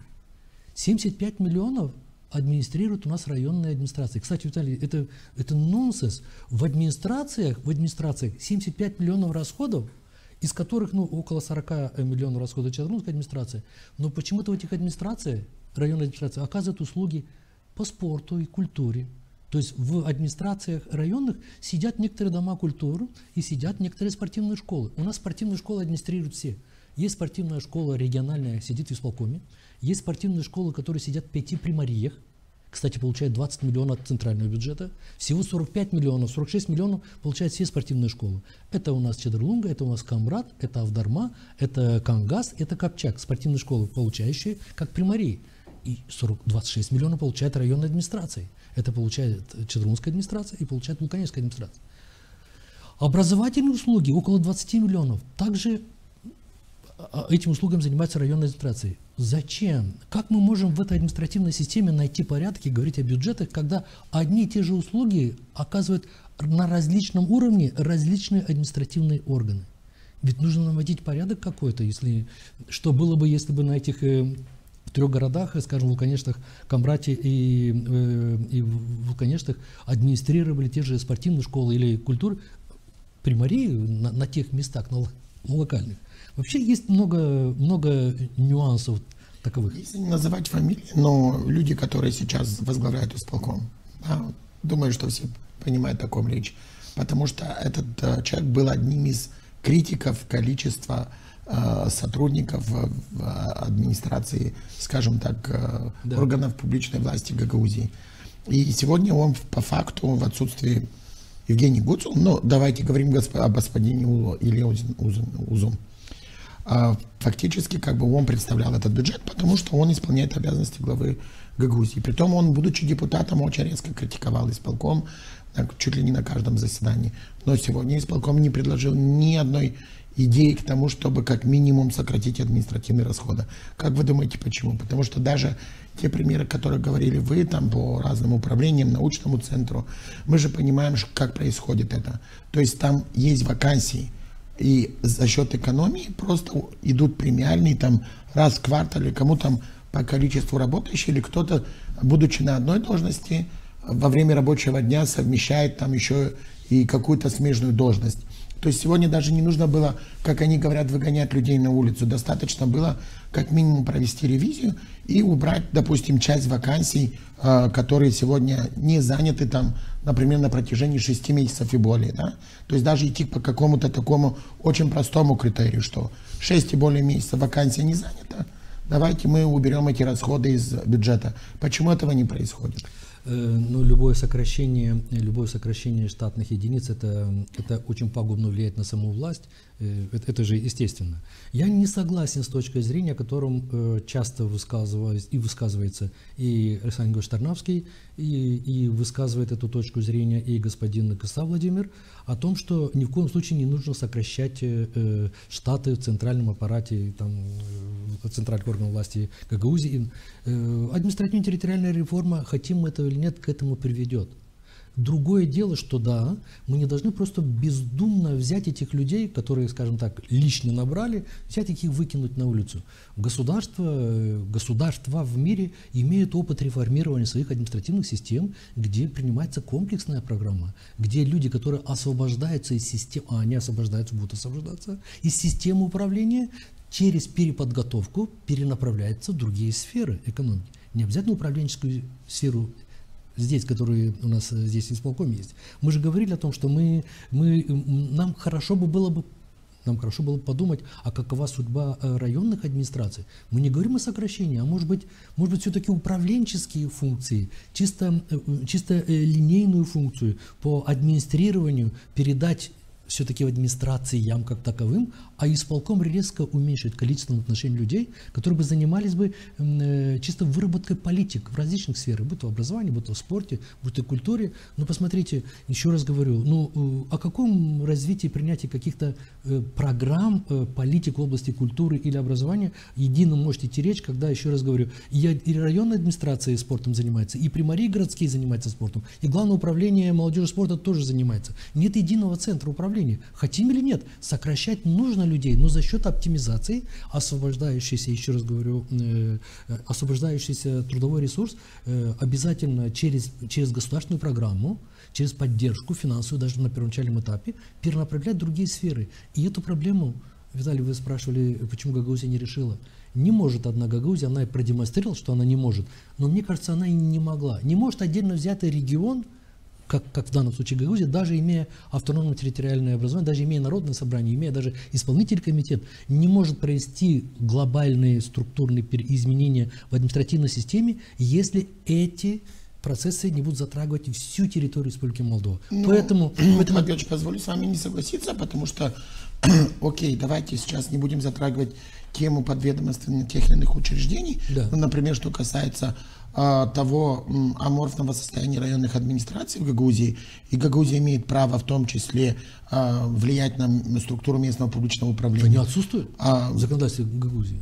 Ну, а разве эти районные администрации сегодня соответствуют районным администрациям того образца, который существует в Республике Молдова? Половинчатая система. У нас районная администрация вроде бы есть районная администрация, а вроде бы районная администрация является функциональной единицей структуры исполнительного комитета. И члены входят в исполком. Да, и очень много такого непонятного. Поэтому мы и говорим о том, что, я еще раз говорю, говоря о бюджете, вот об этом бюджете, мы можем сказать, Виталий, сегодня, что данный бюджет не социально ориентирован. Просто большая часть бюджета, как и во все времена, расходуется на поддержание, еще раз говорю, бюджетной административной системы. Никакого развития здесь нет. Вы за те 20 миллионов капитальных вложений, которые заложены здесь в региональном бюджете, вы не сможете развивать весь регион. Вы не можете удержать рабочую силу через строительные организации, через капитальное вложение 20 миллионов, когда только на 20 миллионов управлений, кстати, администрирование районных единиц Гагаузии съедает 20 миллионов. Вот на управление трех административных администраций 20 миллионов. На 20 миллионов эти же районы оказывают услуги в области образования, в области культуры. Посмотрите, в бюджете вы найдете. Невозможно так идти дальше, когда очень огромная машина аппарата занимается управлением, а генераторов налогов именно нет. Вы не сможете на 5 миллионов субсидировать сельское хозяйство. О чем вы говорите? Вы посмотрите, сколько стоит один комбайн, посмотрите, сколько в этом 5 миллионов сидит реальных сумм, где вы можете помочь сельскому хозяйству, и вы увидите, что эти 5 миллионов, которые закладывает Гагаузия, так называемые на программы развития, большая часть из них, это, ну как, это поддержать, может быть, одного, двух, там, где-то использовать какие-то, как раки и тому подобное, да, на 50, на 100 тысяч. Но это не развитие бизнеса. Давайте будем отойдем от этой темы. Да, объективно. Ну вот счетная палата в своем заключении касательно цифр по расходу на административный персонал пишет о том, что в проекте бюджета отсутствует информация о численности персонала и фонде оплаты труда, что нарушает принцип прозрачности публичных финансов. То есть даже счетная палата как бы вынуждена признать, что в этом вопросе есть проблемы. Я прочитал немножко, ознакомился с счетной палатой. Счетная палата права в том, что для принятия данного бюджета, мы их не видим, Виталий, может быть, они где-то есть, но те документы, которые были опубликованы на официальном сайте Народного собрания, нет документов, подтверждающих, может, бюджетные расходы есть, может, другие документы, подтверждающие эти расходы. Кстати, я когда высчитывал нагрузку на одного работника, я в бюджете не нашел 10 миллионов 900 у нас идет расходы на ГРТ, но штатное расписание, сколько там людей работают, я не нашел в бюджете. Отсутствует в седьмом приложении. Может, кто-то все-таки подскажет, сколько там работников. Я хотел выяснить, а какова нагрузка бюджетная на одного работника в ГРТ. Вы правы, что некоторые, написано столько-то работников, да, 22 работника в Главном управлении внешних связей, но мы не видим, это единицы штатные, а вот сколько реально людей работает в этом управлении, мы их не видим. Вот на это и указывает счетная палата, что у вас там штатов-то написано по бумаге 22, а сколько людей реально выполняет эту функцию? Их может быть 10, которые работают по 2 ставки. Их может быть 15, что мы должны знать реальную картину работников, а не штатных единиц. Поэтому, когда я говорю о 7800 штатных единиц, это штатные единицы заложены, но не реально работающее количество людей. Теперь инвестиции и фонды. То есть, мы немного коснулись выше об этом. Цитата из закона. Фонд контрибуции 20 миллионов леев, фонд капитальных инвестиций 20 миллионов, фонд поддержки предпринимательства 7 миллионов 50 тысяч, фонд субсидирования сельхозпроизводства 5 миллионов. В совокупности, если все это прибавить, это 40 миллионов, это менее 3% бюджета. То есть цифра цифрам рознь, да, если их смотреть отдельно, это одно. Если их прибавить и посмотреть, что 3% из всех расходов будет, предполагается, направить на развитие, то мы получаем такой минимум, и можно ли за счет этого что-либо попытаться изменить. Вот на ваш взгляд, стоит ли вообще делать такие вещи, потому что мы помним же, да, вот ту долгую историю и предыдущих составов исполкома, как Гагаузия пришла к этим программам, и они, в общем-то, некоторые из них были неплохими программами, но, допустим, в первые годы там распределялось, по-моему, порядка 70-80 миллионов на кап инвестиций, а теперь мы дошли, что как будто бы вроде бы расходы растут, налоги растут, но здесь все уменьшилось в порядке, то есть от 70 мы дошли там через 7-8 лет к 20 миллионов, то есть тогда жили богаче или вроде сейчас налоги увеличились, но как будто стали жить хуже? Вы очень точно подметили, обратите внимание, вот вы сказали около 40 миллионов на эти все программы, я сравнительный анализ мне не нравится, 39 миллионов администрирует только одна чадрлунская администрация. Вот чадрлунская администрация через свои счета администрирует 40 миллионов. И вы насчитали программ в региональном центральном бюджете Гагаузии тоже 40 миллионов. Ну о чем-то это же о чем-то говорит. Виталий, мы здесь, мне кажется, упустили одну вещь. Обратите внимание, мы говорим о бюджете региона, но мы не говорим о всех административных единицах, которые есть на территории Республики Молдова.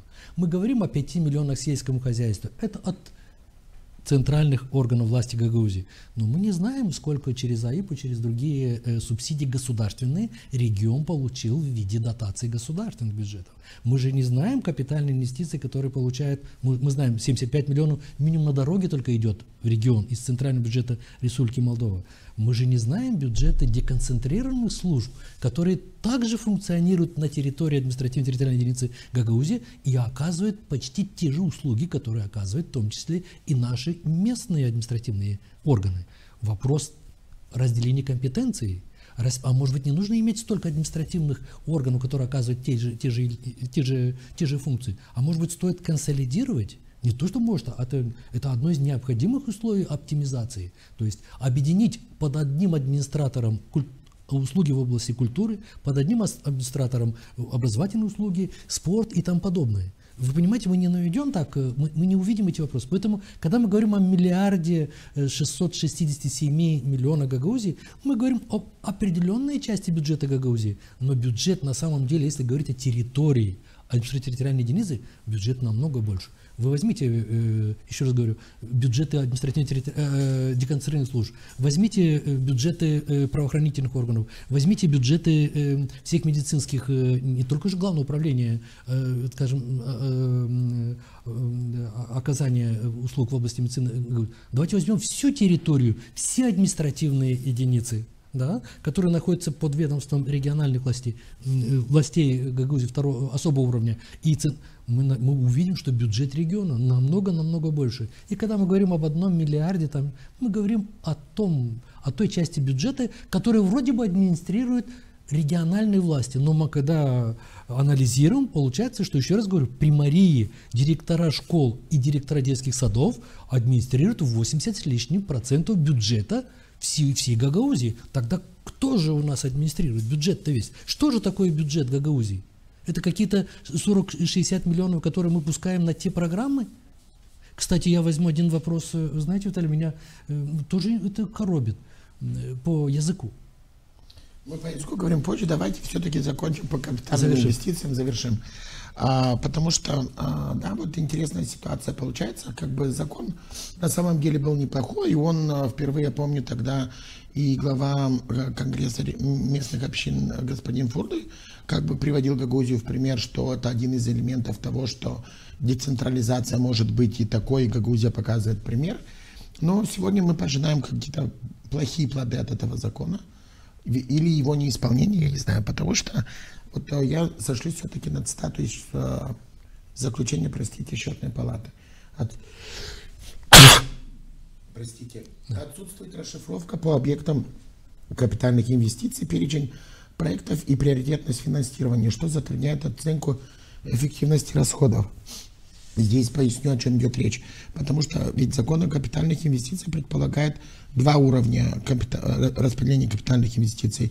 То есть 50% из этой суммы должна уйти на проекты регионального значения, 50% распределяется по количеству населения в населенные пункты, согласно там коэффициенту, который предусмотрен в законодательстве.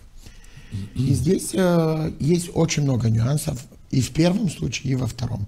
Потому что все чаще мы видели последние годы, когда объекты, которые по факту находятся на балансе местных органов власти, почему-то оказывались в списках на проекты регионального значения. Была такая проблема. Второе. Процедура, которая предусмотрена в законе о капитальных инвестициях. Хорошо, когда в населенном пункте 1 депутат, а когда их 3 или 4. Когда они единогласно должны дать согласие с местным советом и примаром на какой-то объект. И здесь у меня возникает вопрос, почему, насколько я понимаю бюджетный процесс, ведь в каждой примаре в Гагаузии, до того, как верстается региональный бюджет, они обязаны представить свои контрольные цифры в бюджет Гагаузии. И то есть по идее, в идеале, то есть до принятия бюджета Гагаузии, консолидированного в Народном собрании, примари, по идее, должны уже иметь свои утвержденные бюджеты. Это если, да, на минуточку, да, как бы если предположить. Это закон. То есть здесь возникает обыкновенно простой вопрос. Почему уже в этот бюджет не могут быть заложены цифры по капитальным инвестициям в селах, чтобы они уже были заложены в бюджет и переданы в список, потому что утверждены на местном бюджете, соответственно, вошли в региональный бюджет. И то же самое, чтобы исполком сделал с региональными проектами. Конечно, совершенно верно. Потому что мы имеем? Есть ряд населенных пунктов, когда нет согласия среди депутатов. Давай приведем пример Камрад. По-моему, второй год подряд они недополучают эти 900 тысяч, которые там, потому что у них там есть разногласия. Сейчас вопрос не в процедуре. Но получается, что из этой статьи не все это получают в итоге. Потому что кто-то не мог найти согласие с депутатами. А если, извините меня, депутат там шоровский, а примар не шоровский, и в итоге как им договориться между собой, куда направить эти деньги? Виталий, здесь могу с вами немножко поспорить. И я вижу чуть-чуть процесс, опять же, чуть по-другому. 20 миллионов на капитальные инвестиции. Судя по закону о капинвестициях, 10 миллионов должны распределиться на местные органы власти, да, 10 миллионов должны остаться в регионе.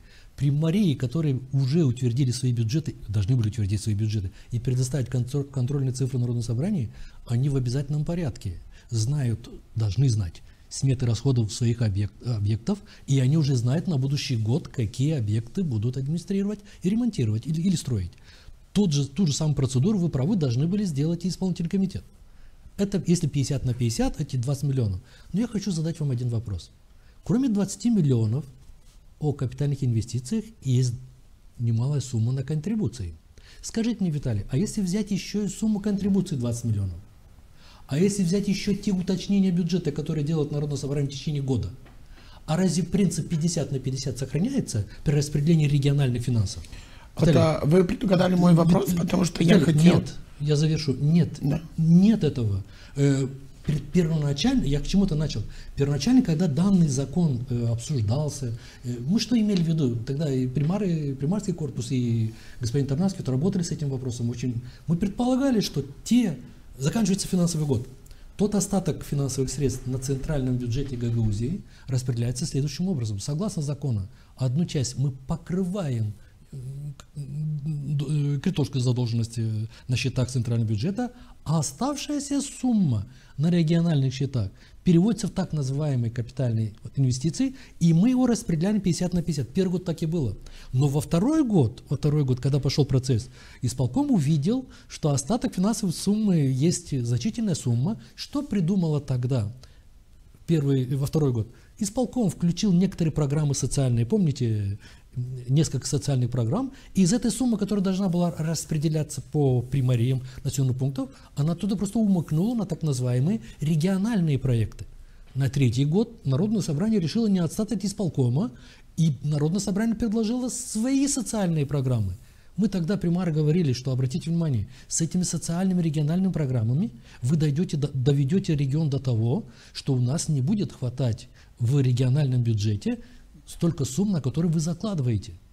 Ибо нужны хотя бы процентные соотношения, но не сумма. Поэтому сейчас об этом сегодня мы с вами говорим, что уменьшается сумма. Откуда уменьшать? Уменьшается сумма с кап инвестиций. Ведь против 90 миллионов и 100 миллионов первые годы она уменьшилась сейчас до 20. Почему? Потому что остальная часть суммы, она осталась в региональном бюджете. Поэтому мы и это предлагали. Давайте ему всю сумму, знаете что? Давайте процентное отношение Народного собрания примет решение. Вот столько, скажем, на кап инвестиций, вот столько пойдет у нас на такие статьи. Примите закон.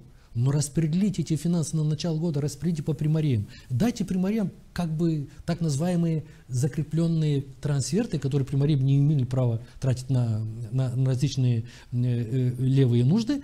Они придерживались тех программ, и социальная направленность, и освещение, и все остальное. Но дайте эту возможность органам местного публичного управления. Я вас уверяю, Виталий, что эти 5 миллионов на сельское хозяйство, да, если вы разделите по 26 примариям, и каждая примария получит там 200 или 300 тысяч, она не сможет развивать сельское хозяйство. Я с этой точки зрения и говорю, что если по частям вот так вот посмотреть, а какова же доля каждого субъекта административной единицы в Гагаузии будет получать региональный бюджет, она ничтожна. И поэтому эти 350 миллионов, которые расходуют Народное собрание, скажем, исполком вместе взяты, это ничтожно. За некоторые районы Республики Молдова получают больше сумм, чем остается у нас из 3 районов в центральном бюджете Гагаузии. Если это все не работает, то есть задаешься вопросом, то есть не ведется мониторинг вообще исполнения бюджета, в том числе его эффективности, расходования. Ну, берем в виду центральный компонент. Да. Потому что если бы он велся, предлагались бы какие-то реформы. Потому что вот из того, что мы сегодня с вами говорим, у меня возникает только один вывод о том, что, например, статьи там капитальные инвестиции, контрибуции, это статьи, которые сегодня сложно назвать статьями развития, потому что они больше нам напоминают элемент политического влияния. А почему это? Ну, так получилось, потому что получается, что одним примариям мы можем отказать, другим мы можем дать или не включить. И это есть. Но если возьмете из 26 примарий, проанализируйте за последние 3 года, на какие населенные пункты, то есть какие населенные пункты работают с привлечением грантов, то у нас получится, что около 4-5 примарий расходуют полностью всю сумму контрибуций. Мы ставим иногда вопрос, а с чем это связано? Говорят, ну мы поддерживаем те примарии, которые работают.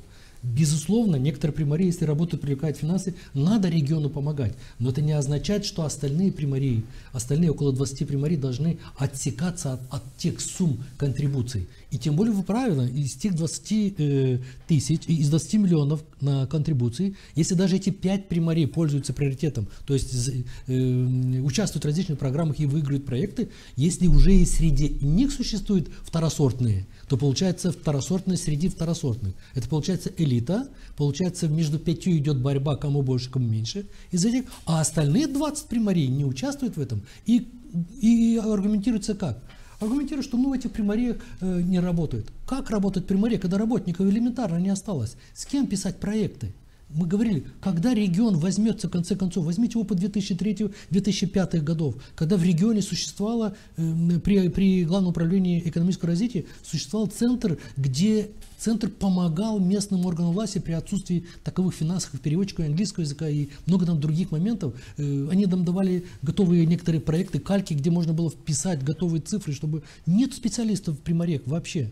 Помогите этим регионам тоже зарабатывать, значит, участвовать в проектах и выигрывать. Если мы Гагаузию будем развивать на те 3, 4, 5 примарий, которые участвуют и распределять эти 20 миллионов, то мы развиваем в основном эти города.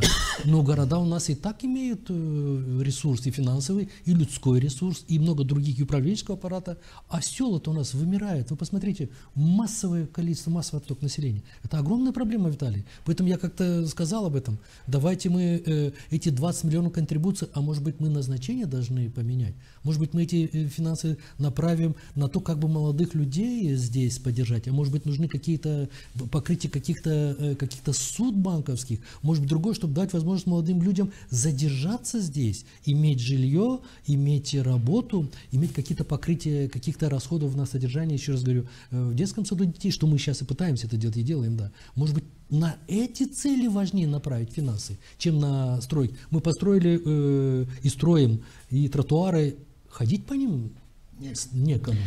Или, у меня есть еще много сфер для обсуждения, но, к сожалению, мы очень много времени обсуждаем это в эфире, просто нас не будут смотреть больше, это YouTube, это не телевидение. Поэтому я оставлю какие-то блоки вопросов, возможно, может быть, если будет спрос со стороны аудитории на то, чтобы мы обсудили эту тему дальше, мы можем обсудить, например, сферу культуры и языка, потому что мы уже с вами говорим почти что 50 минут, а если еще поговорим о культуре, языке и... одну фразу. Давайте сделаем отдельную программу. Я хочу задать вам последний вопрос, опять же, с цитатой из заключения счетной палаты. цитата, проект бюджета представлен без необходимой аналитической базы, отсутствует анализ исполнения за 2025 год, описание факторов изменений и показателей результативности программ. Здесь возникает вопрос, почему исполком подает главный финансовый документ без анализа, потому что именно анализ и расчеты помогают прогнозировать. То есть мы имеем управление финансов, мы имеем управление экономического развития и туризма, может быть, я ошибаюсь, как оно сейчас там называется. Мы имеем целую структуру исполнительной власти и так далее. Да, мы имеем комиссии в Народном собрании, и в итоге мы не можем сегодня элементарно составить экономический прогноз, потому что сегодня говорить в мире о том, что у тебя нет доступа к данным ВВП в Молдове, каким-то прогнозам или еще чего-то в рамках Европейского Союза, экспорту и всего, то о чем мы можем тогда говорить? Виталий, Главное управление финансов Гагаузии могло бы рассчитать бюджет, какие параметры ему дал бы исполнительный комитет. И политическая власть, это Народное собрание. Но сегодня я резко выскажусь, может быть, но в этот бюджет приняли, по-гагаузски есть очень хорошая фраза, «Раданчиксын». Народное собрание уходит, оно торопится сегодня-завтра, оно утвердит во втором чтении. Исполнительный комитет, ну давайте так, ну нет ни стратегии развития региональной, нет никаких других ориентиров, куда мы движемся, что мы будем делать, как мы будем модернизировать административную систему Гагаузии, как мы впишемся в те процессы, которые происходят в Республике Молдова и будут сейчас происходить, никакого обсуждения. Поэтому управление финансов как чисто механически, как чисто, знаете, как они могут рассчитать, но нет ориентира, нет мозгов, которые могли бы двигать и направлять, указывать пальцем хотя бы. Есть одну фразу про язык, но я вам обещаю, что мы вернемся к этой теме более подробно. В законе о расширении сферы языка 2% от бюджета. 2% от бюджета 8,5 миллионов, заложили 6,3. Но обратите внимание, мы говорим о 6,3 миллиона, будем развивать гагаузский язык. Почему не говорим о том, что в бюджете Республики Молдова 30,5 миллионов сидят в образовании и для преподавания гагаузского языка, истории, традиций, культуры гагаузского народа. 30,5 миллионов. Гагаузский язык ведется также в детских садах. Это дополнительные расходы, по моим расчетам, 35 миллионов через центральный бюджет Республики Молдова мы тратим на развитие преподавания гагаузского языка. В регионе мы заложили аж целых 6,3 миллиона, и мы говорим о том, что вот мы развиваем язык. Надо говорить цифры полные, открытые. Я благодарю вас за то, что вы сегодня приняли участие в программе, и мы говорили о том, ну, разбирали, скажем так, бюджет, а с другой стороны, не из того, что говорят депутаты, и, может быть, зашли глубже, где-то высказали свои видения и свои умозаключения, исходя из своего опыта, но надеюсь, что кто нас смотрит, как минимум, посмотрит на эту проблему с другой стороны.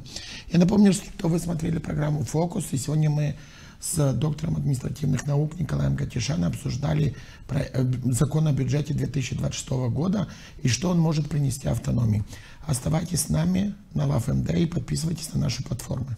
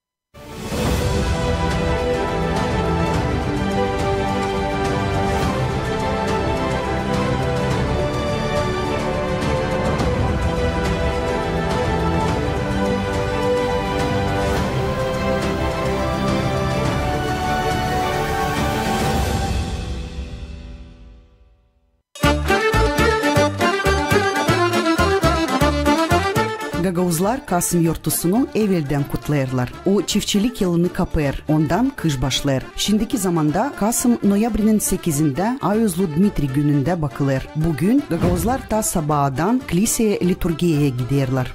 Сам термин «касм» с тюркского языка на русском языке означает «отделяет лето от зимы». Само слово «касм» – это рубеж.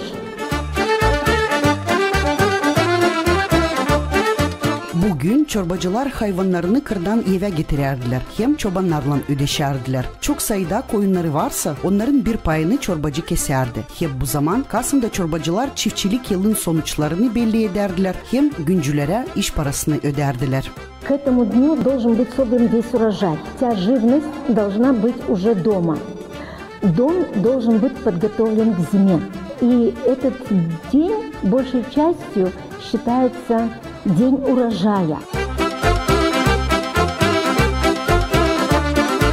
Şimdiki zamanda Gagauz Avtonomyası'nda Kasım yortusunda Gagauz Şarap yortusu da kutlanır. Avtonomiyanın hepsi yaşamak yerlerinden gelen ustalar Komrat'ta toplanırlar. Hem burada dil sade şarap yapmasında ama milli yemeklerinin hazırlamasında da becermeklerini gösterirler. Kimi yaşamak yerlerinde ev hayvanların sergileri geçirirler. Çorbacılar da iş sonuçlarını açıklarlar.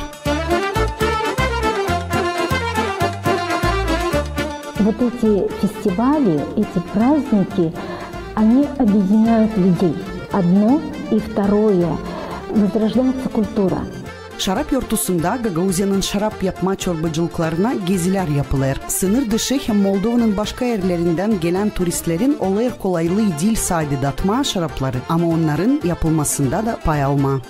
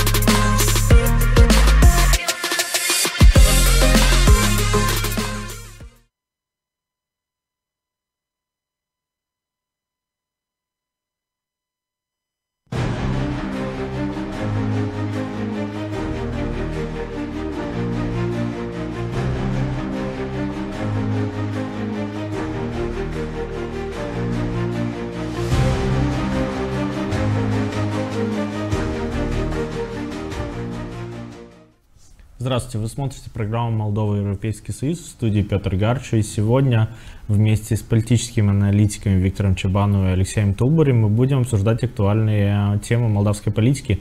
Здравствуйте, рад вас видеть в нашей студии. Здравствуйте.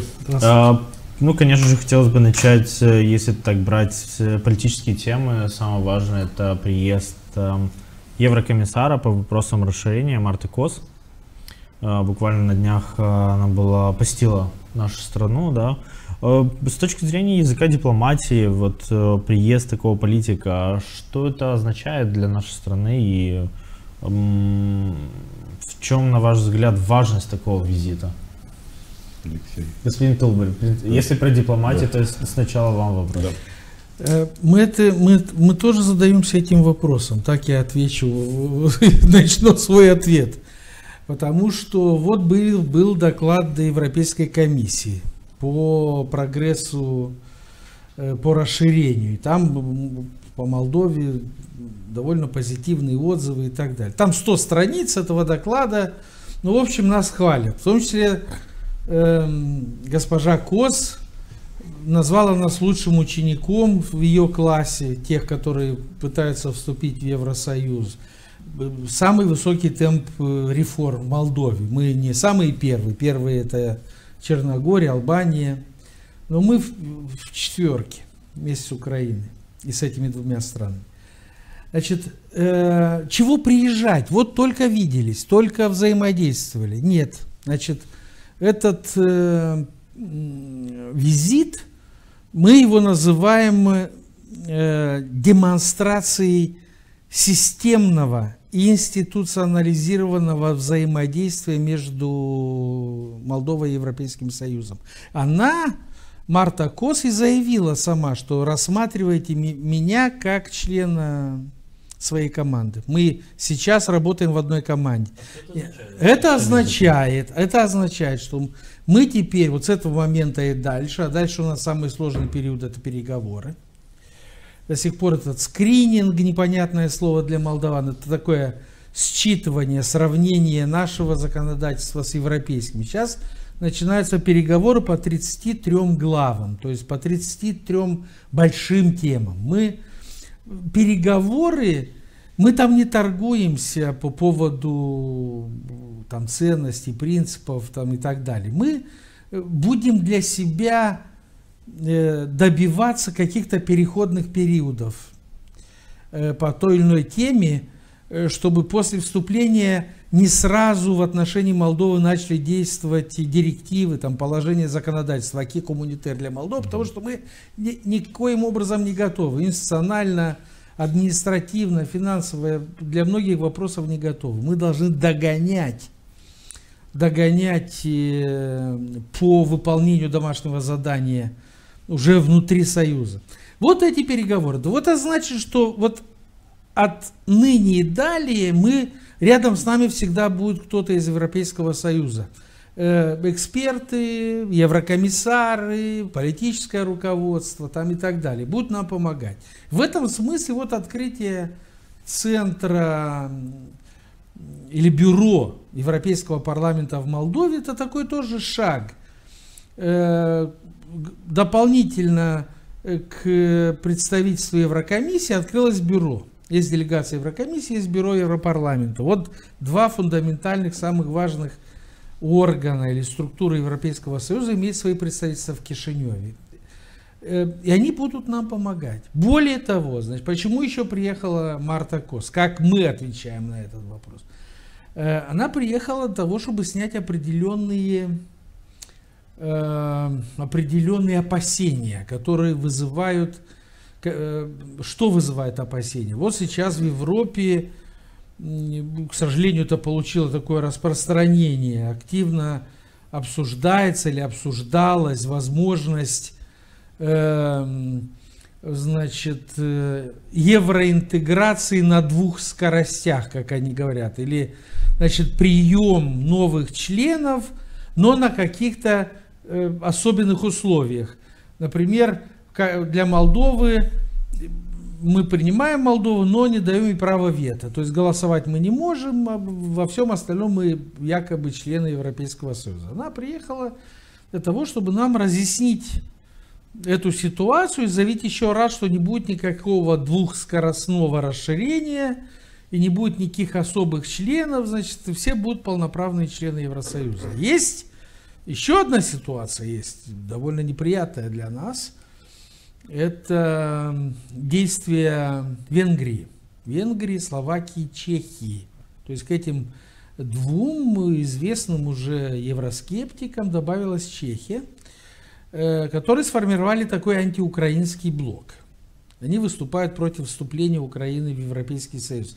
И там изначальным поводом послужили проблемы с венгерским меньшинством на территории Украины. Сейчас это более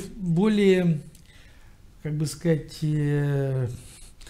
другая аргументация, что Украина большая страна, идет война на территории Украины, что мы, значит, это втягивание Евросоюза в войну и так далее. Почему это проблема для нас? Потому что мы идем в связке с Украиной.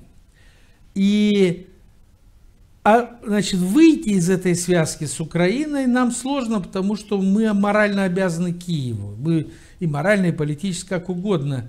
Мы стали страной-членом и активно идем по алгоритму вступления только благодаря тому, что значит, Украина героически защищается, сопротивляется вот этой российской агрессии.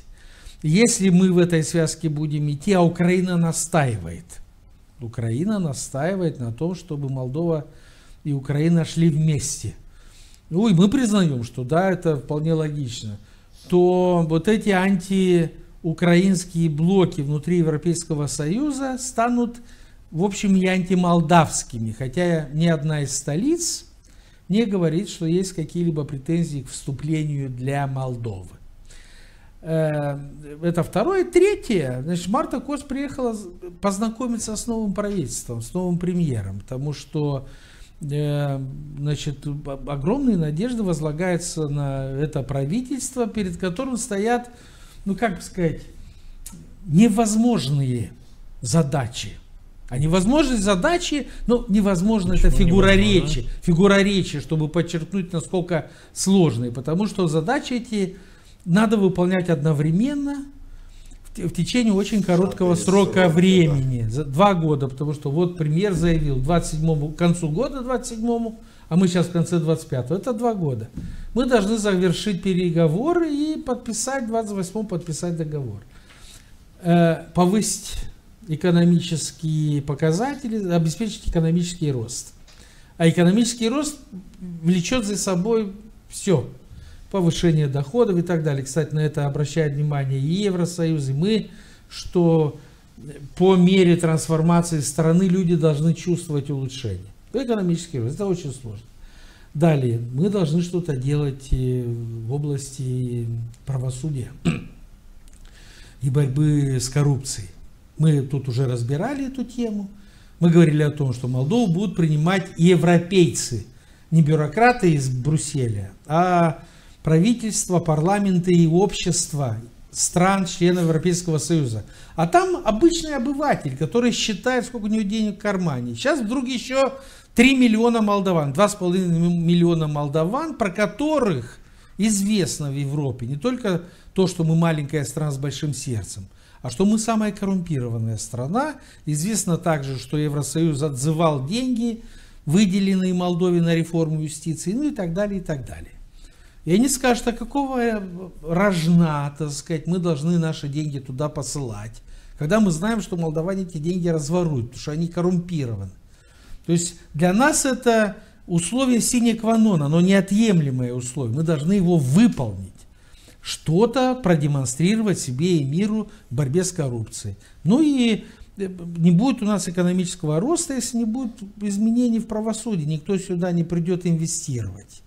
И третье, это я только самые верхушечки называю, хотя проблем там масса, это реформа управления, частью которой является реформа территориально-административная. Вот 2 года вы попробуйте вот что-то сдвинуть, вот это все с мертвой точки. А вот смотрите, господин Чубан, вот если, в принципе, господин Тулбери частично начал отвечать на вопрос. Вот на ваш взгляд, самая большая проблема Молдовы на пути в ЕС, вот касаемо даже коррупции, да, буквально на этой неделе была новость о том, что, по-моему, житель Чемишлей был суд, житель Чемишлийского района, то есть получил не условный, получил срок, но, правда, он не находится в стране, да, за коррупцию в рамках одного из, в рамках одной из программ, которая финансировалась Европейским Союзом, он должен был поставить оборудование необходимое, там связано с палетами.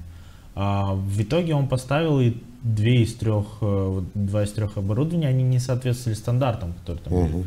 Ему указали, он забрал это оборудование, по судебному делу продал и не завез другое, то есть он просто пропал.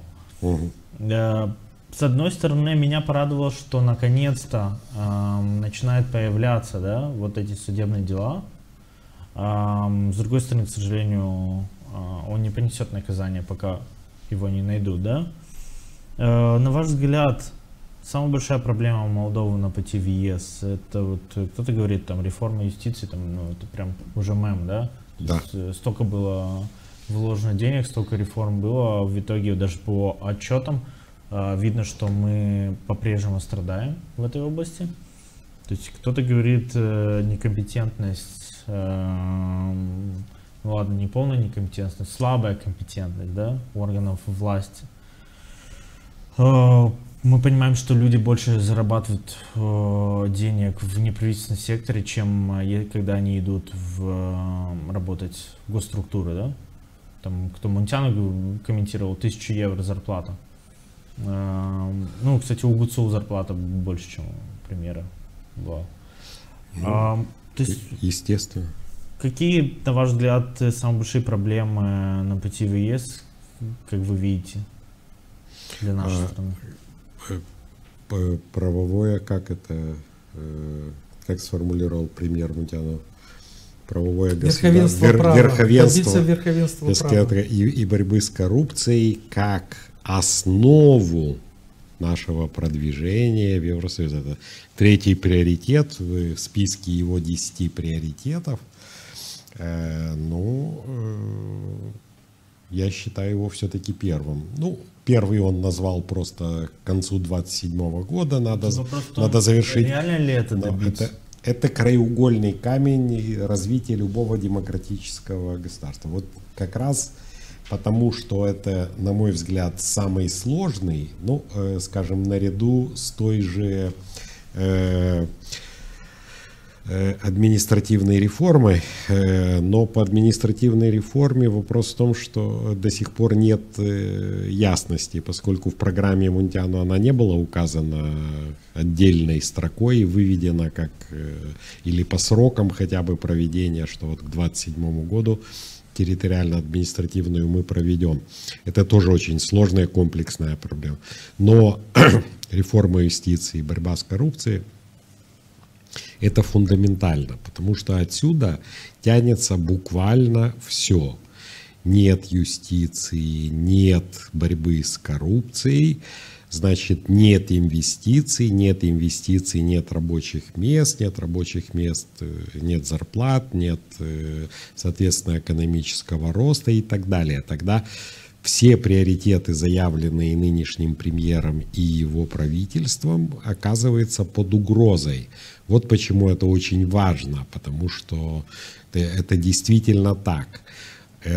Кроме того, мы наблюдаем разные неприятные, некоторые досадные, а другие, я бы сказал, все-таки системные сбои вот во всем, что мы называем реформой юстиции. Мы видим, по-прежнему назначаются на ключевые должности такие люди, которые, в общем-то, достаточно скомпрометировали себя в каких-то прошлых периодах нашей истории. Мы видим то, что вот вы называете, есть определенные положительные сдвиги, вот даже Плохотнюка привезли, вот даже я по этому поводу писал, что Плохотнюк собирает вокруг себя фактически всю свою компашку потихонечку.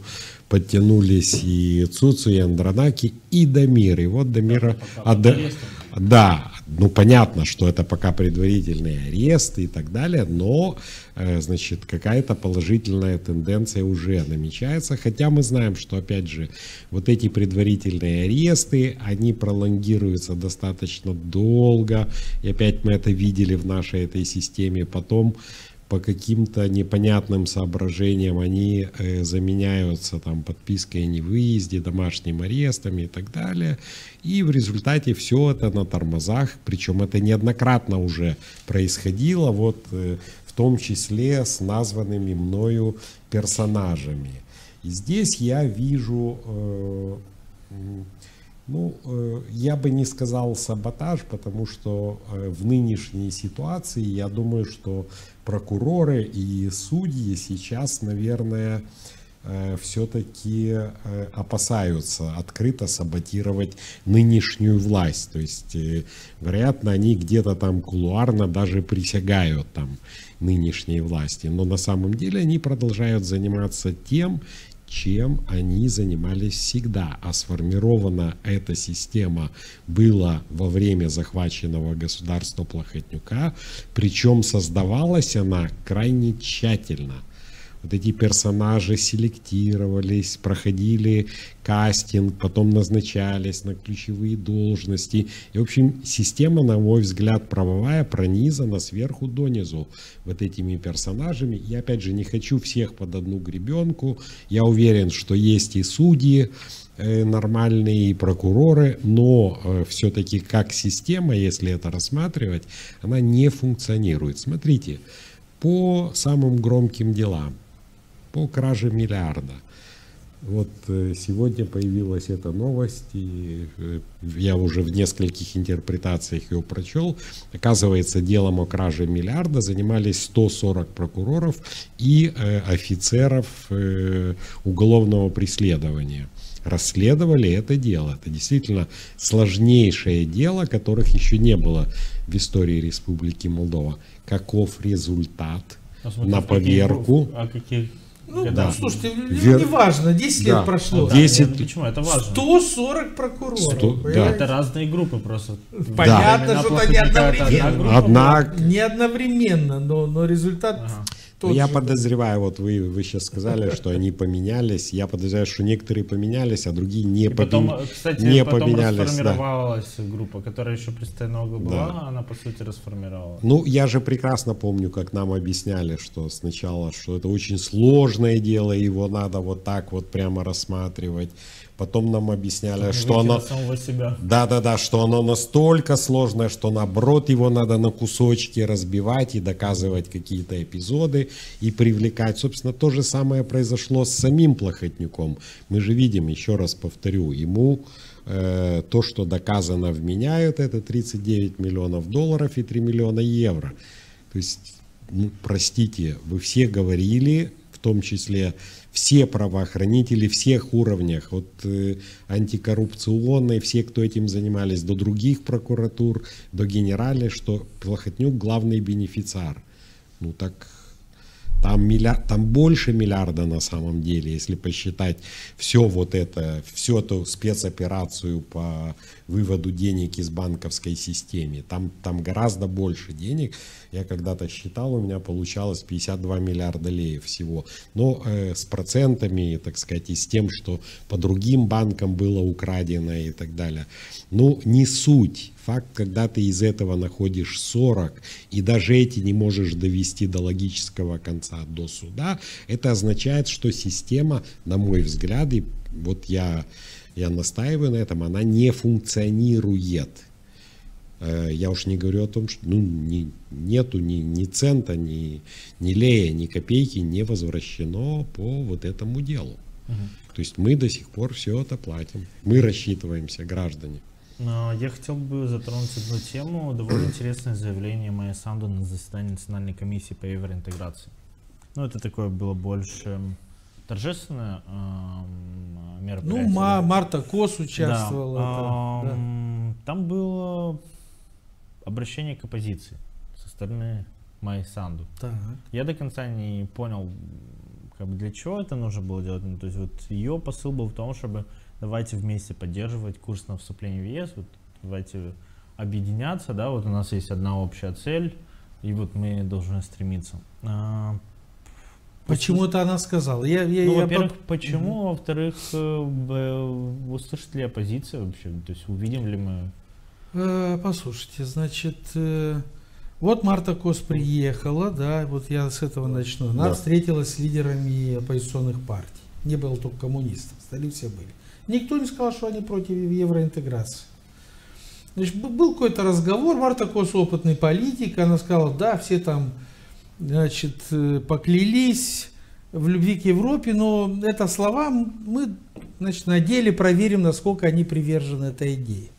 Вот эта встреча, она очень важна у Марты Кос, но она должна была в другом формате произойти энное количество лет назад. Майя Санду должна была встречаться с лидерами этих партий еще 2 или 3 года назад.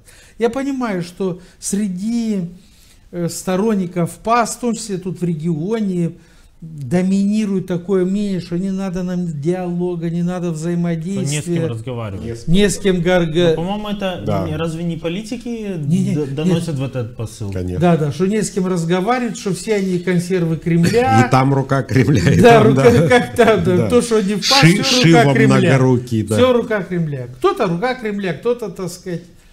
Я думаю, что это очень важный сигнал. Очень важный сигнал. Я думаю, что нам помогает осознать необходимость взаимодействия Европейский Союз, который понимает, насколько важно подключать как можно больше людей к общему процессу. Маякос заявил, Бартакос, Маякос, видите, у нас уже такой, так сказать, собирательный образ, да. И Марта Кос заявила, что это общенациональное дело, это не дело одной партии. Ну, только ленивый это не говорил на протяжении лет. Но теперь из уст еврокомиссара это звучит по-другому. Почему важно? Вот эти люди, в частности оппозиционные партии, они представляют большие группы населения, большие, настолько большие, что, значит, это позволило им войти в парламент. Наша Молдова это не клуб каких-то избранных, она разная, в этом наше богатство, культурное и прочее. Смотрите, да. Мы знаем о реалии молдавской политики, что почему, в том числе, точнее, почему ПАС или социалисты имеют постоянную большую группу избирателей на геополитике в основном.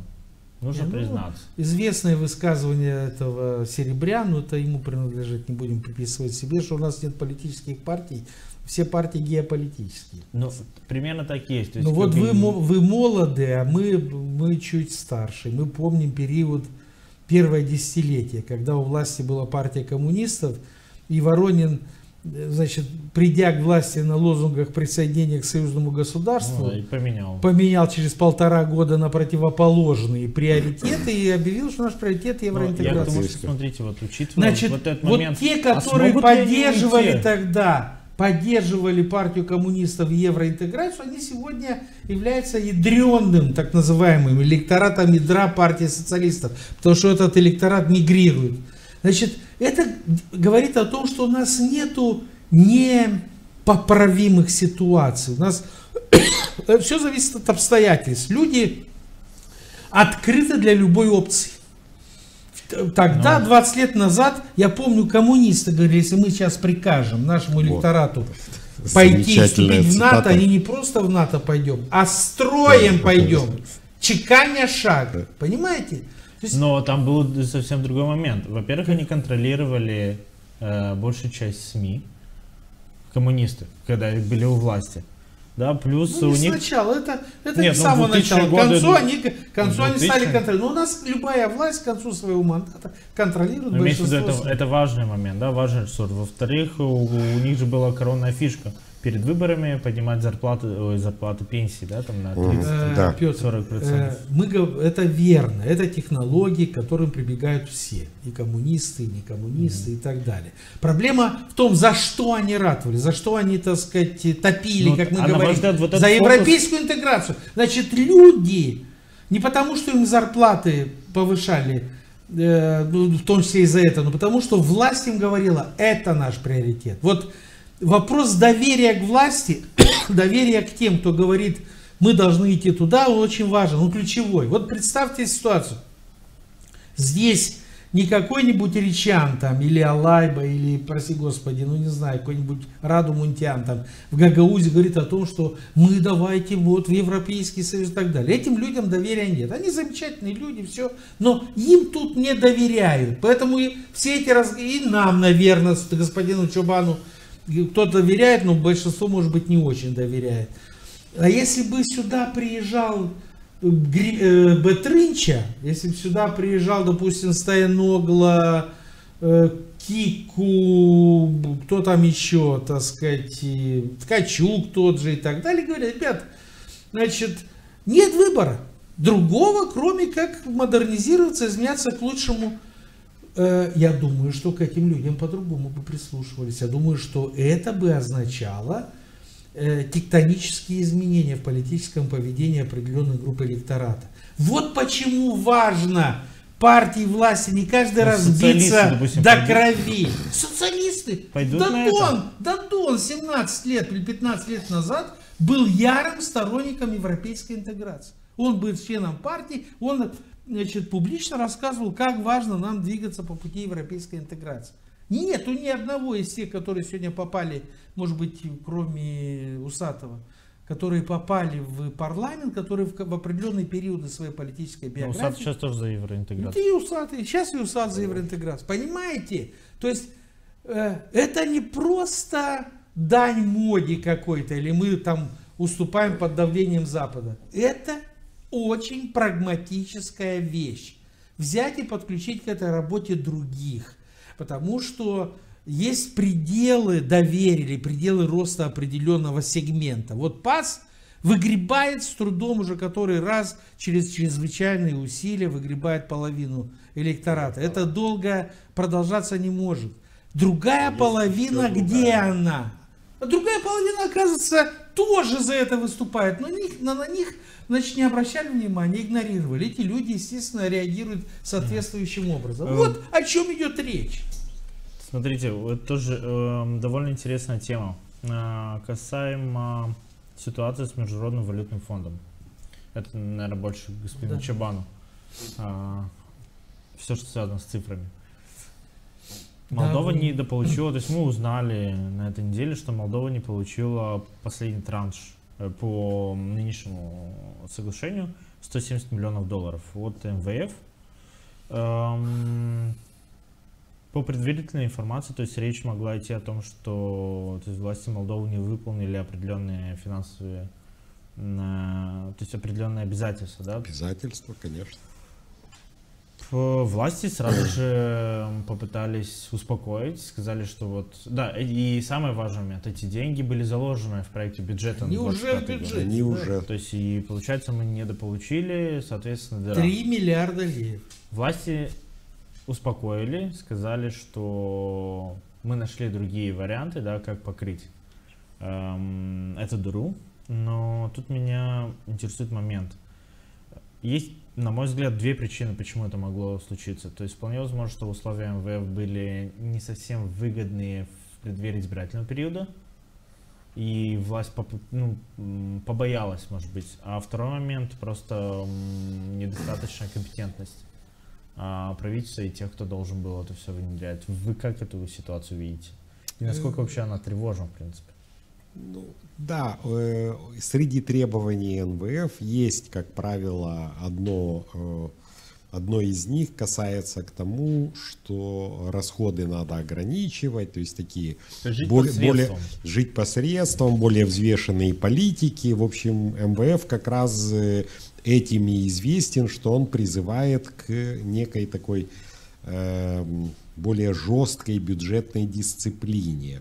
Насколько это хорошо для экономики, это вопрос спорный, в том числе в среде экономических экспертов. Некоторые говорят, что такими политиками МВФ скорее чаще приносит вред экономикам, чем наоборот. Потому что есть моменты, когда государство обязано, так сказать, ну, условно говоря, тратить гораздо больше, там как-то не сдерживать бюджетный дефицит, и тогда это в период особенно кризисов вытаскивает экономики из процесса стагнации. У нас, кстати, приблизительно такая же ситуация. То есть это чтобы пример, можете вот пример привести? То есть я правильно понимаю, это, например, ты берешь Великая депрессия, кредит под 2%, вот допустим, вам пример. И вкладываешься в строительство дорог, там, то есть создаешь рабочие места. И уже и это тебе, получается, конечно, приносит дивиденды в экономику. Определенные, да, потом мультиплицирующие эффекты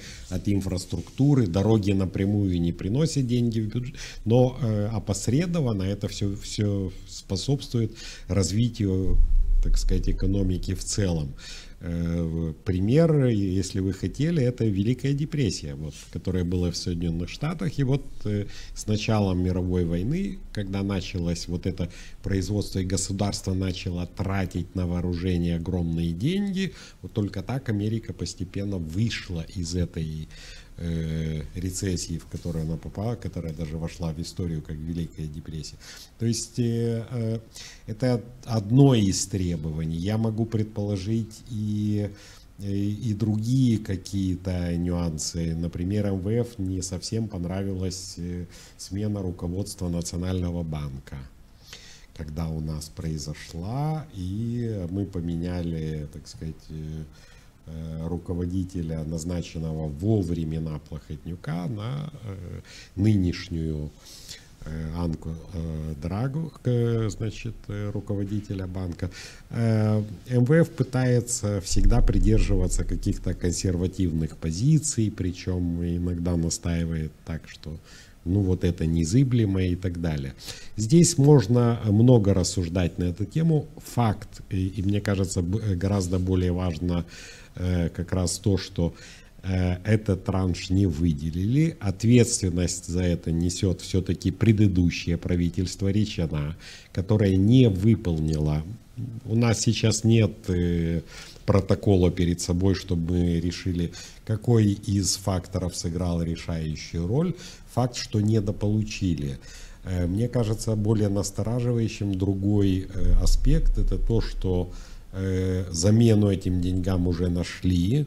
И, насколько мне удалось прочесть, и бывший министр финансов сказала, что это деньги вот перекрываются из вот этого и европейской программы развития и экономического роста, вот этих 1,9 миллиардов, что, на мой взгляд, это не хорошая тенденция. Если тебе МВФ должен был дать деньги на покрытие бюджетного дефицита, которые у тебя уже там запланированы, а потом вдруг не дал, и ты их берешь из денег на развитие. Значит, 3 миллиарда создается, соответственно, дыра, которая эти деньги должны были тратиться на какие-то программы развития, которые также запланировали в другом месте. Вот эти ситуации Тришкиного кафтана, к которым мы прибегаем вот в таких сложных бюджетных ситуациях, они хорошо на экономику не влияют. Поэтому я скорее негативно оцениваю эту новость, чем, скажем так, празднично, что вот мы уже нашли выход из ситуации, мы как-то перекроем. Конечно, перекроем. Мы можем по-разному это перекрывать. Мы можем брать кредиты вообще где-то и на внутреннем рынке под огромные проценты, но все эти варианты хуже того, который был изначально запланирован. В продолжении темы, вот у меня сложилось впечатление, что после выборов основные дискуссии, основные дебаты в Молдове идут именно на экономические темы. Возможно, такое просто впечатление сложилось. То есть, господин Тулбери, вот вы как считаете, будет ли вот тема экономики, инфляция, там, цены там, на газ? Мы уже дошли до того, что у нас мы уже сколько, 3 дня, да, обсуждаем скумбрию, такое ощущение, как будто это прям вот 3 раза в день. Которые, да, невозможно. Это хорошо, что мы про экономику и про цены говорим, все-таки это более естественная тема для обсуждения, чем, например, какие-то несуществующие воображаемые угрозы, внешние там или внутренние и так далее. Это не Билл Гейтс, который, значит, чипирует нас там на расстоянии, ну и прочее, и прочее. Это естественно, что мы говорим про экономику, потому что это главный приоритет нового правительства. Глава правительства экономист, экономический блок — это тот, который как локомотив будет двигать этим правительством. И это главный приоритет Молдовы сегодня. 14% ВВП от среднеевропейского уровня. Вот такие показатели по Молдове. Наш ВВП составляет 14% не от лучших в Европе, а от среднеевропейского, куда входит и Румыния, и Болгария, и все. Это в общем, невозможность нашего вступления в Европейский Союз с таким ВВП. Мы не можем, потому что как только мы вступим в отношения, нас будут регуляции эти работать, просто нашу экономику все сметет и разметет в разные стороны. Мы не сможем конкурировать. Вот поэтому это приоритет. И для этого Мунтяну был призван, значит, возглавить правительство и так далее. Что касается цен на газ, на тарифы. Значит, тут ситуация более-менее понятна. Да, в этом году мы закупали лучше, чем в прошлом газ. В прошлом году, вы помните, скандал. Кто там закупает, Энергоком или Молдова газ и так далее. Был закуплен газ не в самый благоприятный период. Поздно и дорого. В этом году вовремя и более-менее дешево закупили. Но, поскольку в прошлом году много газа дорогого было закуплено, мы до Нового года, значит, как бы потребляем тот дорогой газ. Потому что тарифы, они не меняются каждый месяц или каждые 2 месяца. Они меняются там раз или 2 в год. И это средневзвешенная цена закупки плюс затраты на транспортировку. Годовая цена влияет на тарифы. Поэтому можно ожидать, что для конечного потребителя, бытового потребителя, тарифы на газ понизятся после Нового года, но не до Нового года. А цены, значит, на рыбу, на все остальное, это, ну, мы не будем терять на это время, я думаю, сейчас. Рыба, по-моему, сократили добычу этой рыбы. Нет, ну это на самом деле просто довольно забавная история в том плане, что все так начали обсуждать, как будто мы скумбрию... Без скумбрии жить не можем. Каждый день 3 раза в день. Я уже жду, что в интернете начнутся объявления, что меняют на гараж там или на какую-то поддержанную... Господин Чупанов, вот это буквально последний вопрос нашей программы. Ваше мнение хотелось бы услышать, как... Я, по крайней мере, с вами познакомился, вот, когда был журналистом, как экономист, да, поэтому повышение минимальной зарплаты в Молдове обсуждается уже, по-моему, несколько недель. Да, у профсоюзов свое мнение, звучало сумма, по-моему, 8 тысяч. 8,5. Да, сейчас она составляет 5,5 тысяч лев. Госпожа Белоус, экс-министр финансов, она одна из... таких самых ярких оказалось. Медийных персонажей последнего времени. ПАС, да. Она говорила о том, что в любом случае повышение будет, но пока вот Министерство финансов и Министерство труда вычисляют насколько. Ваше мнение по этому поводу? То есть, ну, понятно, что повышение нужно, но тут вопрос в возможностях, которые есть у Молдовы. Вопрос возможностей, он является ключевым, естественно. Цена минимальной, то есть вот этот потолок 8050 леев исчисляется как 50% от средней запланированной зарплаты 16100. И поэтому профсоюзы... Вот откуда профсоюзы отсюда. Значит, роль профсоюзов, она, ну, достаточно традиционна.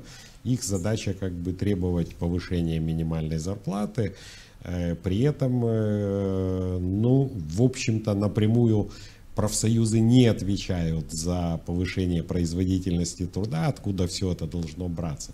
Но здесь есть один такой положительный, наверное, момент. Все-таки многие уже получают зарплаты выше вот этого минимального уровня, поэтому в общей доле всех остальных зарплат вот те, кто находится сейчас ниже этого уровня, они не так чувствительны. Поэтому вся эта история, вот об этом и говорили, что они просчитают с Минфином, сколько находится за этой чертой, чтобы их подтянуть, сколько это в целом будет стоить бюджетных денег или как к этому подойти. И, в общем-то, после этого, я думаю, это не заоблачная цифра, минимальная, и не заоблачная, и средние зарплаты. И, кстати, в программе Мунтяну там более амбициозные есть зарплаты, заявленные на... Там, по-моему, минимально 10 тысяч до 20. 10, да, и 25 средние. То есть там, смотрите, там такие... довольно интересный был аргумент, я вот не помню, где читал. Там говорил, один из экспертов объяснял, что в принципе повышение минимальной зарплаты может даже помочь в борьбе с зарплатами в конвертах. Почему? Потому что сейчас, к сожалению, в Молдове есть феномен, когда ставят минимальную зарплату, все остальное тебе дают в конвертах, да? И в этой ситуации, то есть работодатель фактически будет больше вынужден показывать, да. То есть это больше налоги и, соответственно, больше. А с другой стороны и соцфонд, и все остальное, и отчисления, да. То есть здесь содержится большой такой потенциал позитивных сдвигов опять в целом по экономике. То есть пока что я наблюдаю за вот этими дискуссиями, где-то уже решениями нынешнего правительства, и серьезных ошибок не видно, и в целом хочется пожелать им успехов. И да, всем нам получается, потому что, понятно, если мы все в одной лодке, мы все в одной лодке, да, в конце концов, это наша страна, вот пожелаем им успехов. Я благодарю вас за участие в этой программе. Конечно же, будем внимательно следить за дальнейшими новостями. Мы напоминаем, что сегодня у нас в гостях были политические аналитики Виктор Чабанов и Алексей Тулбури. Оставайтесь с нами и до новых встреч.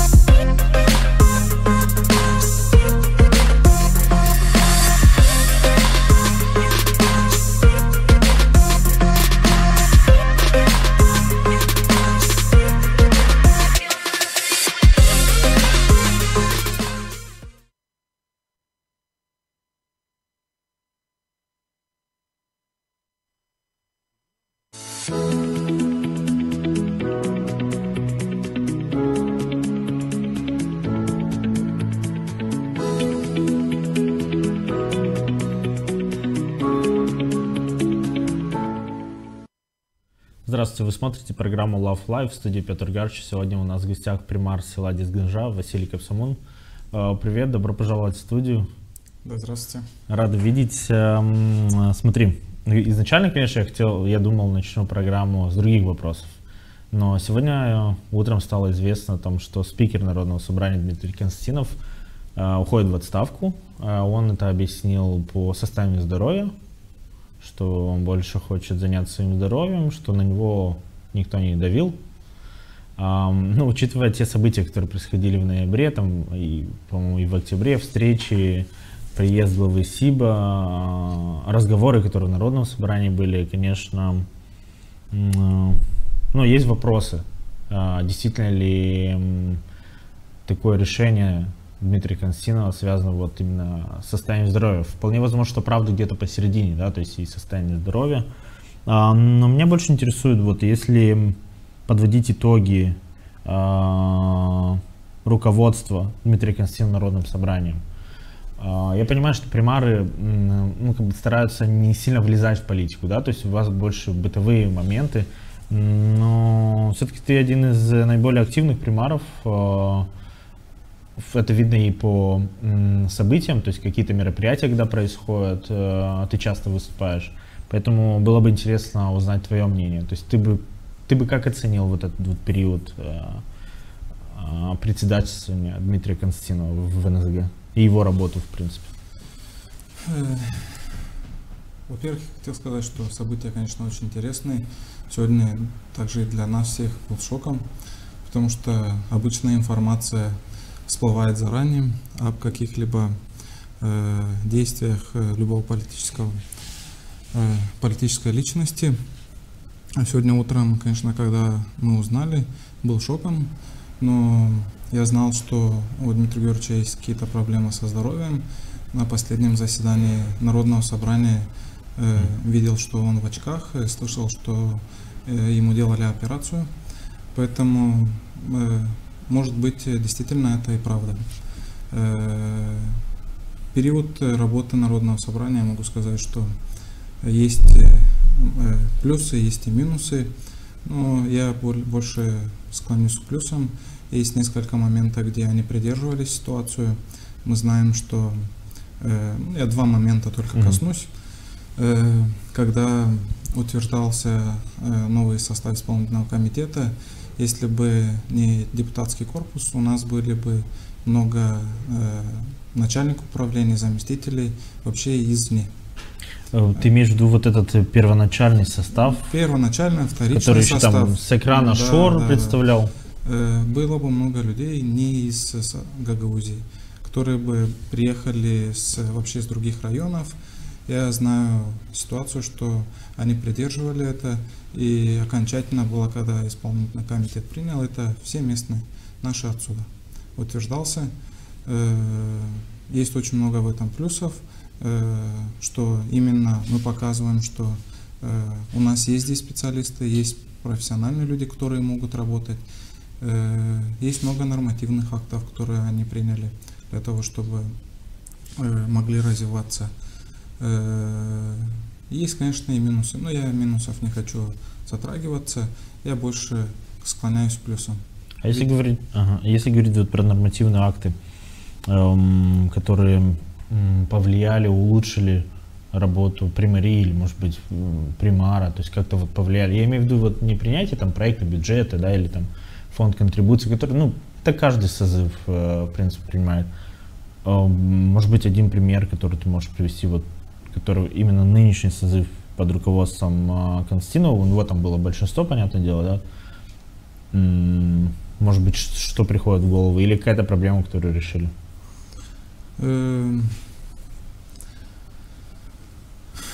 Сейчас, чтобы вспомнить конкретно нормативные акты, я не готов сказать, потому что нужно было изучить, но я знаю, что принимались нормативные акты по развитию. К сожалению, ситуация, которая сложилась у нас в Гагаузии, немножко притормозила развитие у нас в районе, в регионе, но были предпосылки, чтобы это улучшать. А что имеешь в виду? Ситуация, то есть приход в ГУЦУЛ и вот эти отсутствие диалога или что именно? Отсутствие диалога, совершенно верно. Между властями Гагаузии и Кишиневым? Да. Ну, мы, в принципе, немножко этого коснемся, но уже ближе к завершению программы, то есть касаемо диалога Кишинев-Комрата. Я хотел бы уточнить касаемо фонда контрибуции. Потому что вот последние два заседания Народного собрания, там были довольно, ну, предпоследние заседания, особенно были бурные споры. Они возникли из-за того, что вот там был список проектов в селах Гагаузии, да, примарий сел Гагаузии, и был еще, да, список городов. Он отличался. Прежде всего отличался суммами, да, то есть в городах это были очень такие масштабные проекты, там и строительство вот производственной площадки, там в Чедерлунге, да, там водоснабжение, канализация в Улканеште. И спор заключался в том, что некоторые депутаты, которые представляют села именно, да, они говорили, что нужно немножко поменять распределение фонда контрибуции. То есть, по их мнению, он не то чтобы непрозрачен, он несправедлив. Что города вот получают, там даже была проведена статистика, да, что города больше получают. Ну, в принципе, это и логично, потому что у них и больше ресурсов на то, чтобы грантовые деньги, небюджетные деньги привлечь. Скажи, пожалуйста, ты какого мнения? Ну, во-первых, как бы ты оценил вот работу этого фонда контрибуции сейчас? То есть все ли вовремя, может быть, ты видишь вот с точки зрения примара, что можно изменить или что улучшить? Смотрите, когда в 2017 году был принят данный закон о фонда возмещения контрибуций, даже в законе пишется о том, что это такая возможность и стимулирование органов местного публичного управления для того, чтобы привлекать небюджетные средства. Это для нас очень большая помощь в этом направлении. И очень много проектов за счет этого мы тоже выигрываем, потому что мы знаем, что есть нормативный акт в Грузии. То есть, что вы покроете, да? Да, вот, то, что мы покроем определенную часть, потому что контрибуция может составлять и больше. У нас есть проекты, примеры, где больше. Почему этот вопрос поднимался? В последнее время Фонд регионального развития, мы знаем, что все проекты получили только города. Но также проекты были написаны селами. Несколько сел. У нас был проект, написанный с 9 селами. Это у нас Камрат, ближайшие села, это Дизгинжа, Буджак, Конгащик, Кирсова, Чок-Майдан, Светлый. Мы писали так, туристический кластер, так, чтобы в каждом селе что-то строилось. И когда будет карта, чтобы мы могли людей пригласить, чтобы они видели. Очень интересный такой проект был.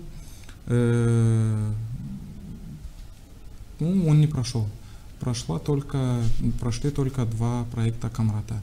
Мы всегда говорим, что... Я извиняюсь. Это в этом году или когда вы... Да, в этом году. И, конечно, все примары возмущались, потому что там суммы большие и контрибуции, соответственно, тоже. И если они получают по ревитализации один проект, по развитию там 20, какой проект сумма? До 20 или до 25 миллионов, то сейчас еще и плюс и другие проекты получили. Там порядка, если взять контрибуцию, там полностью покрывается весь фонд контрибуции. Да, и многие примары возмущались.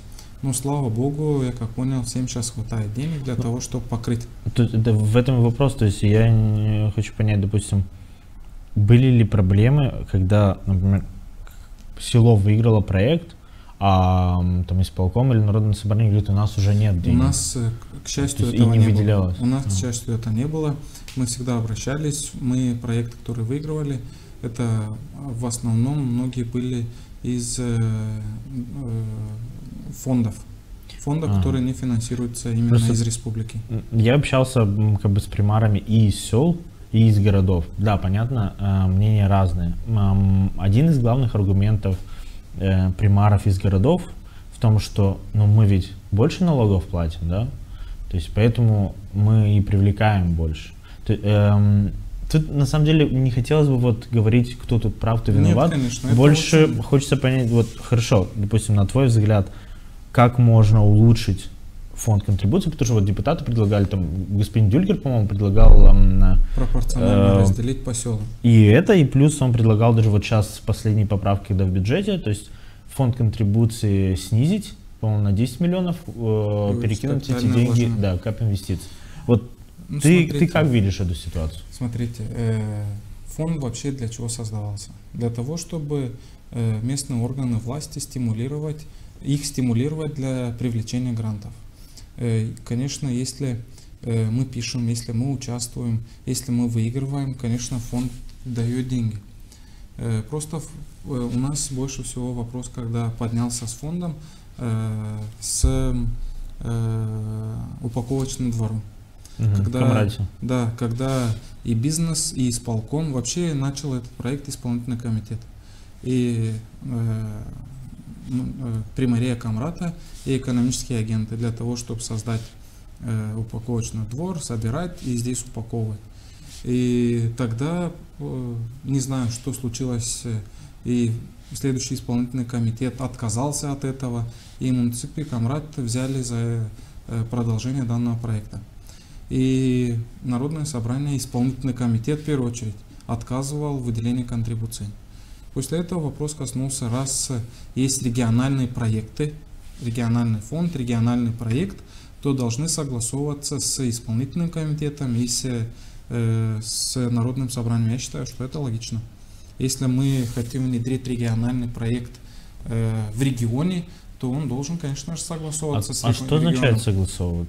То есть подпись исполкома, постановление должен быть, какой-то отдача согласия, то есть что имеется в виду? Это механизм должен просто согласовываться, либо постановление, либо бумага, где все подписываются о том, что они согласны в внедрении данного проекта. У нас же получилась проблема, вот 2 или 3 года назад депутаты внесли поправки в закон о капитальных инвестициях, да, что без подписи, без одобрения депутата проект местного значения, да, ты не можешь внедрить, то есть нужно решение совета. В итоге вот в Камрате, например, Камрат 2-й год рисковал не освоить эти деньги, потому что там не было подписей всех. И на твой взгляд, вот даже если внедрить эту схему, разве не будет риска того, что, допустим, исполком не согласится с проектом? При мэрии что делать в этой ситуации? Смотрите, для этого нужен диалог. Я считаю, что этот закон неплохой, то, что нужно согласовывать, потому что они выделяют, принимают решение выделять. Ну, как-то нужно, я думаю, что это согласовывать, это не проблема. Есть просто личные амбиции людей, которые не хотят подписывать, либо у них другое мнение. Нужно сесть, договориться и принять решение по поводу подписи. Я знаю, что есть у моих коллег тоже, что они не могут найти общий язык с депутатом для того, чтобы согласовать капитальное вложение местного значения. Но есть дальнейший механизм. Сход граждан, чтобы посоветоваться. И после этого протокол и предоставить. После этого, я думаю, что или депутата вызвать. И если люди считают, что это приоритет, то я думаю, что депутат не пойдет против своих избирателей. Это неплохое. У вас депутат Николай Рая, по-моему, 2-й срок подряд, если я не ошибаюсь. И он еще и глава комиссии по строительству и промышленности. У вас были какие-то вот за 4 года моменты, что были не согласны, не могли найти общий язык? И как это решалось? Смотри, перед принятием решения по вложениям мы советуемся. Я спрашиваю, вот у нас предлагаю. У нас есть вот несколько вариантов, куда мы думаем, планируем местным советом направить. Вы как считаете, чтобы мы примем решение, а потом вы не подпишете или вы не согласны будете? Спрашивают, какие предложения. Садимся, показываем, доказываем, объясняем, что это нам необходимо. И без проблем он подписывает, говорит, что если принимаем общее решение... было такое, что он был не согласен? Нет, слава богу, не было у нас. Ага, у вас просто такого не было. Раз уж мы уже заговорили про строительство, про капитальные проекты, капитальные инвестиции, ситуация вокруг Дома культуры в Дизгиндже, потому что я помню, я еще начинал работать журналистом, это где-то 16-17 год был, была изначально... Я помню, еще предыдущий примар, говорил, у него была идея вроде бы новый построить, потом что-то там решили... сначала отремонтировать, потом решили новый построить, потратили около 2 миллионов на то, чтобы разрушить, по-моему, старый, если я не ошибаюсь, или 800 тысяч лей, потому что это был первый транш от региональных властей. В этом году, вот, я так понимаю, поступил первый транш на строительство... на продолжение, получается, да, строительство. Расскажи, пожалуйста, что с этим проектом вообще сейчас, как он продвигается, как вы вообще планируете его построить? Вообще история началась с 2018 года, когда уже, про плохое не будем уже говорить, начнем про хорошее, то, что уже после снесенного Дома культуры был установлен фундамент. И, к сожалению, с тем исполнительным комитетом, который в тот период выделил деньги, на первый этап продолжения не имело. В законе пишется о том, что если объект начался, то он должен уже дальше финансироваться. К сожалению, 6-7... Это закон о капитальных инвестициях? Да. В приоритет всегда ставятся незавершенные объекты. Так как он уже начался, к сожалению, мы писали письма по поводу продолжения второго этапа строительства Дома культуры. Не получали. Исполнительный комитет считал, что данный объект не нужен селе Дизгинджа. Слава богу, сейчас мы обратились и получили одобрение, финансирование на значительную сумму, там 1 400 000 450 или 425 тысяч лей для того, чтобы продолжить поднять стены, крышу Дома культуры. Проект рассчитан на 300 посадочных мест. В некоторых местах она будет двухэтажным, часть здания двухэтажным. Мы сейчас готовим документы для того, чтобы опубликовать в аквизиции МД провести тендер. Да, тендер.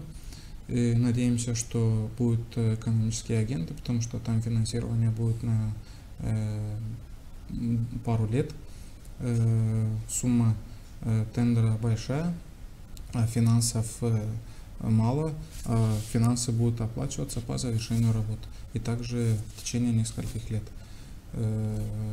А какая сметная документация? Вообще полная сметная документация для того, чтобы в сером варианте сделать, без электричества, без каких-либо коммуникационных сетей, стоит 6 миллионов 300. Тендер, конечно, надеемся, что он немножко упадет для того, чтобы сэкономить бюджетные средства. Первый этап мы разделили. Сейчас в связи с тем, что у нас финансов нету, где-то 4600, 4900 сметная документация будет. И уже когда будет выявлен подрядчик, тогда уже будет видна полная сумма, с которой был выигран. Ну, ты как видишь решение этого вопроса? То есть, я так понимаю, допустим, 1,4 миллиона это первый транш, да? Скорее всего, в следующем году будут проблемы. Почему? Потому что выборы в Народное собрание весной. Да. С большой долей вероятности выборы в Башканы будут тоже примерно так же, возможно, в один день. То есть полгода мы точно не будет никаких решений, да, по распределению капитальных инвестиций. Какую часть этой суммы, допустим, вы можете покрыть из своего бюджета, или же вся надежда вот на бюджет Гагаузии? Это пока не рано говорить. У нас есть определенное видение, но видим уже, как дальше будет, как начнется Новый год, как этот год закончится, как начнется следующий год. Потому что действительно бюджетный год, он очень тяжелый. Все финансовые затраты по заработным платам, по повышению тоже лягут на органы местного публичного управления. В этом году легли, и сейчас планируется поднятие заработной платы, но без какой-либо компенсации. Это противоречит, конечно, и кодексу, и другим нормативным актам и Конституции, что децентрализация делается, либо повышение делается, но с сопровождением каких-либо финансов. То есть уточняющий момент. Финансовый год немножко сложный.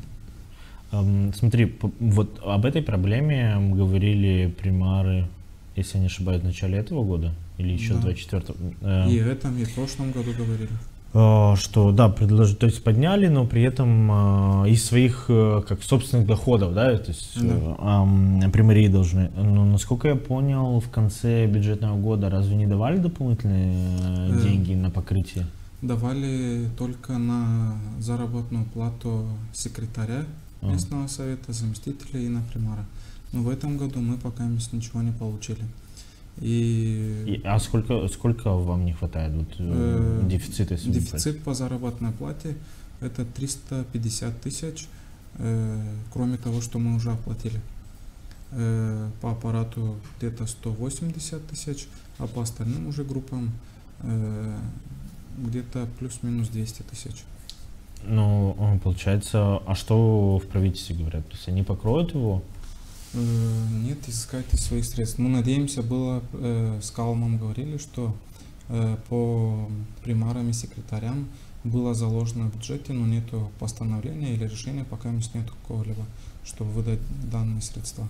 Буквально на днях, по-моему, вчера было заседание парламента, были внесены поправки в бюджет, но по статьям я не смотрел. Мы тоже не смотрели. Потому что я понял, что каждый год даже вот и по детсадам, допустим, да, по учреждениям, то есть то, что не хватает, дают, да? Детсады, спортивные школы, школы, дают даже на повышение заработной платы по электроэнергии, покрывают расходы, дефицит покрывается. Я хотел бы, чтобы ты рассказал, по-моему, 2 года назад, несколько лет назад в селе Дизгинджа и там селах, которые рядом, там начался проект по сбору мусора, то есть на несколько сел, да? Как вообще внедрение этого проекта? То есть, в первую очередь, интересно, как люди отреагировали. Есть ли проблемы с оплатой, неоплатой, кто-то отказывается, может быть, потому что там проблемы были в некоторых, в Тараклийском районе, в некоторых селах, потому что там, особенно те, которые малочисленные села, да, там не получалось им собирать нужное количество денег, кто-то отказывался, кто-то говорил, что там, мне и так нормально, я сам выкину. У вас как с этим? У нас в селе собирается мусор с 18-19 года. Централизованный вывоз. В 2020-2021 году мы написали проект, связанный с менеджментом твердых бытовых отходов по селу Дизгинджа, и мы взяли партнерство с селом Чинак. Мы хотели с Гагаузии взять, но тогда несколько сел не захотели участвовать. Многие говорили, что очень сложно будет работать, не можем найти диалог. Но я вам скажу, что очень положительный пример. И я доволен, что мы так сделали, приняли такое решение, потому что для нас это очень большой опыт был. Там в селе Чинак Олег Павлович Примар, он сам из структуры бывший полицейский, работал в полиции в МВД. Немножко смешно, но я, конечно, боялся.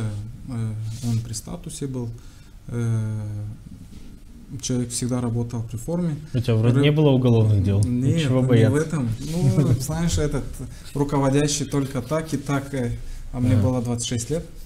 И когда мы начали работать, мне очень понравилось работать с взрослым человеком, потому что всегда можно было находить, независимо от того, что у нас разница в возрасте, диалог у нас всегда был очень хороший, конструктивный, и мы выходили из любой проблемы, из ситуации, которая у нас складывалась в период работы. Потому что, считайте, у нас автономное территориальное образование, у них район, и были иногда немножко проблемы.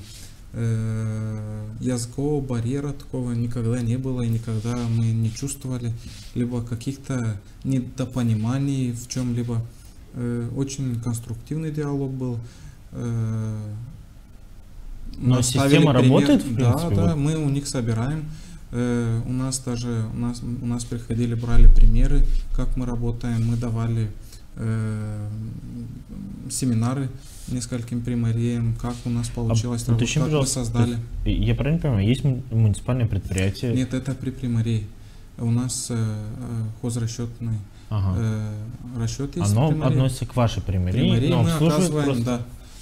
Очень интересно, как это мы создали.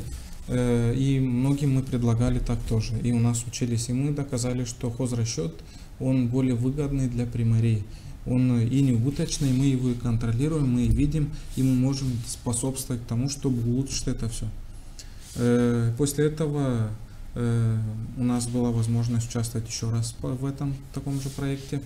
Из там где-то 300 сел, 469 проектов мы прошли опять. В этот раз мы были уже 4 села: Дизгинджа, Чинак, Топал и Буджак. Год работали над документацией, приводили документацию в соответствие. Там планы СИС, план по улучшению услуги. Мы сейчас подали на 2 услуги. Это по менеджменту бытовых отходов, реконструкция, улучшить сбор пластика и стекла. То есть вы хотите, чтобы отдельно собирался? Да, да. И плюс в Топале хотели услугу новую внедрить. И вторая услуга — это ремонт дорог. Постепенно хотим эту услугу тоже внедрить в наших селах, для того, чтобы первая услуга, которая вывоз твердых бытовых отходов, она была постоянной, то есть из-за дождей, из-за погоды, чтобы мы могли всегда собирать. А сейчас не всегда когда получается? сильные дожди, мы стараемся не портить дорогу. Через день все равно собираем мусор. Ну, график немножко сбивается. Мы заключили договор с Чинаком. У нас на целый год есть договор. Есть соглашение между советами по поводу договорных обязательств. А по поводу ремонта дорог, то есть, получается, вы подали заявку, чтобы выиграть на технику? На технику, да. Ага. На технику. И сейчас в условиях договора, если одна примария отказывается участвовать, либо не предоставляют услуги другой, то они выходят с проекта и возвращают все деньги обратно. Это очень интересно и очень положительно, я считаю, что так должно быть. У нас, к сожалению, одна примария отошла. Для нас это очень больно, потому что мы целых... А кто это? Топал. Примария Топал. Они ушли, написали заявление. Конечно, для меня это очень неприятно, потому что целый год я тратил и силы, и энергию, и меньше уделял семье для того, чтобы готовить там очень много документов. И на последнем этапе при подписании договора о финансировании примария Топал пишет, что из-за языкового барьера, из-за политических амбиций, из-за того, что мы не поддержали референдум, еще там много чего еще написал. Для меня это очень было болезненно. И для наших партнеров, с кем мы работали, тоже очень неожиданно. И сейчас мы остались 3 примарии. Мы начали уже внедрять этот проект. Первые этапы уже идут. В селе сейчас мы ремонтируем дорогу в сторону мусорной свалки. Так, можно уточнение? Вы получили какой-то грант? Да, конечно. Ага. А какая сумма, от кого получили? Финансируется вообще проект Мейнплик. Он финансируется правительством Швейцарии. СКАТ внедряется у нас здесь. Участвует сейчас 13 групп. В каждой группе по минимум 3 примарии. Есть максимум 12 по ходу примарий. А вы сколько получили? Максимальная сумма 250 швейцарских франков. Мы сейчас подписали первый этап договора. Мы подписали на 2 миллиона 900 тысяч лей. Первый этап подписали. И на что эти деньги вышли? Первый это у нас идет ремонт дорог к мусорным свалкам в селе Дизгенжа, в селе Буджак, ограждение свалки в селе Чанак, потом закупка спецтехники, экскаватор многофункциональный, ангар, где будет установлен пресс для пластика, отдельно для пластика, и где будет складироваться стекло, и установка видеонаблюдения в селе Чинак, в селе Буджак на мусорных свалках, и плюс контейнеры сеточные, либо мы будем брать там бюронные. Для пластика, да? Да, для пластика и стекла. И второй этап, после этого как завершим, у нас каждый до 10 числа каждого месяца отчет, что было проделано, какие планы мы проводим, хотим сделать. Мы планируем до конца следующего, не до конца, а до середины следующего года завершить первый этап.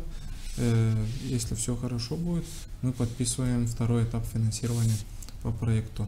А второй этап что подразумевает? То есть что должен быть и что сделать?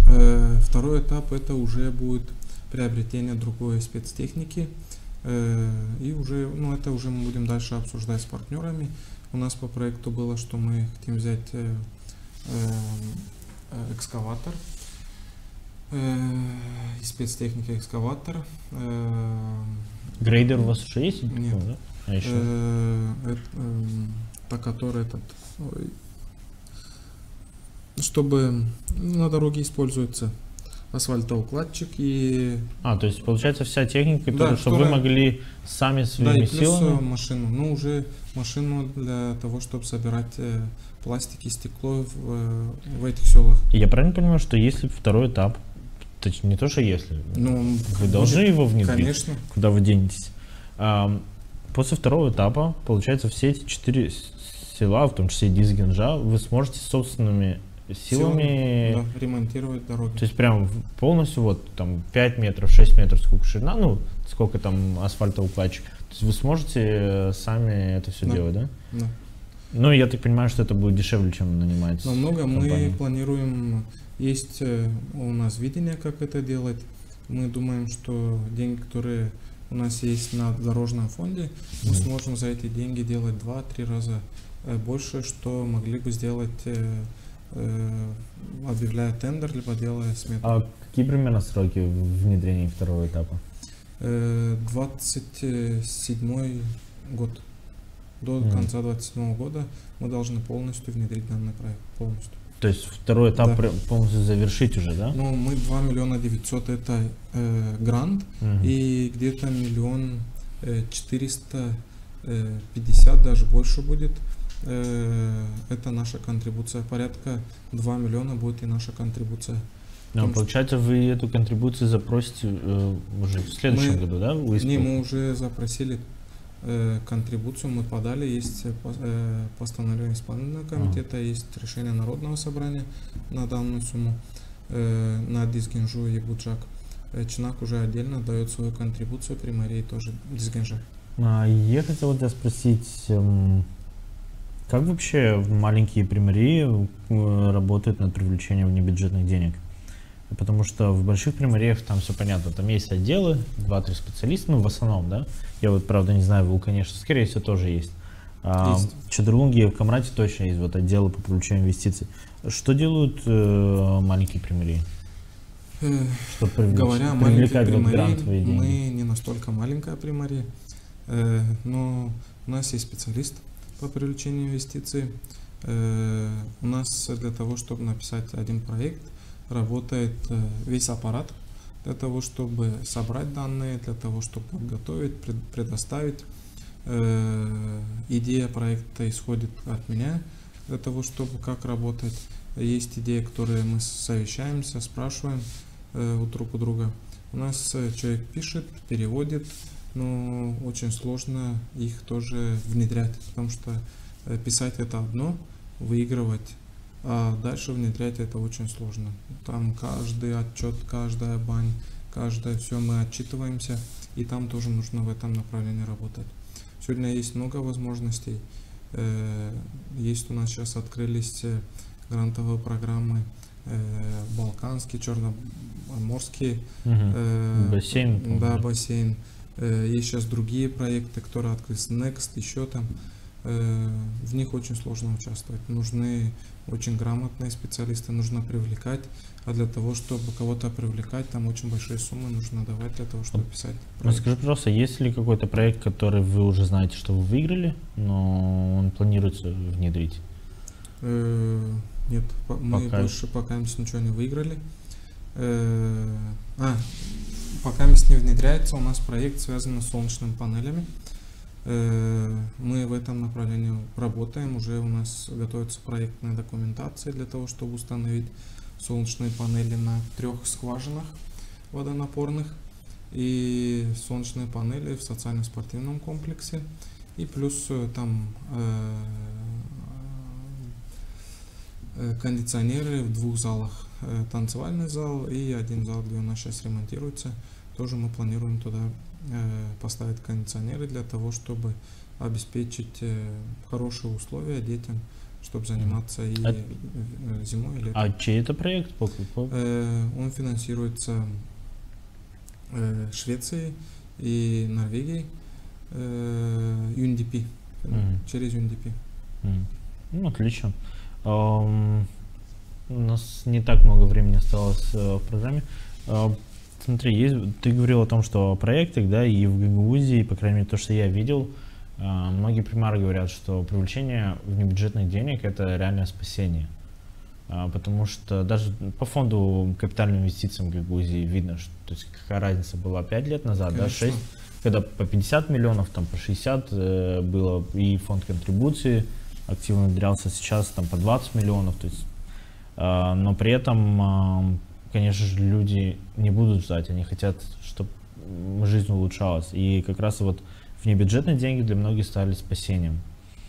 Но я не раз замечал, что вот со стороны даже некоторых политических сил в Гагаузии они называли вот примаров, там, которые сотрудничают с Кишиневым, допустим, да, с правительством, я имею в виду, привлекают какие-то внебюджетные деньги, то есть чуть ли не даже на митингах там звучали, что они там предатели. То есть как-то вот у нас в последние годы очень было популярно делить на своих и чужих. Это касалось и депутатов, это касалось и примаров, да, там, если ты не с нами, то все, ты сразу чужой.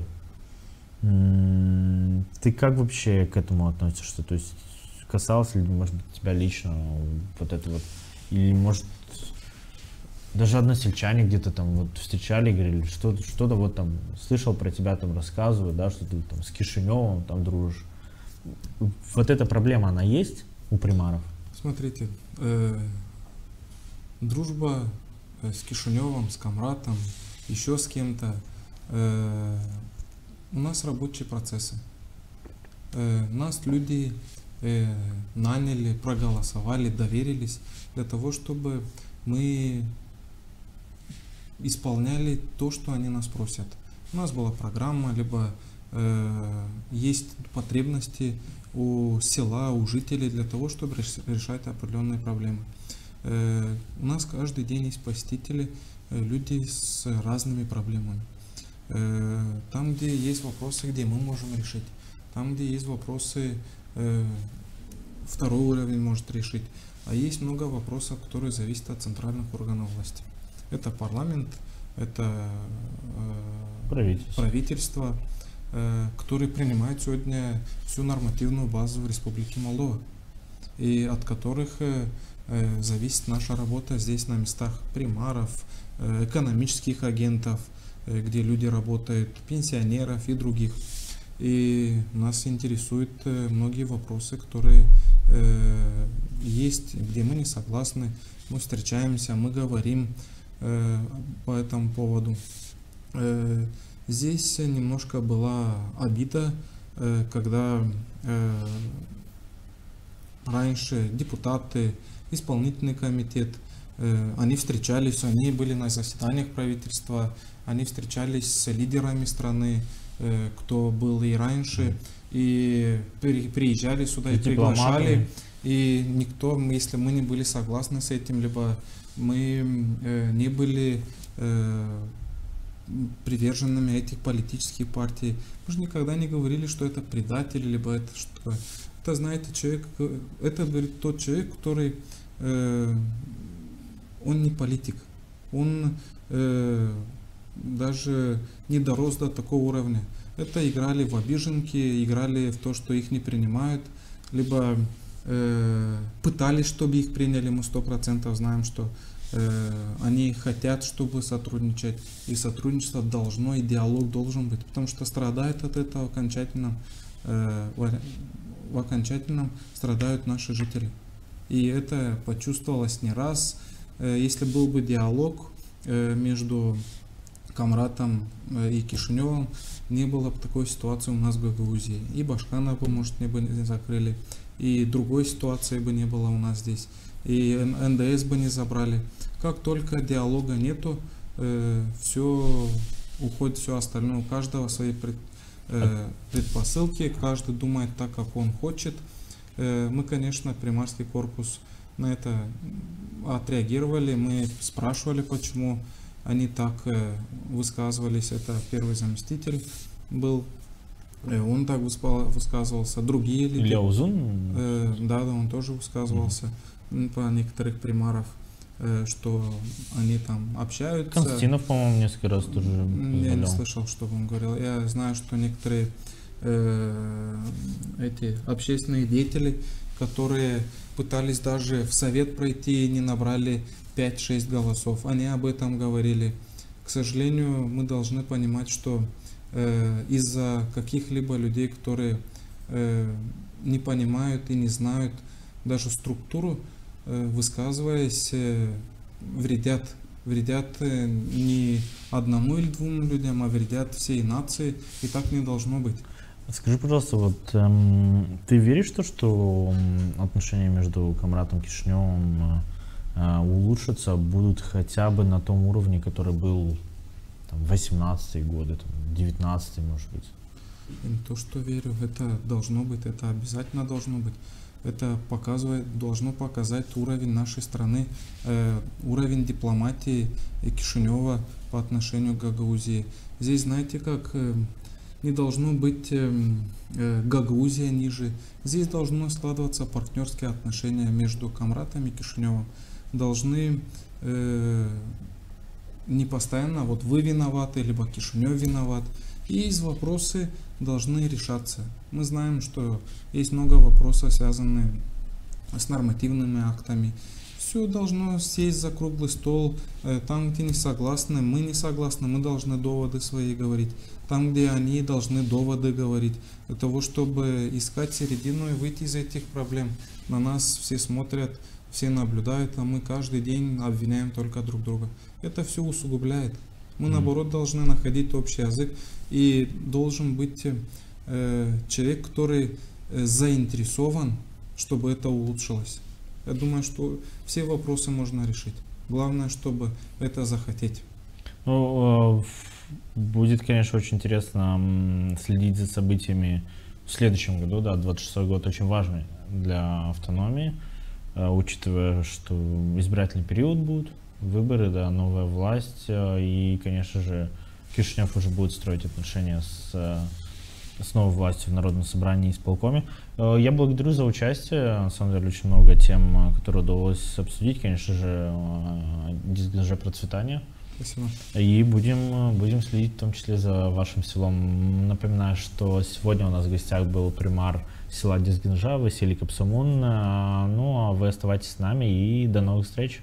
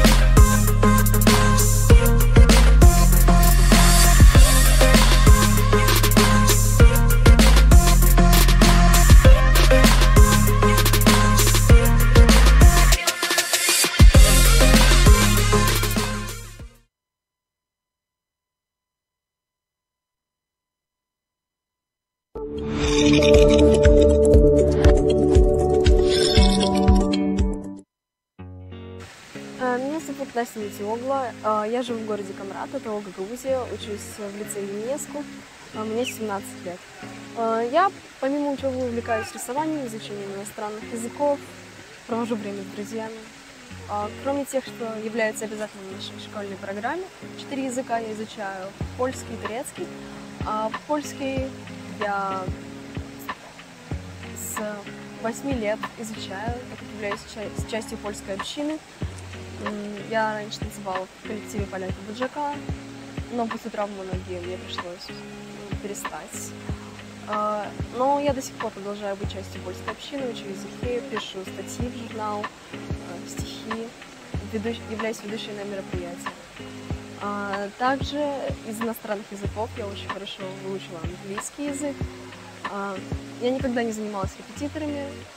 Свою базу я наработала в школе. И закрепила я свои знания, когда полетела в Соединенные Штаты Америки по программе Flex, штат Техас. У меня было 2 принимающие семьи. Первая принимающая семья – это молодая пара Меган и Джейкоб. Им обоим было около 30 лет. У них было 3 собаки. У них не было детей, и они хотели просто на 1 год попробовать себя в роли родителей. И приняли меня в свою семью. Но, к сожалению, им пришлось переехать, поменять работу, и они не могли меня больше принимать. И мне поменяли семью. Вторая моя хост-семья – это пожилая женщина Тереза, которая уже много лет принимает к себе студентов по обмену. И она также решила взять меня в свою семью. У нее было 2 питомца, что очень важно для меня. Я обожаю животных. Кстати, поэтому я была волонтером в местном приюте, где у меня более 100 волонтерских часов. Я была помощником ветеринара, помогала выгуливать собак, кормить. Я рисую с 5 лет. Меня отдали в художественную школу. Я отучилась, как положено, 4 года в художественной школе. Также осталась на 1 дополнительный год, там иногда предлагают. А после этого занималась индивидуально с местными художниками. Я участвовала в многих конкурсах, также и от художественной школы, и какие-то находила сама. Например, много конкурсов было от Про Европы. А Гагаузия для меня — это моя родина, мой дом. Я тут выросла, и это является очень родным для меня местом. На самом деле у нас очень много возможностей для Гагаузии. Очень многие стараются помогать нам развивать наш регион. Очень много мероприятий, конкурсов, программ, особенности для молодежи.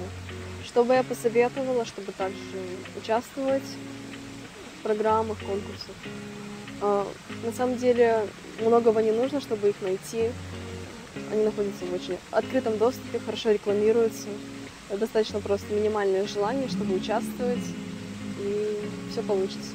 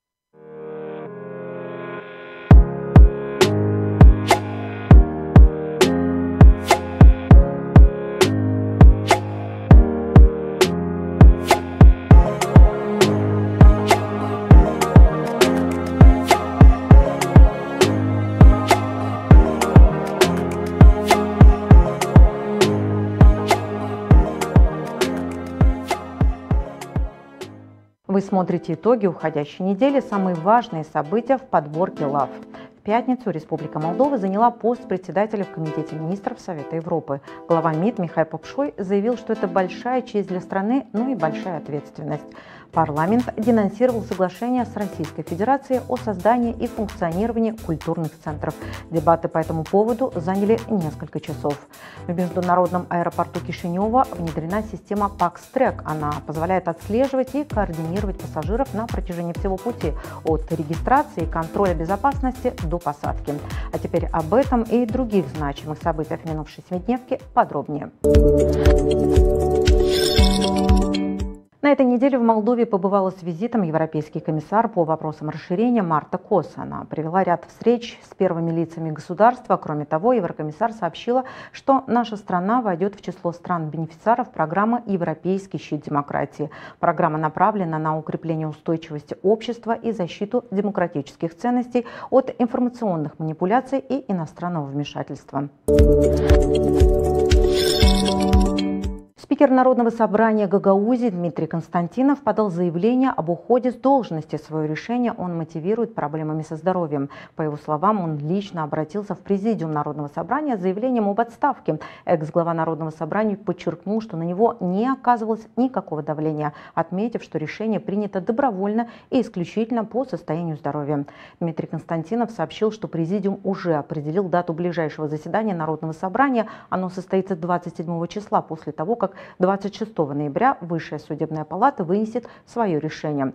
В этот день депутаты должны определить состав, а также утвердить дату выборов, которые ориентировочно пройдут в начале весны. По словам Константинова, до сих пор остается открытым вопрос, пройдут ли в марте только выборы Народного собрания или одновременно состоятся и выборы Башкана Гагаузии. Парламент денонсировал соглашение с Российской Федерацией о создании и функционировании культурных центров, подписанное в Москве 27 лет назад. Оппозиция раскритиковала инициативу, отмечая, что другие европейские государства не прибегали к подобным мерам и что это еще больше разъединит общество. Дебаты и выступления по этому поводу в парламенте продолжались несколько часов. В итоге проект был принят в первом чтении голосами 60 депутатов фракций ПДС и партии «Демократии дома». Министр культуры Кристиан Жардан заявил на пленарном заседании, что соглашение больше не соответствует реалиям и используется для продвижения российской пропаганды. По его словам, в условиях войны, развязанной Россией против Украины и попыток дестабилизации в Молдове, сохранение соглашения представляет риск для национальной безопасности. Правительство денонсировало 7 соглашений, заключенных в рамках Содружества независимых государств. По словам министра иностранных дел Михаила Попшоя, эти документы больше не являются актуальными. Речь идет о следующих соглашениях. Соглашение о сотрудничестве в области химии и нефтехимии. Соглашение о сотрудничестве в области использования сжатого природного газа в качестве топлива для двигателей автотранспортных средств. Соглашение о сотрудничестве в области экологии и охраны окружающей природной среды. Соглашение о принципах и порядке осуществления военных перевозок. Соглашение о безвизовом передвижении граждан государств Содружества независимых государств по территории его участников. Соглашение о принципах взимания косвенных налогов при экспорте и импорте товаров. Соглашение о мерах по обеспечению улучшения расчетов между хозяйствующими организациями государств-членов СНГ. Энергосистема Республики Молдова функционирует в соответствии с европейскими стандартами и больше не имеет обязательств в рамках Содружества независимых государств, организации, образованной постсоветскими государствами, в которой Российская Федерация заняла роль доминирующего лидера. На этой неделе правительство одобрило денонсацию последнего из 10 энергетических соглашений, подписанных с СНГ. Документ касается использования сжатого природного газа в качестве топлива для автотранспорта и был подписан в Минске в 1995 году. По данным Министерства энергетики, 6 из 10 расторгнутых соглашений касались электроэнергетического сектора и утратили свою актуальность одновременно с синхронизацией национальной электроэнергетической системы с континентальной европейской сетью в 2022 году. 3 других соглашения в газовом секторе были расторгнуты в связи с ориентацией Республики Молдова на закупки на европейских биржах после устранения зависимости от российских энергоносителей. На сегодняшний день Республика Молдова расторгла в общей сложности 64 соглашения, заключенных в рамках Содружества независимых государств. Молдова не получила от МВФ последний транш $170 миллионов в рамках последней программы финансирования. Это следует из материалов Минфина к проекту поправок в закон о госбюджете на 2025 год, согласно которым, среди прочего, внешнее финансирование сократится. Министр финансов Адриан Гаврилидзе подтвердил эту информацию и заявил, что это не повлияло на бюджетную стабильность страны. По словам министра, даже несмотря на то, что МВФ не перевел запланированный транш, государственный бюджет выполняется без затруднений, а расходы на обслуживание государственного долга сократились примерно на 300 миллионов леев. Чиновник уточнил, что в декабре власти намерены возобновить переговоры в рамках совместной комиссии, чтобы обсудить возможность перезапуска сотрудничества с МВФ и потенциальные источники финансирования. Вице-премьер, министр иностранных дел Михаил Попшой 14 ноября принял участие в официальной церемонии передачи председательства в Комитете министров Совета Европы, которая прошла в Страсбурге.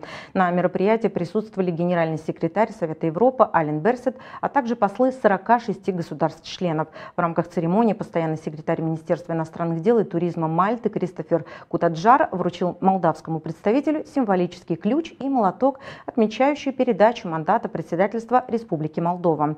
Наша страна будет осуществлять председательство в Комитете министров с 14 ноября 2025 года по 15 мая 2026 года. Это уже второй раз с момента присоединения страны к Совету Европы в 1995 году. Впервые председательство приходилось на 2003 год. На этой неделе прошли обыски в рамках уголовного дела о коррупции и извлечении выгоды из влияния в системе образования. По делу проходят 7 человек, включая декана одного из факультетов Государственного университета Молдовы, директора столичного колледжа, 2 посредников и 3 студентов. По данным следствия, декан, будучи научным руководителем и членом комиссии по защите дипломных работ в 2025 году, предположительно требовал и получал незаконные средства за разработку и передачу студентам готовых дипломных работ.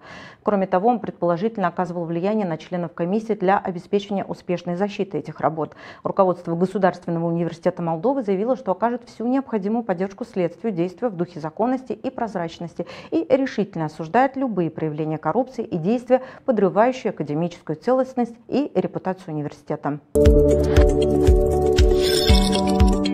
Мария Акбаш заявила, что решила отказаться от мандата депутата от ПАС, чтобы вернуться в бизнес. Это заявление она сделала после скандала, связанного с деньгами Илона Шора для ее компании. «У меня большая ответственность перед людьми, которые работают рядом со мной. Это крупный бизнес, в который я вложила много труда и энергии. Как бы трудно не было сделать этот выбор, я выбираю бизнес», заявила Акбаш. Решение депутат приняла после инцидента с поступлением на счет ее компании около 20 тысяч евро, которые, как сообщалось, могли исходить от окружения осужденного Илона Шора. Акбаш подчеркнула, что фирма не использовала эти средства, и она дала показания в Национальном центре по борьбе с коррупцией по этому вопросу. Помимо Марии Акбаш, свои мандаты решили сложить и еще 4 депутата фракции ПДС: Константин Киану, Роман Кожухарь, Верил Бостан и Николай Драгонел. Председатель парламента и ПДС Игорь Гросу отметил, что уважает их решение и ценит вклад каждого. Они остаются с нами, где бы ни работали, ради целей европейской интеграции.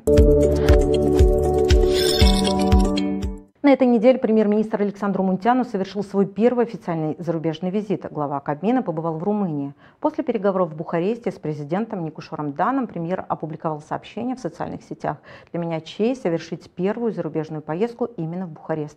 Я обсудил с главой Румынии Никушором Даном наши особые отношения, основанные на неразрывной связи между людьми по обе стороны прута, написал Мунтяну. По словам Мунтяна, Кишинев и Бухарест продолжат совместные проекты, которые сближают граждан двух стран от энергетической и инфраструктурной взаимосвязи до свободного передвижения, экономического, образовательного и культурного сотрудничества. Всего за 2 недели после вступления в должность глава Кабинета министров Александр Мунтяну занимает 2-е место в рейтинге доверия граждан, уступая лишь президенту Майи Санду. За ним следует председатель парламента Игорь Гросу, лидер партии социалистов Игорь Дадон и лидер политической партии «Наша партия» Рената Усаты. Данные приведены в социополитическом опросе, проведенном в ноябре. В международном аэропорту Кишинева внедрена система PAX-Track. Она позволяет отслеживать и координировать пассажиров на протяжении всего пути от регистрации и контроля безопасности до посадки. По словам администратора аэропорта Сергея Споялы, этот инструмент дает возможность мониторинга пассажиропотока в режиме реального времени, что позволит управлять трафиком более эффективно. Система PAX-Track также отслеживает координацию между различными этапами процесса путешествия и помогает персоналу аэропорта принимать решения о распределении ресурсов в зависимости от загруженности терминала. Российская коммунистическая партия удостоила бывшего президента Молдовы Владимира Воронина Ленинской премией. Согласно официальному заявлению партии, вместе с Ворониным наградами были отмечены лидер Северной Кореи Ким Чен Ын, Государственное агентство новостей Китая, российский художник и директор одного из китайских заводов. Партия коммунистов России вручает премию Ленина с 2017 года. По словам организаторов, эта награда предназначена для поощрения достижений в науке, культуре, исследованиях и продвижении социалистических ценностей. При этом не уточняется, имеет ли премия материальную составляющую или носит исключительно символический характер. Лидер коммунистов заявил, что награда является признанием его политической деятельности, которая длится уже более 6 десятилетий. Такой была минувшая неделя.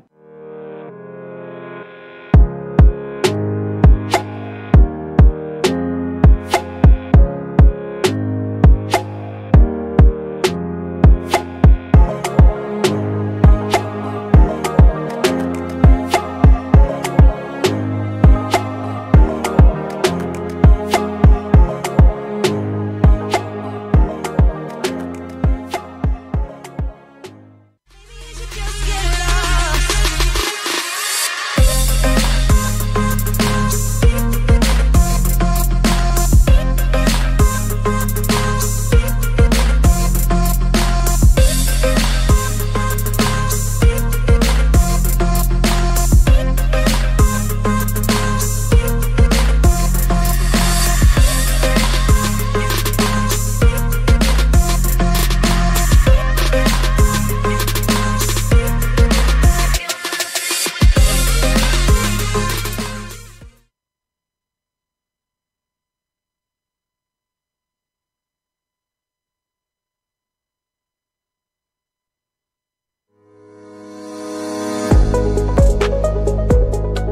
сегодня посвятим целый день Чедерлунге. Ты знаешь, первое поселение чедерлунцев, оно вообще находилось не здесь, а в Лёвском районе. После они перебрались на эту сторону, и этот чедыр начали называть Ени-Чедыр, то есть Новая Чедерлунга. А постепенно уже появилось новое название, дополнение к Чедыру. Это название реки, на которой стоит сейчас поселение. И получается Чадыр-Лунга, то есть шатер на реке Лунга.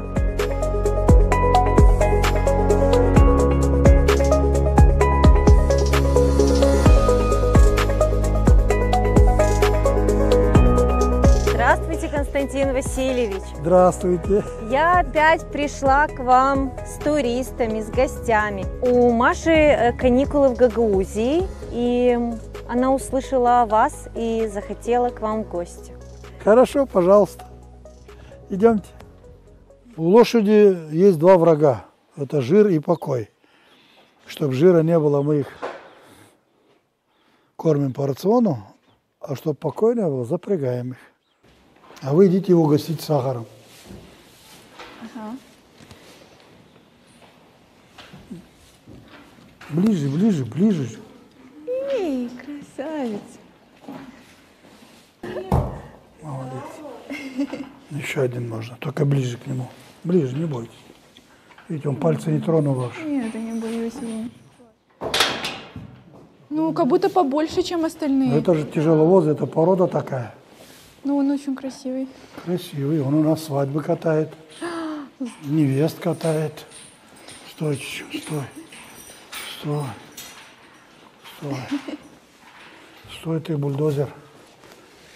Микрофон не трогай. На ладошки.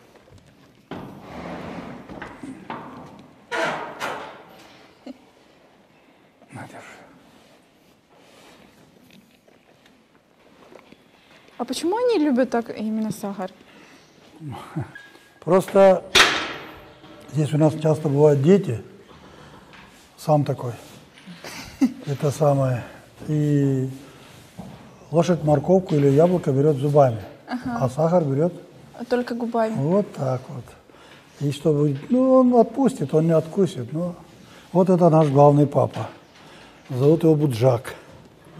Буча. Главное, потому что у него уже много детей. Ну, там критерии другие, но он все равно главный. На, Буча, на,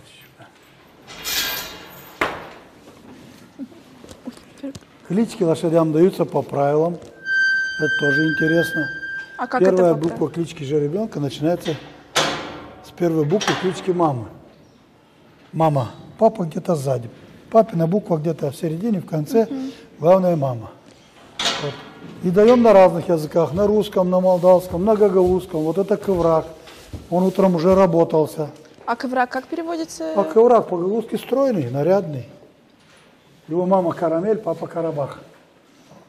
Они все работали, видите, они мокренькие. А, сегодня бегали? Так. Конечно. Вот это Кубей, наш Кубик, он тоже работался. Малыш, малыш, малыш, малыш. Ему 2 годика, он еще ребятенок.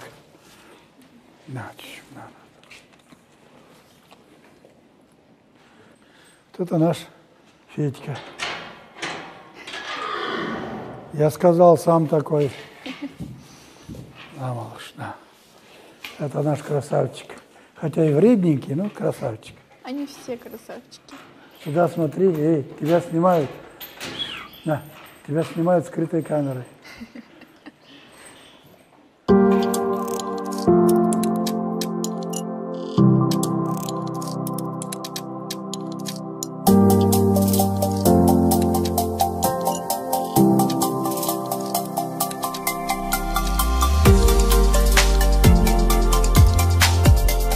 И вот так, всем мацион, все должны быть в движении, все должны двигаться, выпускать лишний пар. А вот у вас там были везде на табличках написано жеребцы, а девочки тогда в другом загоне держатся? Женское придет там у нас. А, у вас делятся тогда? Отдельно. А почему так? Так надо. Чтобы не, если не упустить... Нет, не то, что не упустить, они закрытые, но это отвлекает. То есть они по запаху даже могут? Конечно. Тут свое. Константин Васильевич, мы знаем, что вы рисуете. А откуда пришла эта любовь к рисованию? И вы рисуете только лошадей? И рисуете только своих? Нет, не только лошадей. Любовь к рисованию у меня появилась еще с детства. Первая, наверное, появилась любовь к животным, к лошадям. И потом почему-то захотелось изобразить их на бумаге, на стенах, на асфальте. Такое всякое было. И я учился в художественной школе. А потом сам уже. Я рисую, пишу всех животных. Видите, вон там картина. Там это мое детство. Я с отцом. Воспоминания мои.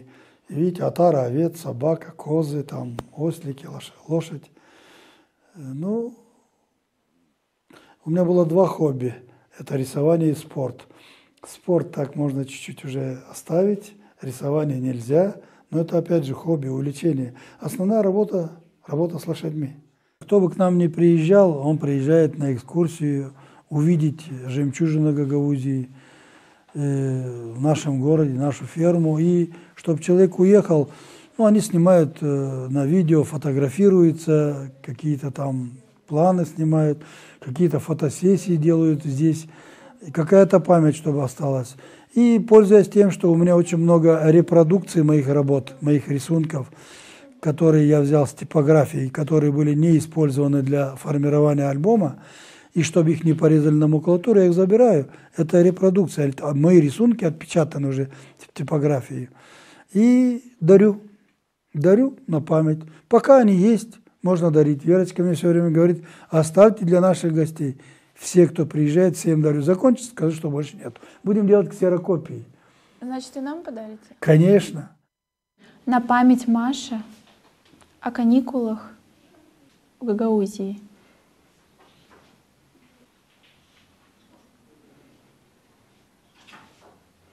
Пожалуйста. Спасибо. Ты сама выбрала? Да.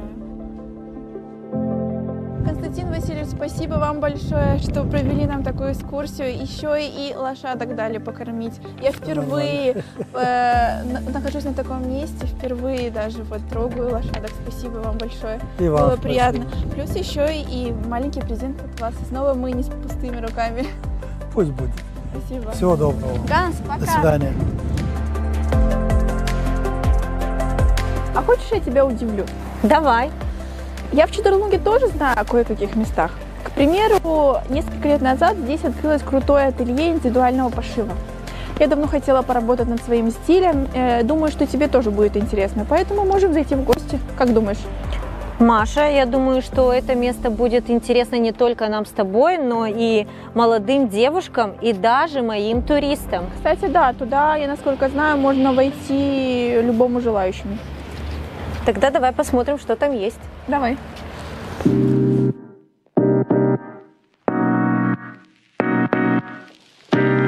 Здравствуйте, Надежда. Меня зовут Мария. Очень приятно. А это Вера. Очень приятно. Так вышло, что мы сегодня путешествуем по Чедерлунге, и я как раз вспомнила, что здесь есть ателье ваше. Давно хотела побывать у вас в гостях, как раз поговорите о стиле, может быть, вы даже мне поможете найти свой стиль. С радостью. И расскажете как раз о модных тенденциях. Давайте. Я надеюсь, мы вас не отвлекаем. Нет, все хорошо. Супер. Надежда, сегодня как обычному человеку, например, я, прийти и выбрать свой стиль? У вас, например, как вы помогаете, например, определиться, что мне подойдет, какой мне цвет подойдет? Вы сразу определяете? По цветам я могу определить, когда человек заходит. А по стилю мы начинаем общаться с клиентом. Я расспрашиваю об образе жизни, дресс-код на работе, предпочтения. Кто-то без каблуков не может, кто-то, наоборот, категорически против. Кому-то нравится классика, кому-то нравится платье, кому-то нравится спорт. То есть мы подбираем, исходя уже из желаний клиента, из его образа жизни. А уже по цветам я помогаю, то, что ему идет. Потому что то, что нам нравится, это не всегда нам подходит. И вот мы играемся с этим. А в этом сезоне какие цвета модные, какой стиль одежды? В этом сезоне мы играем на контрастах. Либо это анахромы, белый, серый, total look, то есть ты полностью в белом, полностью в сером. Это очень красиво. И играем на супер ярких кислотных цветах. Вот. малиновый, зеленый, оранжевый, то есть такие вот контрасты. Для любителей чего-то поярче все есть, для любителей чего-то поспокойнее есть, и для тех, кто хочет акценты, тоже можно играться. К вам туристы часто приходят? Например, из других стран? Клиенты из других стран, да, приезжают. А что они выбирают? Они идут к вам, приходят сразу с какой-то определенной мыслью, вот я хочу это, либо советуются с вами? Благодаря Инстаграму зарабатывается такой авторитет, что они видят изделия, видят, как мы работаем, и они приходят и говорят: хочу тоже так. Подбери мне платье, подбери мне пальто, подбери мне цвет, а может я чего-то не знаю, давай ты что-то мне предложишь, там, я вообще не умею одеваться, помоги мне разобрать гардероб. Мы иногда разбираем гардероб, который не мы отшивали. То есть девушка приходит и говорит: и что мне с этим делать? Или что надо еще добавить, чтобы это все заработало? Потому что это вещи, которые между собой вообще не сочетаются. Она покупала, потому что ей нравилось. И вот мы начинаем работать с ее гардеробом уже. А из каких стран у вас были? Ой, туристы? Турция, Москва, из Баку еще прилетали. Так, Европу не считаю, потому что там кто в Болгарии, кто в Германии, я просто не очень запоминаю, откуда они приезжают. Знаю так: Европа, потом Россия, потом Турция. Там получается, они просто путешествуют здесь в Молдове и по пути заезжают к вам, как мы сегодня, или это именно определенно сразу к вам? Ну, не всегда. Например, у меня были клиенты, которые спрашивали, на какое число брать билет на рейс, потому что они прилетают только на примерку, улетают, и мы уже отправляем им готовое изделие. То есть чаще всего люди, например, приезжают в Молдову, там, не знаю, к родственникам, просто потому что они хотят увидеть эту страну. Вот когда приезжают, например, из других стран, они приезжают в Гагаузию, чтобы посетить в Кангазе Гагаузские Сафрасы, винодельни в Камрате. И вот благодаря, опять же, социальным сетям они знают, что мы есть. Например, на фоне цен в Европе у нас индивидуальный пошив просто копейки стоит. И они такие: мы тут неделю. Они заранее пишут, что приедут. Мы их ждем, и в течение недели отшиваем им изделия, они перед отъездом забирают их. А вот как мне сегодня научиться быть вот такой же яркой, как вы, и не стесняться в обществе появляться в таких ярких цветах? Потому что у нас, в принципе, люди не привыкли. Это сейчас только в моду вошло так ярко одеваться. Даже вот я сегодня под цвет. Да. Вот как мне научиться не стесняться и быть такой яркой звездочкой в обществе? Ну, начать с малого. То есть, например, я понимаю, что когда ко мне приходит девчонка, и она постоянно ходит в черном, сером, белом, и может быть в бордовом, если повезет. Я не могу ей сказать: давай ты сейчас будешь в зеленом, в оранжевом, все сразу. Она потеряется, она вообще не будет это носить. Мы начинаем с маленького. Давай мы, например, возьмем только яркий пиджак. Будет, например, водолазка более спокойная, худи каких-нибудь нейтральных оттенков, брючки самые-самые классические, чтобы никого не сбивать с пути, чтобы все понимали, что с чем одевать. Потом на следующий раз я говорю: давай теперь добавим вот этот яркий цвет. И вот первый такой: так много цветов. То есть у тебя два ярких цвета, и человек уже такой думает: что буду с ними делать? Потом надо приучать себя потихоньку. Сразу это очень сложно. Можно в цветах запутаться, в оттенках, в сочетаниях. По чуть-чуть. И тогда это начинает работать. Ты привыкаешь, ты учишься. Ну, в процессе все. Надежда, скажите, а почему Black Cherry? Это связано напрямую с моим мужем. У гагаузов есть слово «кирис». Это прозвище моего мужа, переводится как «вишня». И когда мы открывали ателье, хотелось что-то, чтобы это было точно наше. И мы думали, почему бы не назвать черри. А черри это звучит не так красиво, плюс к вишенке мужчины не придут отшивать изделия. Мы такие: давай обруталим, давай как-то обруталим это черри. И решили Black Cherry. Звучно, красиво и про нас. Вот так и выбрали. А раз я к вам уже зашла в гости, я отсюда точно не уйду с пустыми руками, поэтому думаю, может быть, мы что-нибудь интересненькое придумаем, как раз вот с ярким оттенком. Что вы мне посоветовали из гардероба сменить, например? Например, в каких цветах вы вообще одеваетесь? Желтый вижу и черный. Что еще есть? Ну, еще несколько оттенков голубого. Ну, вот малинового у меня нет. Вот этот оттенок ваш мне очень понравился. Давайте в малиновом. А что это будет? Я думаю, пиджак. Причем мы сделаем его универсальным, и на несколько лет он будет попадать в тренды и в тенденции. То есть я смогу его надевать и с классическим стилем, и со спортивным? Да, и с кроссовками, Отлично, и с джинсами, с брюками, платьями. То есть можно будет сочетать с очень многими изделиями. Точно, мне такой подходит. Так, давайте снимем верхи.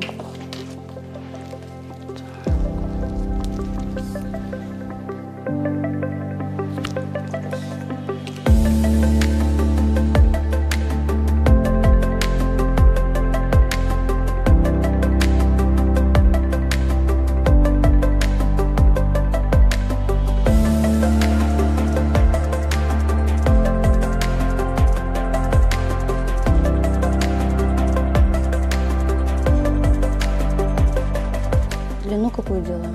Вот так. Выпрямляемся.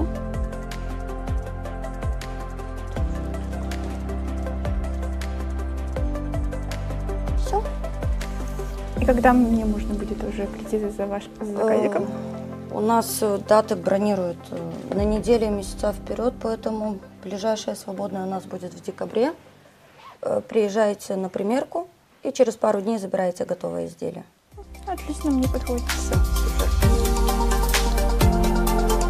Вер, знаешь, я постепенно начинаю понимать, что хоть и наша Гагаузия и маленькая, но каждое село и город особенный по-своему. И это еще не конец.